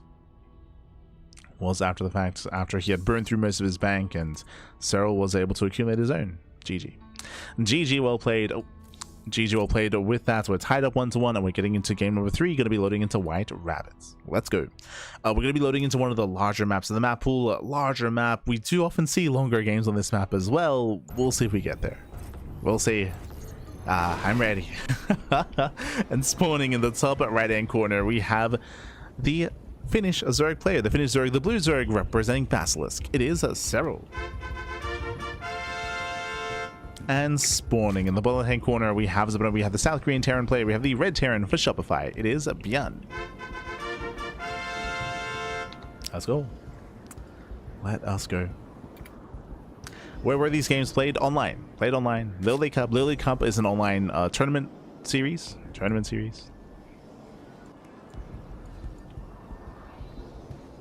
Non-offline events or anything like that. So you might be thinking of Thunderfire. Thunderfire was, of course, in China.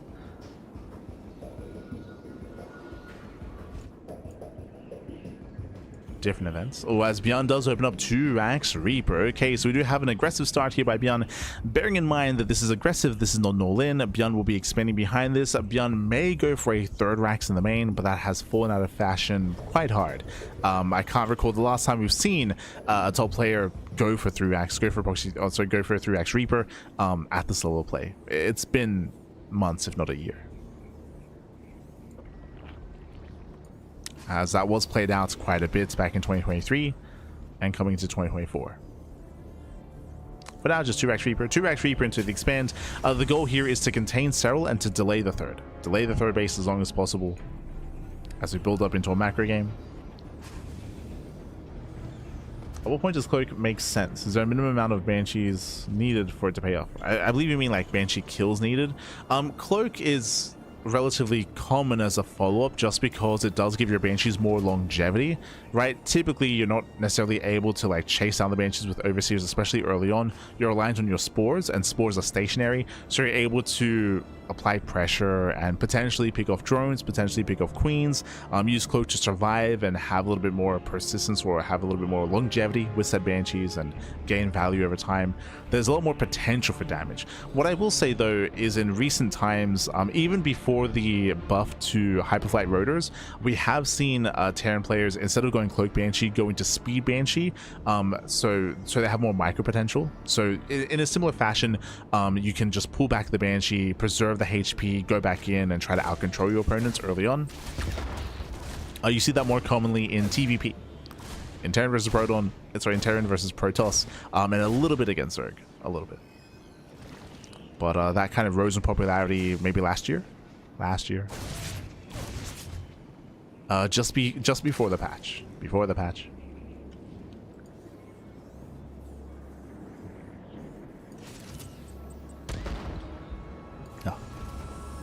Oh, hello. As we open up 2 racks Reaper into early stim, into a 3rd racks, into what looks to be a 2-base all-in.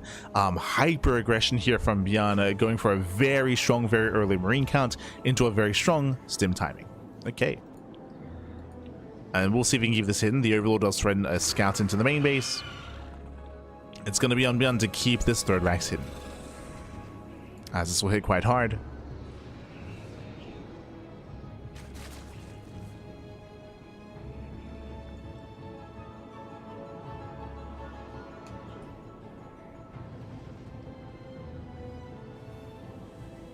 Overlord dips in, and Serral, does he get the scout off?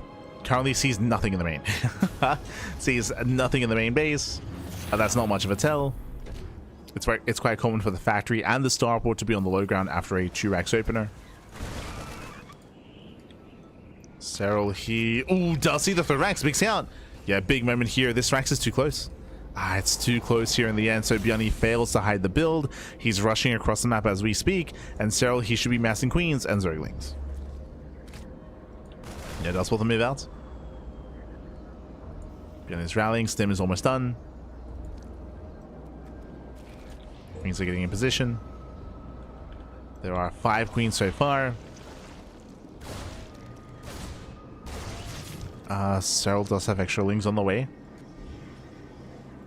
And Bjorn doesn't commit. 3rd CC gets thrown down, so a delayed 3rd base out of Bjorn. Very late 3rd. He invests into all these Marines. He has to do something with them. Gets a tumor. Does get a creep tumor. Again, there are only 10 lings, by the way. If he wanted to, he could kill those queens. Like, he could stim. He could stim in. Serral did underreact initially. Catching reinforcements. Bjorn goes to the dive. Can he get the queens? Gets one. Oh, barely not. Lings that trickle in just in time. There we go. 1 queen goes down. But that was the first stim. That was the first stim being used, and Bjorn, he does pull away, does get out of here. I do think that if Bjorn was more aggressive earlier, even, what, 30 seconds earlier, he could have achieved so much more damage there. But Bjorn was being so tentative. He was playing so safe and so careful, overly careful. And Serral holds. Serral, he does hold on, and Bjorn falls behind.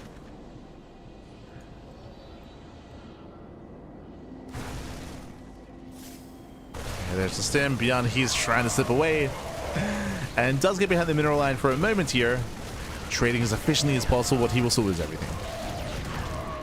He will lose the army. Back at home, trying to get into his own 5-Rax setup. But Serral is free to drone. Free to drone. Pulls one carapace on the way. Lair, Bailey Nest. Serral is looking comfortable. It's looking good. Oof, we have 2 bunkers. Okay, Jesus. Rex. We have 2 bunkers on the way. So Bjorn, he's getting ready for an all-in. He's getting ready to survive like a Bane Bust or a Roach Rush. Bane Bust mainly. So overreaction. Thankfully, Bjorn can salvage, but this is still kind of a waste of resources. Shout out to Rex. Rex, I believe, was casting and may have even been the observer as well. I know that Rex has been working quite closely with SE Boy as of late. Sorry, with Saber, I meant to say. With LiuLi.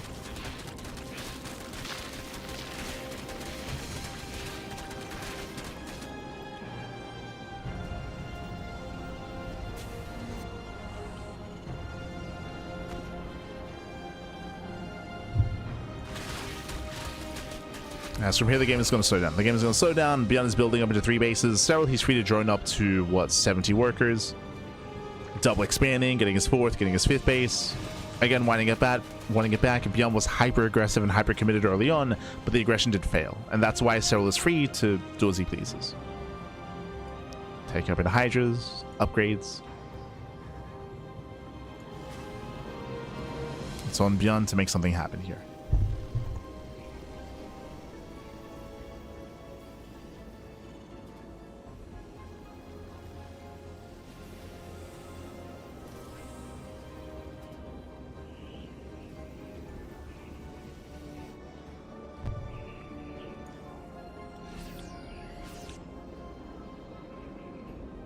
Bjorn does move out. Behind this is EA Raxing? No. Okay. Standard setup. Very clutch. Does lift the depot in time. The Lings, they will hit the 3rd though, and the mineral land is exposed. Bjorn turns back around to defend. And he will clean up these Lings. That's a lot of Lings thrown away, true. So nice valley here by Bjorn. Taking off more Zerglings. At the same time though, this is just giving Serral more time to build up a greater army. Bjorn is still pushing.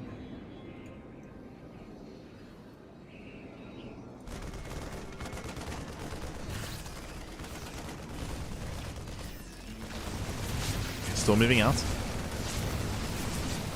Yeah, pushing towards the queens. Hellbat does fall. And Serral has plenty of Lingbane to work with. Bjorn cannot push onto creep. Not like this. Not with pure Marine. It's just a pure Marine army. And again, the reason for that is because of the 3-axe opener. Due to the 3-axe. As Bjorn is now taking his gases. Failing run by is attempted. Unable to keep up.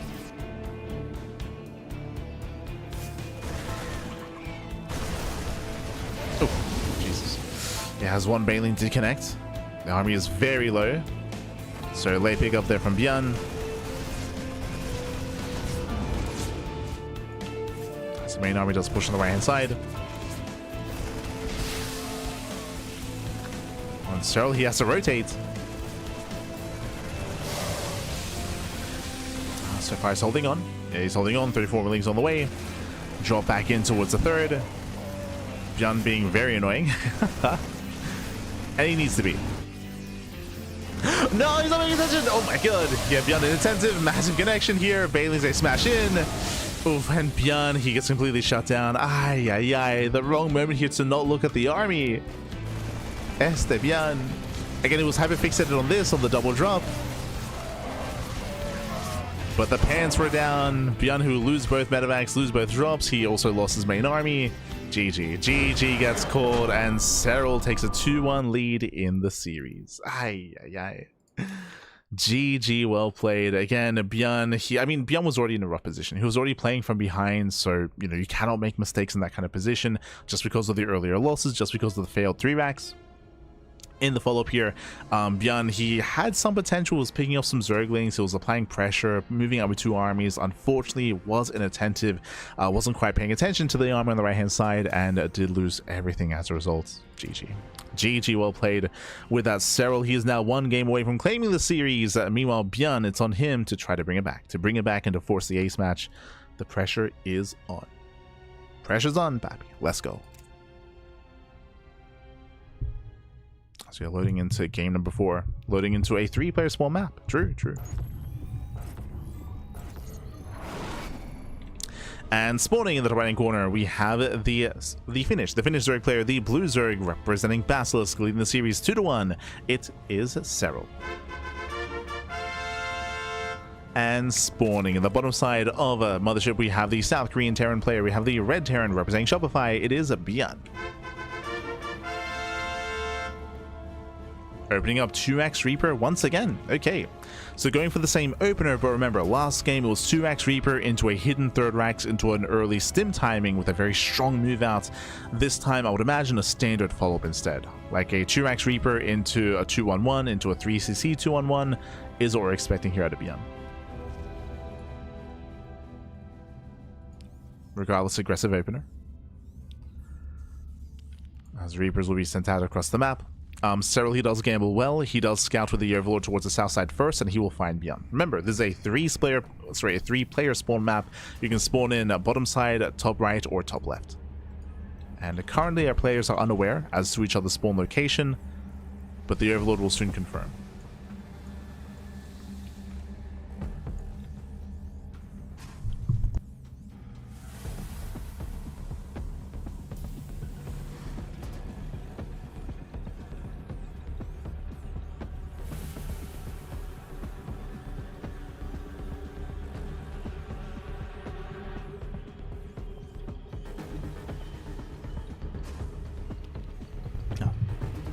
We'll soon confirm, as we do have our Raxes finishing up. Reapers are on the way. And again, just 2-axe Reaper, there's no hidden 3rd-rax. So we should just be expanding and macroing from here. Remember, this is not an all-in, this is just an aggressive opener. It's designed to contain the Zerg player on a low base count and try to get a lead early on, economically. The Overlord pokes in. And I believe Bjorn... Oh, did he notice the Overlord? No, he didn't. Yeah, Bjorn does move out. So the Overlord has more vision than the Rax. So the Overlord saw the Rax did not see the Overlord. So Bjorn doesn't know. Serral does. Bjorn scouts top left, and Serral is freely droning up. He's droning, he's prioritizing link speed, and Serral should be delaying his 3rd expansion. Oh, no, never mind. He's just going... I mean, true, the Reapers are late. Yeah, Reapers are going to be late. So he can just take the 3rd. This is a better start for Serral. And Serral's checking for add-ons, is checking for any additional Reaper production. For now, just 3. 3 Reapers is the standard. Only 3. Here comes the follow-up. Reapers, they poke into the mineral line, and they don't get the drone. Clutch save out of Serral. Clutch save. We do have a hidden factory. Ooh, okay. Cheeky build out of Björn. What I mean by that, okay. With the factory being thrown down behind the main base, that means that there's no add-on swap. That's what that tells us. There's a reactor on the way first, not a tech lab. So this is looking very sinister here from Björn. It's looking very unorthodox. He's hiding his tech. This can lead into like factory, into like reactor, into armory, for example, for Hellbats. This can lead into Cloak Banshee. This can lead into BC.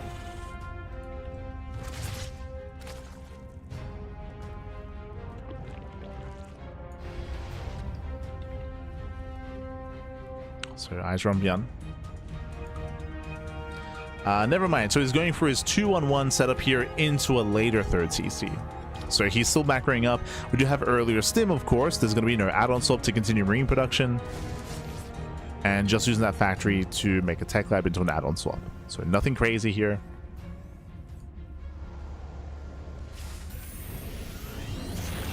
And does go for the swap. Bearing in mind, remember his third CC is delayed. To get this up and running, to get into Banshee. Now, one of the reasons why I said that this is more sinister here is we bring this up all the time. This is an inefficient build from Björn. It is inefficient, but that's why it can work. What I mean by that, so a 2-on-1 is, what that means is that's a build where you have 2 Raxes, 1 starport, 1 factory. It's what we're seeing here. And what it leads into is a stim timing with 16 Marines and 2 medevacs. That is like the efficient kind of build, and that's what you want to do. You want those medevacs so that these Marines can actually do something. So you can be active and hit your stim timing. So Serral, in his mind, there should be medevacs on the way, right? There should be medevacs. This is a more inefficient variation because now there are no medevacs. That means that the stim timing isn't going to lead to anything because we're instead switching gears and going into the Banshee instead. As a result, Serral should not be ready with spores. He has 1 spore on the way in the main. He has no spore at the natural. He has no spore at the third. But Björn actually doesn't commit into Cloak. Oh, a little bit messy. Where are we going?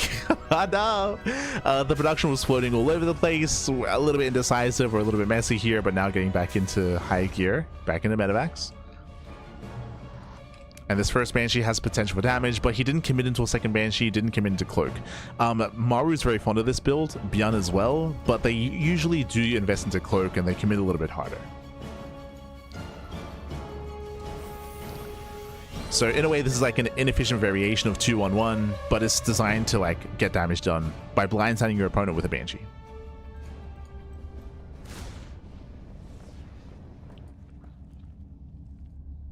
As the Banshee does get across the map.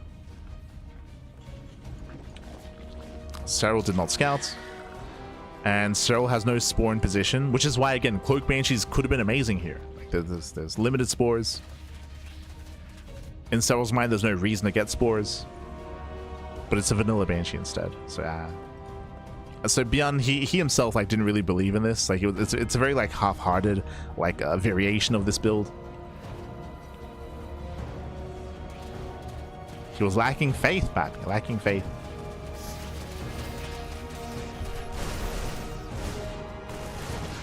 As Björn does push forward, clearing up creep.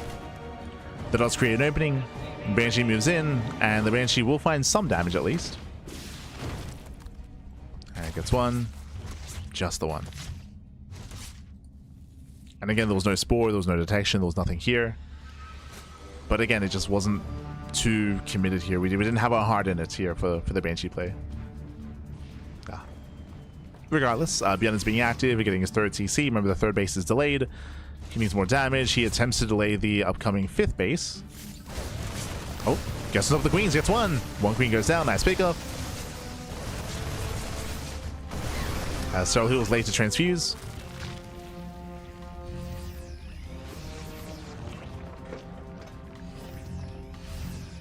Late to transfuse. Serral is being active across the map, trying to catch reinforcements. Björn is in position. Nice defense here by Björn. And he does force a cancel. Does force a cancel. No kill. As Beyond kites back. So far, nice control.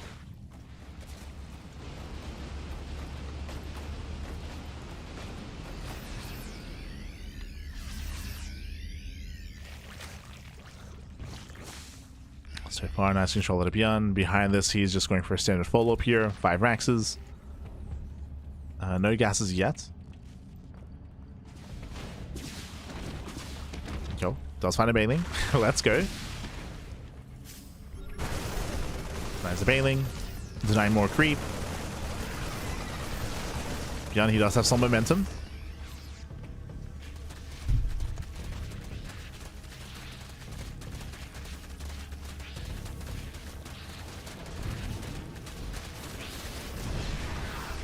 And once again, can Beyond deny the 5th base? He's setting up for it. He's setting up for it. The base is under fire, and it looks like he will force a cancel. Oh, it's gonna be close. Yeah, he does. Massive pig off here. Serral just can't expand. He cannot expand. And soon Beyond can start to overwhelm.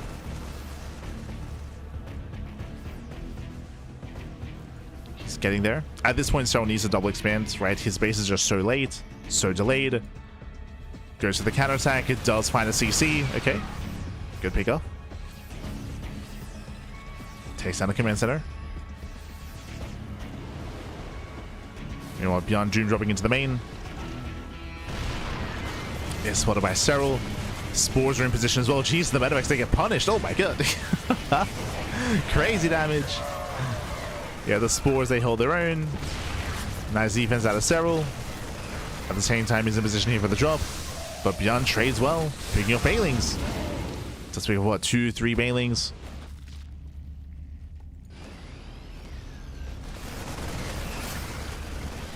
Yeah, likewise does focus fire even more.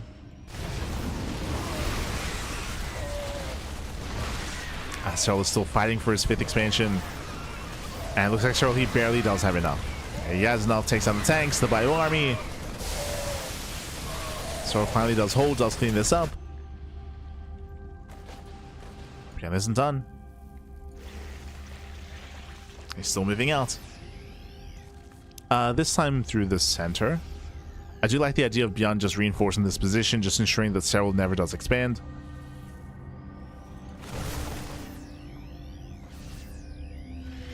Serral is taking that northern base.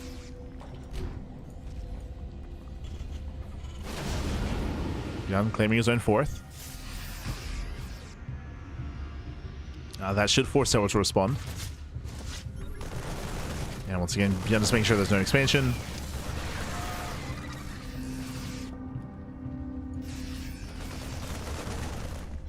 Pushing further in.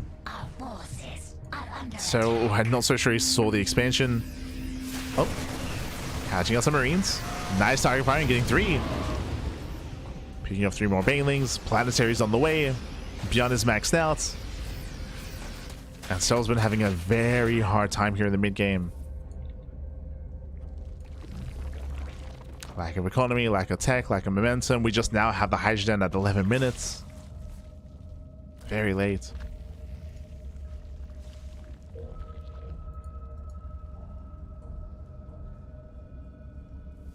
Both armies are maxing out. But again, Beyond so far is doing an amazing job here just applying pressure. As you can see, these bases are not getting up running. Not just that, but the creep is non-existent. Creep is mainly connecting bases, but other drones! Yeah, drones go down once again. Another big cancellation. Serral just can't expand. Full medevac goes down. Oh. Full medevac does fall. Show some eye shots. Ooh. Yeah, eye shots popping up. Catching out Zerglings.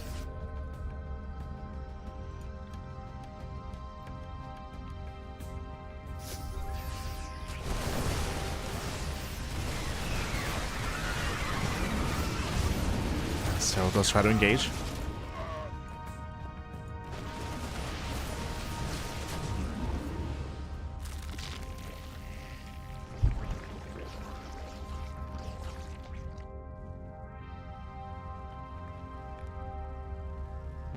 And beyond, he should be able to keep pushing. Like, the goal here is to just keep applying pressure, keep denying bases, ensure the Serral has a hard time taking up in towards Hive Tech. We have the Lurker Den on the way. So he's working towards Lurkers, and that is a way to slow the game down, but it feels so late. So many Liberators in production, and 2 more Starports as well. Liberation is soon to arrive. Oh no! Runs past the army. Massive mind shots here on the Banelings. And Beyond is going to keep pushing in, catching up the Queens, zoning back Serral. Morlings, they do come in to reinforce. Serral holding on. He's trying to. He's trying to hold on another double on the left hand side. Nice control here by Beyond. One Baneling does still connect though. Oh, and Beyond, he can't keep pushing. Yeah, Serral barely holds. So he barely holds on. At the same time, he saves the expansion as well. It's low though. Can he get it? The hatchery. Oh my god, barely, not 20 HP. The hatchery barely survives. Just barely. Oh, Beyond, he wants it. Yeah, he wants that expansion. Again, Serral just can't get a 5th. And if he can't get a 5th base, I mean, he just has a worse economy. As Beyond is getting his own.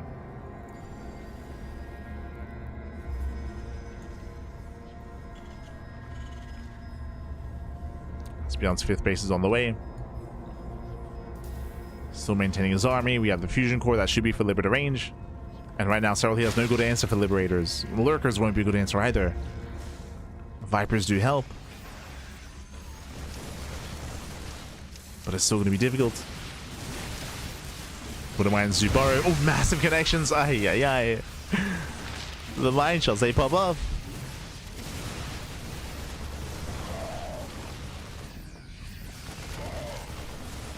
Beyond pushing towards the center. Takes down the center expansion. Can also still go for a top left as well. And Serral just cannot build up his economy. No shot he loses another base. No shot. Oh, on mine shots this time they do friendly fire. Yeah, bit of friendly fire here. Serral, he does finally defend on the right hand side. He cleans up the army.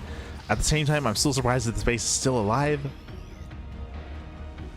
Serral, he's hyper aware. He's he's in position. Okay. Serral, he maintains that 5th base. In my mind, like, it was just going to go down, but no, it survives. Serral's holding.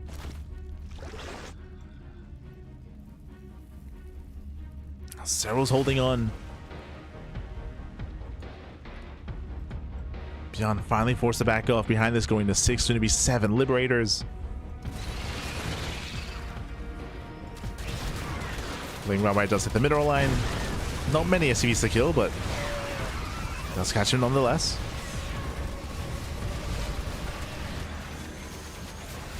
As Beyond is pushing forward. Still, he commits through the Liberator zones. Through the Liberation. Oh my god, and Banelings, they don't connect amazingly, but it's going to be enough. Yeah, cleans up the army. At the same time, top left finally goes down. We're getting messy. Beyond loses 1 expansion, but so does Serral. And Serral's base didn't mean that much more. It was more crucial, was more important.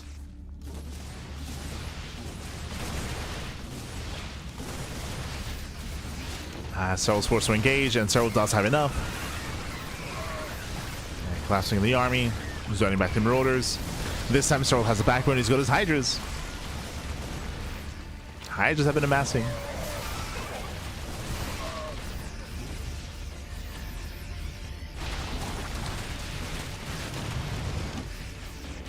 As again, Beyond is doing the best he can to just drag Serral down into the mud with him. But is he losing too much? Is he losing too much? Beyond down to 65 SCVs. He's on a 3 base economy. And so, despite being denied bases for so long, he's getting them up. Like, he has now center right up and running.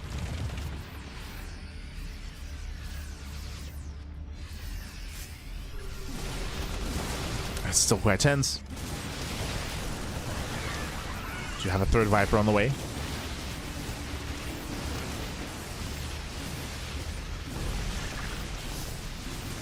As Beyond is trying to push through the center. Serral setting up for a surround. Flanking the army. Use some decent mine shots. Oh no! But Beyond gets knocked down. Yeah, he gets knocked down. Massive bailing connections. Beyond cannot get away. We have flanking lurkers coming in as well. Pushing towards the planetary. And Serral, he's finally done it. He's finally done it. He catches out the Medivacs as well. Full Medivacs going down. And so for the first time this entire game, he's able to push. He's able to break out. Pushes across the map. Lurkers have arrived. Takes down the planetary. And Serral has done it. Again, up until this point, Beyond was doing such an amazing job at denying bases, at trading with his opponent. But eventually, Serral broke out. He broke out from his contain. Snowballed out of control. And that momentum that Beyond once had isn't there anymore. It's not there anymore.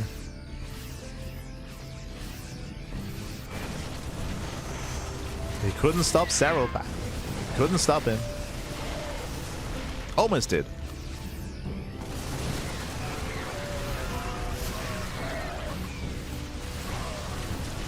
He's almost able to take it, but in the end, Blinding Clouds, they cover the army. Serral is overextending. We need more Lings. We need more Zerglings here. So Serral has to calm down.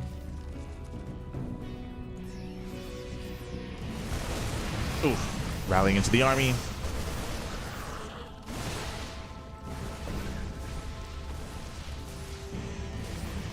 As Bailey's... Oh no! They finish up in the face of the army. Brutal connections. And again, Beyond doesn't really have much left. Like, this is kind of it. He's got 2 drops on the left. He's got 2 drops on the right. He's doing what he can.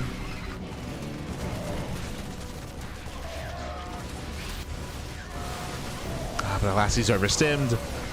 Oof. We get some decent mine connections, but alas, Serral's army has arrived. Got his Hydras, got his Vipers.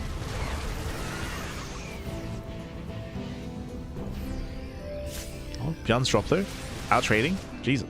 Okay. He's holding his own. He's trying to hold on here. Didn't quite float over the main. Still maintaining his economy, muling his heart out as much as he can. But the scary thing here is that the lurker count is getting higher, and at this point there is no good answer. We are making some ghosts and some liberators, but the supply just isn't there. There's not much support. And speaking of, ghost goes down.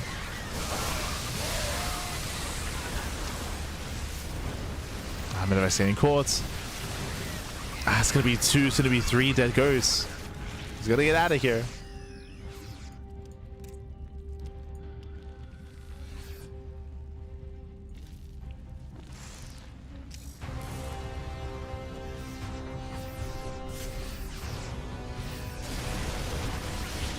Oh no. Abducting ghosts. I mean, sure, why not? The ghosts are abducted.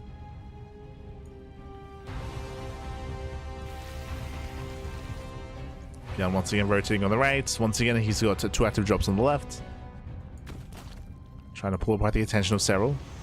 Serral, though, he has an army in position. At this point, like, he's kept up with the tempo of Beyond. He's caught onto it.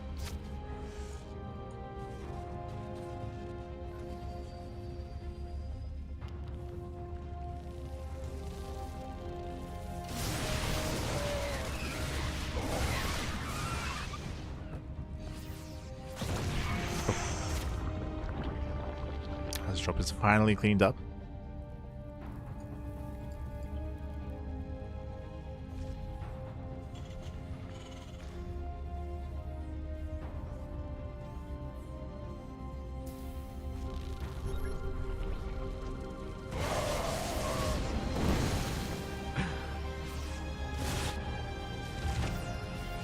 And we're just kind of waiting for Serral to actually push. He's been stuck defending throughout the past, what, 5-6 minutes. We had that one push through the center. Has been stuck defending until this moment. Now we can finally break out. And he's going for it. He's thinking about it. And trying to find a better angle. Watermine's going to be focused down. Ling Bane coming in from behind. Oh god! The flank is brutal. As so many ghosts go down, again, there's barely a standing by army. GG gets called, and Serral, he will claim the series 3-1, advancing on to the semi-finals. GG. Whew. GG, well played, congratulations. Serral, he does claim the series. He does advance on, again, a very intense back and forth. Bjorn's kicking things off with a lead in the series, and even here in this game, I was very impressed by Bjorn. I thought we were going to see an ace match. Winding it back, remember, Bjorn, he was killing the 5th base, and the 5th base, and the 5th base over and over again. And Serral, he was just stuck on a 4-base economy. He could not expand. He could not spread creep. He was stuck at home, and we saw that Bjorn was dominating. But unfortunately, Serral, throughout all of that, he was slowly refining his army. He was building up into hive, building up into lurkers. He was still maintaining his army for the most part, and eventually he was able to get his bases up and running. Like, he was constantly double expanding. It took a long time, but eventually the 5th base did get up. He was able to max out, build up a semblance of a bank, and start to outtrade his opponent, start to outtrade Bjorn, and eventually was able to overwhelm him instead. GG, well played. It felt like Bjorn, he had a lead, he had the advantage, but he wasn't able to do anything with it. He was kind of stuck denying and kind of deterring Serral instead of being able to push in and go for a killing blow and go for something more decisive, like getting into the main base, or taking a better, greater fight, or pushing in towards the 3rd, pushing in towards the 4th. It was just kind of like more surface damage and more containing the Zerg instead of really stopping them, until eventually broke out. GG, well played. With that, congratulations to Serral. A very impressive performance here, especially when it comes to the comeback, I would say, here in the final game. GG, well played. And now we have our top 4 players for LiuLi Cup. We have our top 4. It is going to be Reynor versus Maru in the upper semifinals, and Rogue versus Serral in the lower semis. Here we go. But again, GG, well played. Impressive performance here. So we had some crazy games, a lot of late games, some more early and mid game aggression as well. Clem versus Maru is still the highlight for me. Went all the way to the ace match, was very close, very clutch, could have gone either way. Was a very intense back and forth series, and if you missed out, I do highly recommend the VODs. That was definitely the standout performance here. Otherwise, we have our semis, and we'll be catching up with the semifinals tomorrow. Tomorrow will be the semis, so we got you covered there. Otherwise, thank you so much for watching. Thanks so much for watching. Thanks so much for tuning in. And again, congratulations to our top performing players. My condolences to Cure, Clem, Trigger, and Bjorn. My condolences as they are knocked out of LiuLi Cup. They are knocked out. And when it comes to the rest of our schedule here this week, as you can see, we have 4 days straight of LiuLi Cup, even 5 days this week. We just wrapped up with our Friday morning broadcast. Tomorrow morning, Saturday, we're going to be live with more LiuLi Cup. That'll be the semis. And then Sunday will be the bronze match and the grand finals. Oh boy. So 2 more days left of LiuLi Cup. Meanwhile, tomorrow evening, we have the Duckling Open. We have SDO tomorrow evening and Sparkling Tuna Cup Sunday evening as well. Those are open cups and amateur events as well for the greater StarCraft scene. If you want to support us, you can do so via Patreon. Our Patreon does fund those tournaments on a regular basis. The Duckling Open is a monthly bronze to diamond tournament, and the Sparkling Tuna Cup is a weekly open cup. That's where all the pro players do face off. Last week, we had Hero versus Bjorn in the finals, fun fact. It was an intense back and forth, also went to the ace match. I highly recommend the VODs of that game, of those matches. And speaking of, if you want to tune into the VODs, if you say miss out on Clem versus Maru, !socials, YouTube, get a link to our YouTube channel. We do stream on YouTube on a daily basis alongside Twitch, and the VODs are uploaded on a daily basis as well. So plenty of VODs, plenty of content over on YouTube. Do check it out. It's all there. It's all on YouTube. Do consider checking it out. Otherwise, thank you so much for watching. Thank you so much, Pappy. Yeah. Oh, sorry, I forgot to mention it. ZMFRM in the chat. Does Blinding Cloud interrupt Ghost Snipe? It does not. Ghost Snipe counts as an ability or a spell. The Blinding Cloud really only affects auto attacks. So if you Blinding Cloud a High Templar, it can still storm. If you Blinding Cloud a Ghost, it can still snipe, because it's like a targeted ability instead. What does interrupt, though, are fungals. The reason why a fungal interrupts is because a fungal does damage, and if damage is done to a ghost, then that does interrupt the snipe. The other thing, of course, is abduction. The abduction does interrupt the snipe as well. So abducting, fungals, damage with like links collapsing in or something like that. But otherwise, GG. Well played. That reminds me, that's similar to, that's why we bring up, like in StarCraft Evolution, in SCL, whenever we see the Brood War version of a fungal, which is Ensnare. Whenever we see Ensnare on Ghosts, that doesn't stop the snipe, because Ensnare doesn't do damage, right? So you can ensnare a bunch of ghosts, and then the snipes, they just punish the queens, and you have ghosts have a stronger kind of presence in that matchup as a result. But otherwise, GG. Otherwise, GG, well played. Otherwise, thanks for watching. Thank you so much for tuning in, and we'll see you guys tomorrow for the semifinals of the LiuLi Cup. See you tomorrow. See you tomorrow. See you over the weekend.